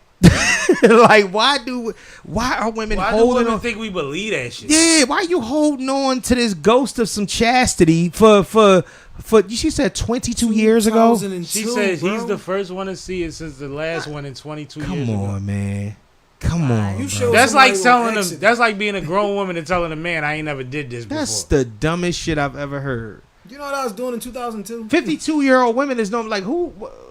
Like we supposed to believe that you ain't fucked nobody. We've 52 seen years, your whole 30 body. Years. Come on, piece bro. by piece. You just showed a grown. I mean, she meant 22 minutes. So you know what I'm saying? Not 22 years, 22 minutes. Like honestly, she just flashed him on a podcast. At some point, told me 22 months and I wouldn't have believed you. I don't even know at some point, though, the podcast progresses, and Ross's baby mom, knowing that Game has beef with Ross, right, walks across the room and straddles Game and gives him a lap dance. Ross' baby mom is mad disrespectful. She's funny though. She's hilarious. She's hilarious. She's Mad, funny. Her actions are weird. Her comebacks are hilarious. You can almost see why they made a kid. You can almost see why they made a kid. You can see like when I'm in the hood and I'm smoking a blunt, you rolling all of them, and you'll go get the beers. Like, no, you my nigga. Yeah, yeah. And one night we had too many beers. Yeah. Maybe we had 8 nights like that. Yeah, you can see that. You know what I mean? You can definitely see them too. You can see that happening to a nigga that's around that environment. Yeah, absolutely. But you can also see it being an embarrassment. Oh, big time. That's why you gotta stay out when you become the biggest boss. But the problem is that I don't think there's much that's not embarrassing Rick Ross no more. He does something every week that could be the flyest shit in the world, and then come back and it be some dumb shit. All right, now how do you like how he handled the situation when his entourage got jumped? Sam Sneak, which is his longtime DJ. Mm-hmm. You know what I'm saying? His security that we don't know whether it was his personal security or was allotted to him when he got to Canada. We know what happens when you try to cross them borders, right? Right. Nigga, everybody can't go. Everybody can't go. We seen all of that, and his response was to say to laugh it off, right? To say, "Hey, you niggas want Wingstop?" That's because he don't want to get sued.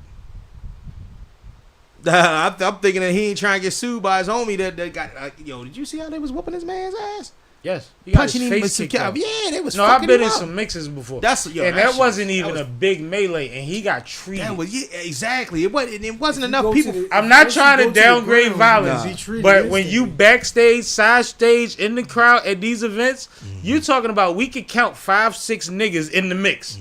When somebody gets hurt that badly and it wasn't 20 niggas.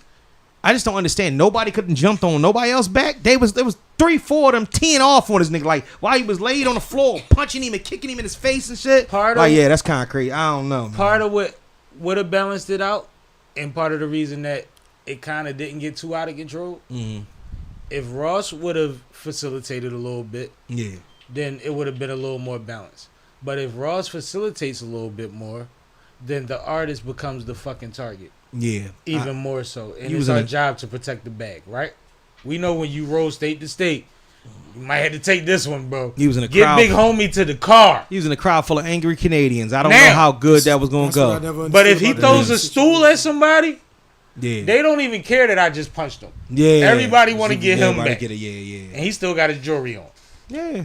And he was being ushered out of there while his squad was getting You seen him, but no, that's protocol. Yeah. I think a lot of civilians watch that and they never performed nowhere. They never traveled before with somebody that's a star. No, that's protocol. Even when he got stole and he didn't just start jabbing, that's protocol. Yeah. He stepped back, everybody else front line. Right, when they get out of control, you maneuver, you try to see if everybody good, but ultimately, you the one that has to get out of here. It shouldn't have been that much talking in the first place, though. Ever. That was the whole thing. It was That's too much the problem. He should have left right after the start. Yeah. Oh, as soon as the song was playing, it's too much talking. I think that they didn't do their due diligence, and I'm gonna tell you why. You get on stage, you in a green room. You get on stage, and it's an outdoor green room, but it's still a green room. Yeah. You get on stage, you get off stage. Right. You get off stage at a certain point. A wall of motherfuckers. They literally said it was like 15 of them. We see about who they arguing with. They said like 15, 18 motherfuckers in front of them. Right. Where are we going? We were going that way.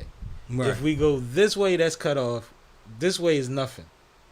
They didn't do their due diligence, bro. They didn't get off the stage and do the... Yeah, you gotta have more security. You know what I mean? They didn't do that. You know them joints is my job. Yeah, so you No, you don't play like that, bro. Yeah, gotta have more Put security. your head down. We gonna get you through this motherfucker. Is you crazy? All right, I think it's time to move on to our next topic. Hank done got jabbed before. He survived. About that one, man. Oh, you ain't gonna talk about that Britney stick? Never mind. All right, so shit. Adam 22 recently interviewed someone who just got out of jail in implication with Pop Smoke's murder. Oh, that guy's out of jail. Yeah, he got juvenile life. He served about 4. And in all actuality, he's been out of jail for about 10 months, I think they said. Mm-hmm. But on his birthday, I think it was, he posted a bottle and his ankle monitor, you know, his shoes or whatever, like in a car. Right. And said, take a shot. It was a bottle of tequila. He said, take a shot, which I guess was a double, triple entendre.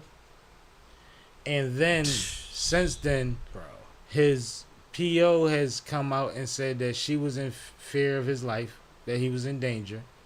She was in fear of her own life. And then a story came out that said he cut off the ankle monitor. And then the next thing we heard about him was him speaking on Adam 22's No Jumper podcast platform, right? Oh, my God. And No Jumper... I'm so sick and tired of fucking Adam 22. It's ridiculous, bro. And you know what's funny?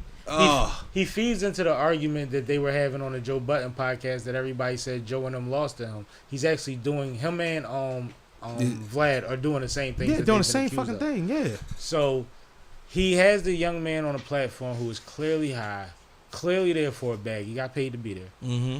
And he asked him, does he regret what happened? He said, I don't regret nothing because my parents raised me not to regret nothing, but I wish that day never happened. He don't even know what regret means. Yeah. Yeah, he definitely don't know what regret means. He's not adding anything. He said it was a regular day. He don't even realize how they got there. That was just a regular robbery. And then on top of that, they said, so you're not remorseful or you don't feel no type of way that this man was killed and what you had going on. He said he rapped about it all the time. What you talking about? Mind you, this is a young man that was 15 at the time of his crime. And that's how they believe. And how old is he now? What is he, 18, 19? 20. He's 20-something now? He did juvenile life. So yeah. He's... Dog. There's another juvenile that's still, but he had bigger charges that's still in. That's the one thing that I try not to talk about because it hits a serious button for me. Me too, bro. Is the thought process of these kids when it comes to their mortality and the type of shit that they do on a regular basis. I've done my due diligence with, you know what I mean, coaching youth football and, you know, working with my son and his cousins and nieces and nephews to get them into college and to do these specific things. And I'm going to tell you off top, I'm going to keep it a bean with you, man. Like my son has been to more balloon releases and funerals as a 20-year-old than I have in my entire life. Sad. People on his team, people around the team, people that he knew from high school, and it's a shame. And I don't know what, you know, I don't know, man. We was, you know, I think that we knew what it was, man. Like back then, I just think that for some reason it's going over their head. Life or death, their mortality is not a thing to them. And they're very, very much so stuck in some sort of vortex that makes them believe that they're going to respawn if they get fucking shot. Because life is a video game. Yeah, exactly. What's common on both sides of what you said, regardless of how they value theirs or others, they don't value life. Right. Life is not that important. Yeah, that's crazy. Adults are not worthy of respect because of the circumstances that they grew up in where adults were more detrimental than they were helpful. Right. You see what I'm saying? Right. And, where I was going. Yeah, so go ahead. Yeah. You go ahead and pick it up. Yeah. I keep saying, bad old heads. My mom and my dad, everybody around 23rd Street, 24th Street called my mom and dad the mother and the father. Right. Grew up with both my mom and my dad, and having stable old heads to always tell you, like, you never know the influence that you have on somebody else. The little boy who lives across the street from you, who watches you go to work every day. If you tell him he's stupid, it might really affect him. If you tell him... Like a joke. Like, you could joke with it. Like, you stupid, and he don't get it. If you tell him, yo, you good... Here go $2. Go get yourself something because you know what the circumstances is. You never know just what any type of interaction that you have with a motherfucker like that impact. And right. This generation, this generation of parents, we are horrible. We in like the fourth generation of babies having babies, and nobody's actually taking the time to. Because they spend half of their time trying to get enough money to survive, and the other half trying to get attention for shit that don't even matter. When the shit that matters is the influence and the time that you spend with your putting kids. Filters on pictures with babies, and why does that baby have a filter on his face? Because you insecure. What is the shit that you value? What is the shit that you put an importance on? What do you teach your kids? What do you talk to your kids about? Right, that's important. Bro, a lot of kids don't think the cars start till you take a selfie. You guys take a selfie to start the car. Bro, I got shit don't run on gas, it run on attention.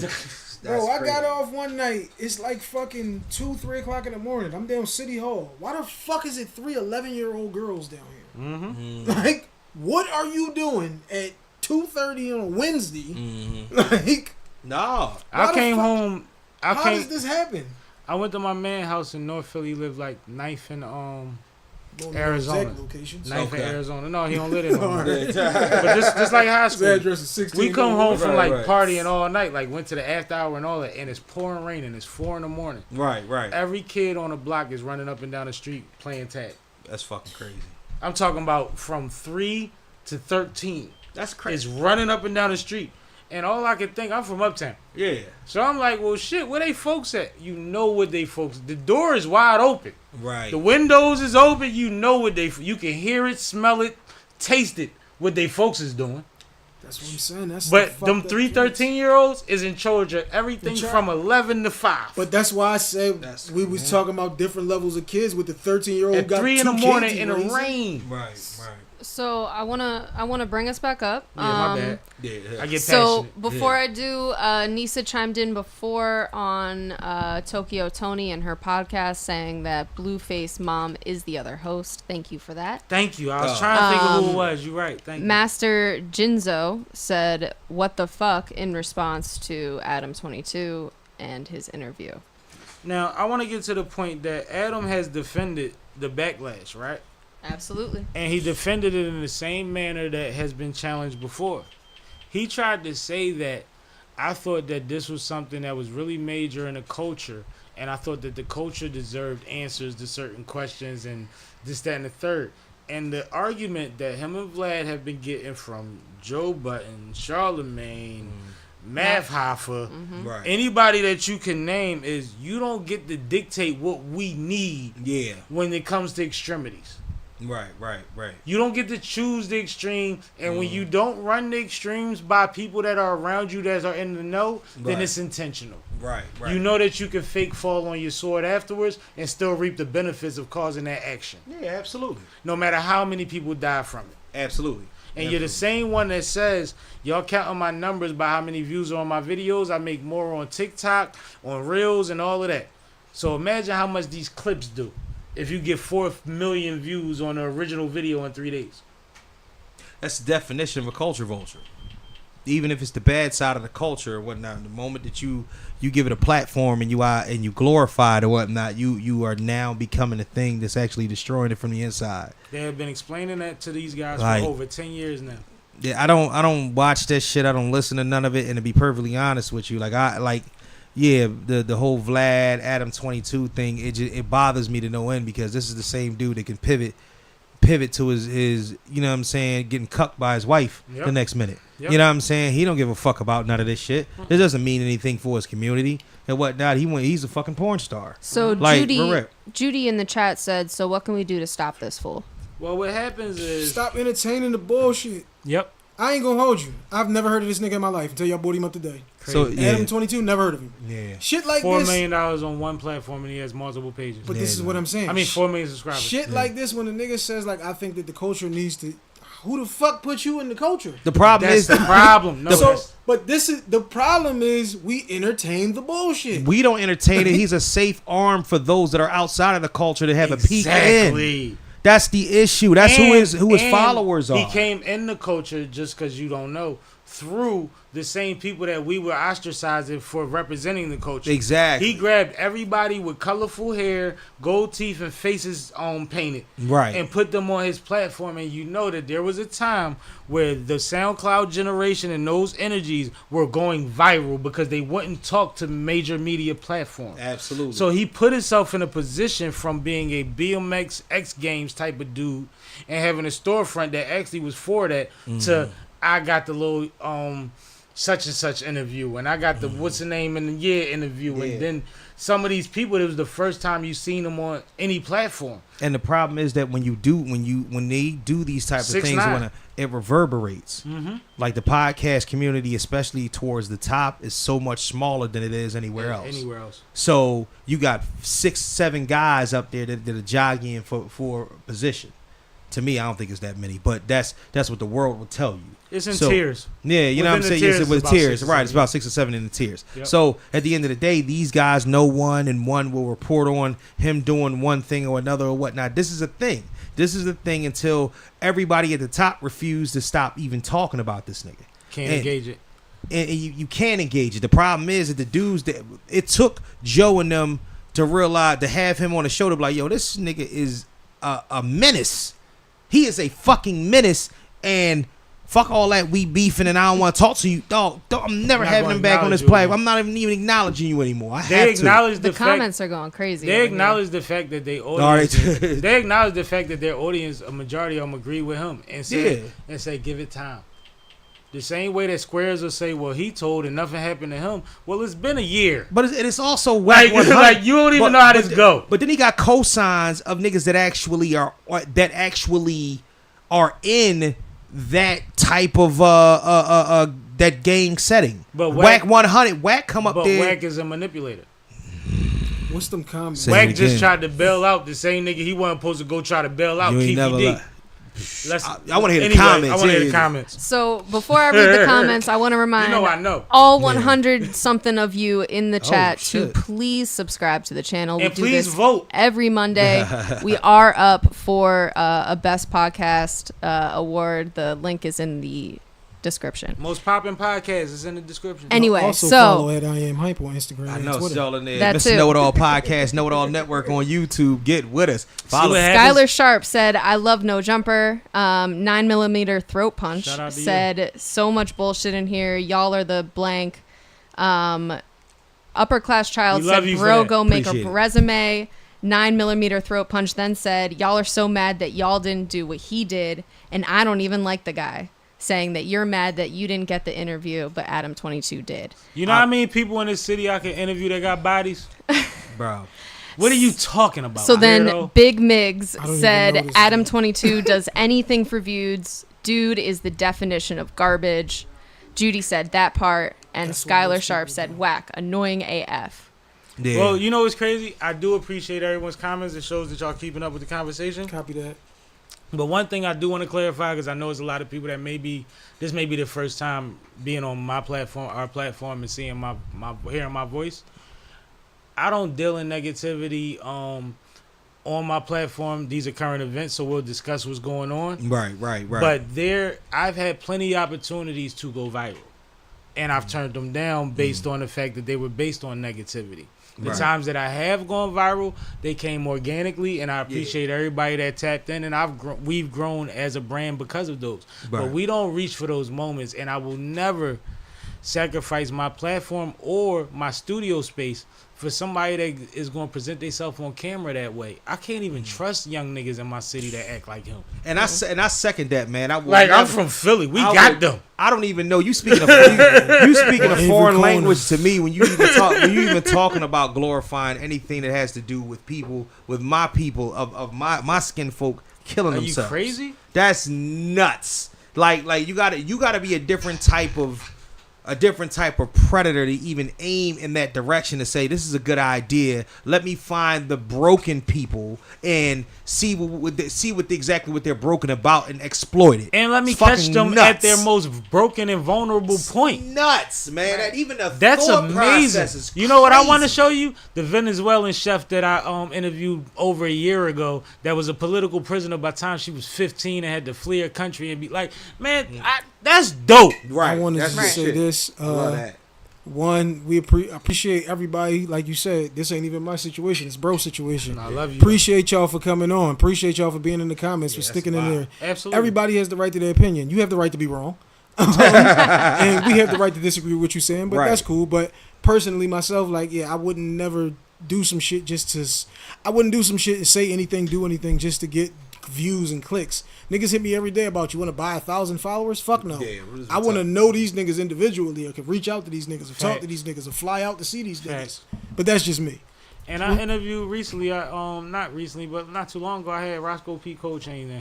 Oh, yeah? Somebody that we all love, somebody we respect, admire, somebody that we lost time with because of his circumstances.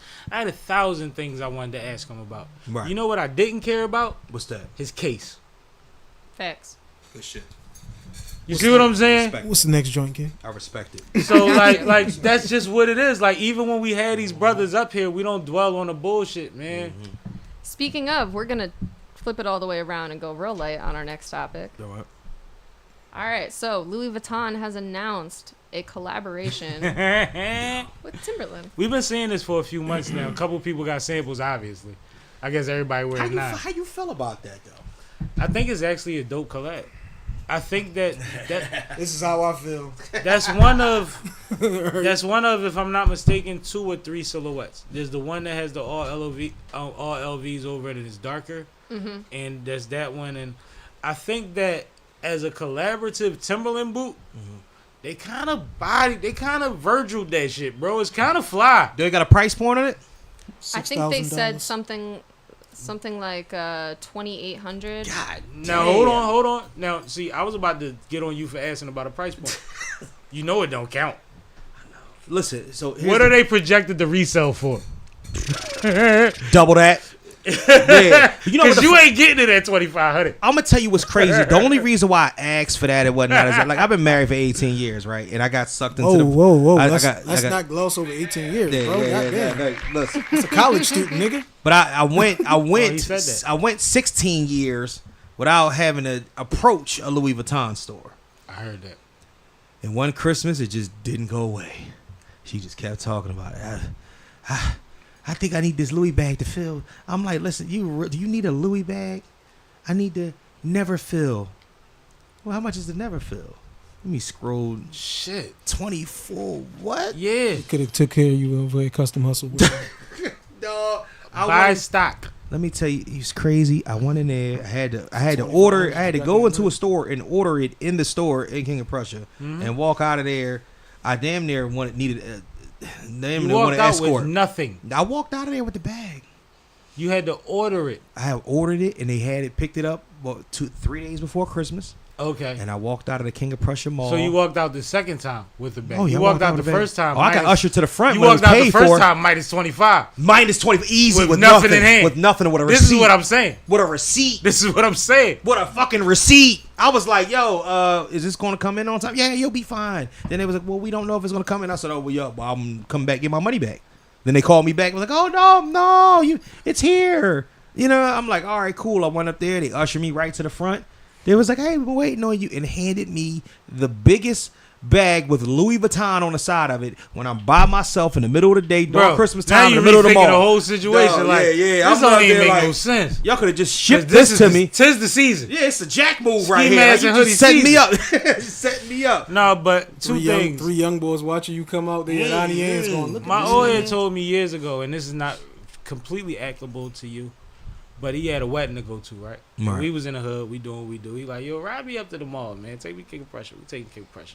Right. He go in there. He wants some sneaks for this wedding. You know how much the sneaks cost? He spent quadruple that on a bag for his wife. And we was like, yo, that's crazy. You just paid what on the bag? Because this OG, we learning. Yeah. You know what I mean? He like, bro, I can't come in that house with this bag without that bag. Wow. Yeah. Is it my turn yet? Wow. Please go. What you do? I had another one, but it's your time. So like you said, you went 16 years. I'm 0 for life on any of this shit. I don't wear shit that I don't own unless you catch me at work. Right. And even then, I got cargo pants that I can fucking wear to work. But that was my other point. My man bought his wife, now his fiance at this point, I think they are. He bought her a bag for the baby shower. Big Louis bag. But inside the bag, nice piece of LMVH stock. Whatever the company is that own all that shit. Perfect. He bought her some stock. It was some stock in that bag. Greatest shit in the world. You motherfuckers fight for Apple every day on your fucking platforms and they don't own none of that shit. Yep. All you do is pay $1,600 when they tell you to. So Big Migs. Am I bugging?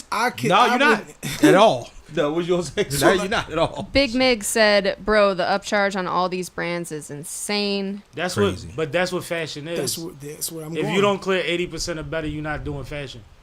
Poker Man said, "Yo, sup, wreck mob in the house." And when I say 80%, it's basically 800%. Like the market. Nah, and it's 800% of whatever it is. Them boots cost. So this is how cost $1.33 to put together. Whatnot. $1,300. I mean, they $1,300. They up charges nuts. No, that's how business works. I buy it for $1 and I sell it for $2. Yeah, but I would shit. There's no way in hell my wife would never even fix her face to even ask me for some stupid shit like this. Well, like certain people. Well, we pick our mates, right? We pick our situations, right? And there's certain men out here, and I'm not gonna say that this gentleman was, but he probably was because he was running around. You do certain things to appease so that you can move a certain way, yeah, right? Mm-hmm. You make sure she good so she don't question them couple nights a week that you wasn't home by 9. Also, time tells all in those type of situations though too, because the one thing that I could say is that, you know what I mean, me and mine, we've been together for 3 decades of life now. That's different. So when we start talking about it, we're different than we was in our 20s and our 30s. You had this conversation 13 years ago. Exactly. It would have never been a conversation. You know why? Because the means wouldn't have been there. I wouldn't have been that type of nigga. Like, you looking at me like, I'm looking at you like, what the hell are you talking about a bag? You know what I'm saying? And I'm gonna be honest with y'all. There's certain things that are insurance to women. Right. Like if you and your woman got a thorough relationship and you never marry her, if something happens to you, she gets nothing. She has no say over what happens to you. Absolutely. If you have a woman that's cool with that, she at least want to leave with a bag that appreciates. You know what I'm saying? She might give you the ring back. But this bag costs you $3. I'm gonna get $8 for it. I feel better. I never even thought about that, but that do make sense. All I want to say on she could carry the bag and it'll appreciate. Because them bags don't do nothing but appreciate. I ain't never seen. Why do purses appreciate? Same reason value? Watches do.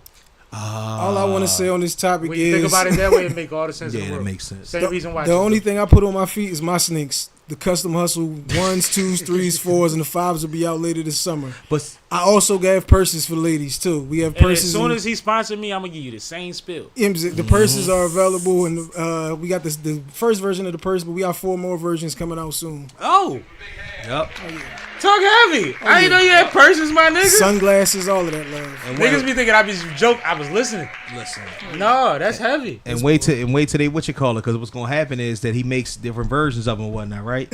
So by the time good work. So by the time sold out of the bags, the first run of the bags. The only one that I didn't sell was the one that I gave my wife. So by the time our anniversary next week. By the time he on the CH10s. Shout out to your wife. You know I love her. Now imagine the appreciation on the CH1s by the time the CH10s come out. Exactly. That's what we talking about. Especially if you put yourself in a position to make them valuable. Right. And part of the value is the story. There you go. People don't understand that. Every business starts with a mission statement. Mm-hmm. Right? All right, I ain't gonna give y'all too much. No. Let's get off Louis though. You good. Louis don't need that much of our attention. That's heavy. Right. No, that's heavy. And I want to tap you in with the boy I just had on, the Leather King. Oh no, A Stratton? You fucking Stratton? Oh yeah, I had him on. That's my guy. Stratton different. That's my guy. Stratton different. Tap into that episode. I had fun with Stratton. He should be a comedian. All right. Before we Stratton, so I see a video on TikTok. Somebody say, "Yo, niggas need to fuck with this boy. He making these joints out of leather." I seen that shit. I hit him, bro. That's an episode. And we've been locked in ever since. So shouts out to my guy, A Stratton. Fire. And Brown introduced me to the brother a couple years ago. Sam, I'm gonna let you introduce this one. Oh man, y'all know who Claressa Shields is? Yes. You know who Claressa Shields is, absolutely. Right? Absolutely. And shout out to her because she been working on her media, like she been reacting to everybody fights and shit. You know, she ghetto and gangsta at the same. It's a little sexy. Like Claressa got her sexy moments too, so she funny. But she wanted to fight Jake Paul and shit. Yeah, and she has a whole campaign going where anybody that wants to fight her, if they beat her, she got 100,000 for them. Oh shit! So recently, over the weekend, how old is she? Claressa, I don't know how old she is. You can look that up for me. No, she might be. Nah, she's about been fighting for a while. 31. Yeah, she's not 20s. Nah, she's not early 20s at least. But she had a troll that she was trying to set up a measure for. Yeah. Did you see the fight? Yes, I did. 29. And this she's 29, and this chick is a boxer too. Stud boxer type chick and whatnot. She, you know what I'm saying? She's pretty nice, not you looking can bad introduce girl. the topic. Go ahead. Yeah, so the girl, essentially the chick, I don't even know what her name was or whatnot, because I actually clicked the page because I really wanted to see if she was an actual boxer. So she was like, she's been doing bag work in the gym. It looks like something. So I'm like, oh shit. I'm like, okay, this might have been a thing because I didn't watch the video yet. So she was like, because the caption of the video was Claressa Shields destroys, you know what I mean, a troll on because I'm like, oh shit, cool. And I just watched Claressa on 85 South, so I'm like, this is gonna be funny. So I watch it, and the girl looks like she's competent. So she comes in there, she throws, you know, the double jab and a cross or whatnot. She tries to come in with a hook. And then she started throwing that left. And Claressa was tearing that fucking, that rib up. Bow, bow, bow. So then after you see it, after about a minute and a half, you see it start backing into the corner. And she start working the other side. Bow, bow, bow.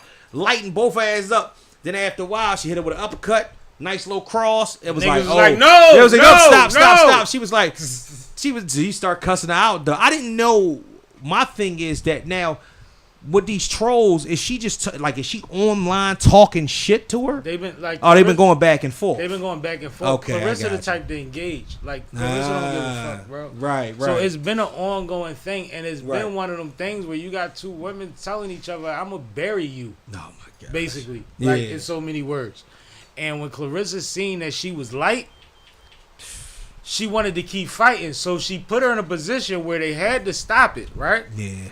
And then Claressa got agitated because she didn't feel like the fight was going to go on no more because Shorty's excuse was something wrong with these gloves. I can't make a fist. Oh, my and then she blamed that on Claressa, people giving her the gloves. So they were in the corner trying to change gloves. So then it got to the point where it was looking like, yo, she about to back out. And Claressa was like, fuck that. And went back over there. And start tagging again, like, yo, bro, you know what you see what I see what you talk about. But it was literally like she blamed the gloves. Nah, man, take these Jones off. Yeah, like I can't. You are. I don't care if you train fighting or you fight. Right. You can't make a fist in a glove. Yeah. This seems like something that you should know how to like. We got to figure out a way to. Well, the problem is that she been cosplaying boxer. That's what it is. Shorty is not a real boxer. She's a street fighter. She's a street fighter. So essentially, what happens is that when you put those when you put these beat bitches up on the block. Right. When you put these gloves on and whatnot, it might not be that you can't make a fist. It might not be that you're not used to the practicality that it takes to make the fist in those type of gloves. Right. Because them gloves are stiff. They stiff in a motherfucker. Yep. But you got to know how to make the correct fist in them in order to bend them right. That's why and you have to punch correctly. Exactly. She didn't know what the fuck she was doing. Two different things. Yeah, she might have actually landed a punch and was like, "Oh shit!" Like didn't feel good. Exactly. Yep. So she thinking. So now she's smacking and thinking this ain't working right for me. Like, yeah, you about to get fucked up. Shout out to Claressa Shields, man. We gonna speed through this topic, but salute to you, man. That shit is hilarious. Yeah. If y'all haven't seen it, please watch it. Watch anything Claressa Shields. She's a personality. Nice little ass. We ain't seen one of her in women's boxing. And she'll do some MMA every now and then too, whatnot. She won't win, but she'll she likes aggression and physicality. She said her grandma whooped motherfuckers on the block. Like she grew up watching grandma get busy. That's what she said. Dynasty Chantel said she's the best. No, she's a monster. Yeah, I like Claressa Shields. She's literally begging the public to give her a fight. She's like, I'll pay $100,000 for you to give me a good fight. She wants to fight one of the Paul brothers. Yeah, she been I don't like that. But I mean, I wouldn't do that. I don't like that. But what I'm saying is that I think that it's a excuse me. I think that it's a good idea for her to get something big going. I just don't know who it could be. That's why I said who would. I think the conversation starts the momentum to get more eyes on her. Right. I think if we even consider a fight, it would have to be against the smallest paw, and they would have to have headgear. I think that she should fight Chris Cyborg. I'm about to say, what about? I'm guessing. I think we need to find where the hell Chris Cyborg is. Go whoop Ryan Garcia ass. Go whoop Ryan little ass. No, you said he was on the juice though too. No, Ryan Garcia can really Olympic fight. style. Look, we're gonna pay the extra $5,000, get the Olympic style testing. Yeah. Go whoop that little nigga. Ah, listen. That was our last. You see my callback? Had to get to topic for tonight, so you guys can go ahead and let the people know who you are. You go first. You want me to go first? You know, you gotta get comfortable when I start going. Oh man.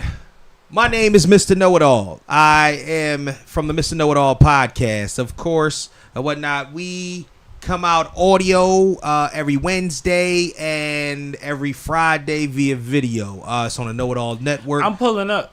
Yeah, gotta come through the pod. Matter of fact, I'm not even far from here. I'm pulling up. We gotta pull up. I'm not far from here at all, or whatnot. Yup.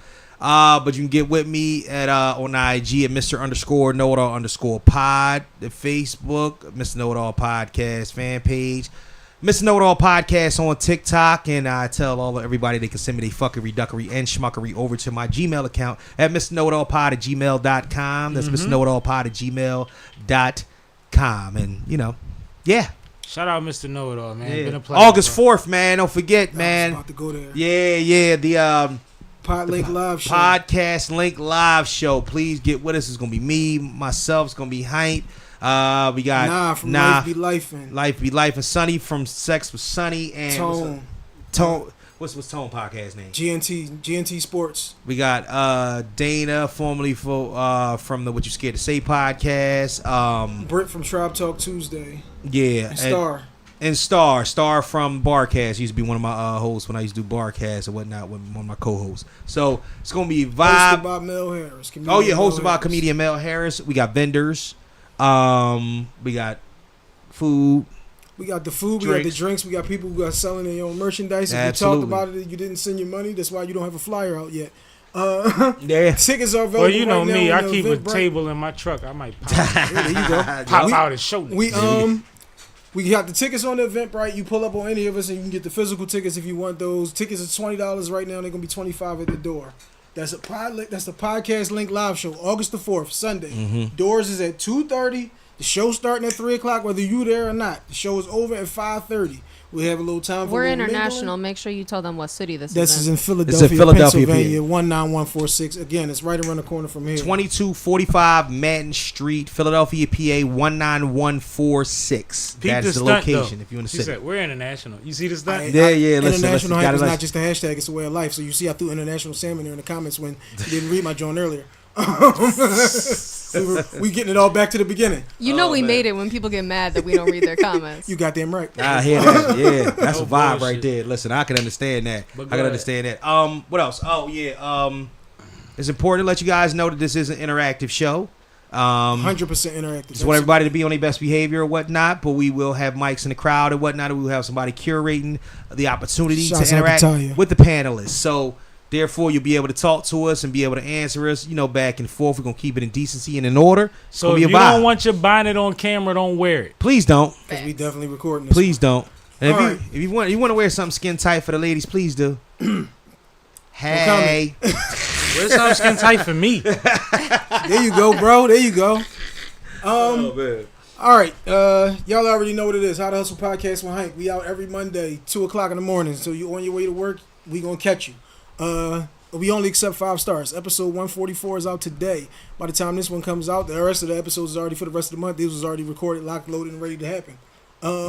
H2H Cleaning is my cleaning company. That is at H2H Cleaning on Instagram only. We do roof and plumbing, flooring, HVAC, cleanups, cleanouts. We cutting trees. We cutting grass. Whatever it is that you need, we hustling it over there at H2H Cleaning. We're here to help, so just tell us how we can help. Nigga, I need a job. Also, my clothing line, Custom Hustle. Custom Hustle World on Instagram. It's Custom Hustle Co. on Twitter.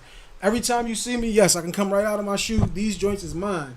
I ran into a nigga in the mall. He said, "No, bro, we got the same joints on." Nigga, you don't got these. They came out Tuesday. We got 4 versions of the sneaks. The CH1s, 2s, 3s, 4s, and the 5s are coming. The 5s will be out this summer.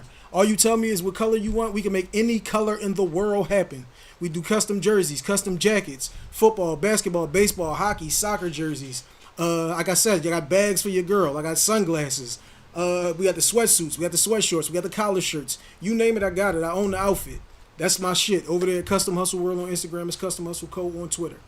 Big shouts out to Sam. Appreciate you for having me, bro. This was a last minute. I texted him, "Hey, bro, what's up with Monday?" He said, "Come the fuck up." I said, "Yo, I got somebody I'm gonna bring with you." He said, "I got niggas gonna be there. We gonna have to rotate that situation, but you come the fuck up." And then when he switched the time on me, I still got the fuck up here on top. Appreciate you having me up here, man. Yeah, it's been fun. I appreciate y'all. I appreciate everybody that came through tonight. To be forthcoming, yeah. We told everybody 7 o'clock. And then we looked at the list of topics, which you see how many we got left that we ain't even touch on. Mm-hmm. And we thought about the personalities and the people we had coming through that we wanted to make sure let the people know what they had going on and still was able to give some input on the topics. We decided to go an hour earlier, which we might actually change to because the streams have been going longer. We might start going at 6. Mm-hmm. So at the last minute, we reached out to... I ain't gonna say I reached out to everybody. I hit one nigga at a time. I actually hit M. Wash first, and he was at a funeral. He was sitting here with an obituary in his hand. And then Hank told me he was on his way, and I told him it's cool because we about to start soon. And he like, "Bro, I thought it was 7." I'm like, "Well, made an executive decision, and he said, well, I'm on my way now then. And I just appreciate that. I appreciate everybody. I appreciate C-Cash for holding it down every week. That he's able to make it through here because everybody has a schedule and a family, right? Absolutely. That's why I hate when niggas tell you they busy. You can't tell me you busy. I heard that. And shout out to K Font Productions. That heavy shout out to K in the background. Love it. I love it. One thing about the feedback that we've been getting that was people don't realize it was intentional on my part was that y'all don't know that she's great on camera and on the microphone, and she's actually really good at doing the research and multitasking. She's producing this show while she's bringing all the information, while she's introducing topics, while she's managing energies and trying to find her spot to interject with all of these heavy energies trying to get their point across. Right. So I just want to point out the fact that mission accomplished on my point. Y'all see how dope she is, so let's make some noise for K, man. Yeah. I appreciate that. Also, before we go to K, the link is in the description. Please vote for Sippin' with Sammie podcast, Poppin' Podcast, or whatever I'm nominated for. Absolutely. I appreciate it. Salute to y'all for that one. Yeah, I that's appreciate what's up. And I appreciate anybody that made it this far into the pod. And Nisa, love you, boo. So we still got a couple of comments I gotta read. Go ahead. NFL fan 12 said hello y'all, and ZXO said wait, can y'all see the chat? Zay. Zay, what up, man? Yo, tap in with Zay. Zay working. Word. That's it. That's all you had? Yeah. All right, well, on that note, man, this is Sippin' with Sammie. I am Mr. Fly Shit Only, the one and only Sippin' with Sammie. Sam Malone, Barstool Rug. If you ain't sippin' with Sammie, you ain't sippin' right. Please get your fucking life together. Damn, Sammie, you done fucked up.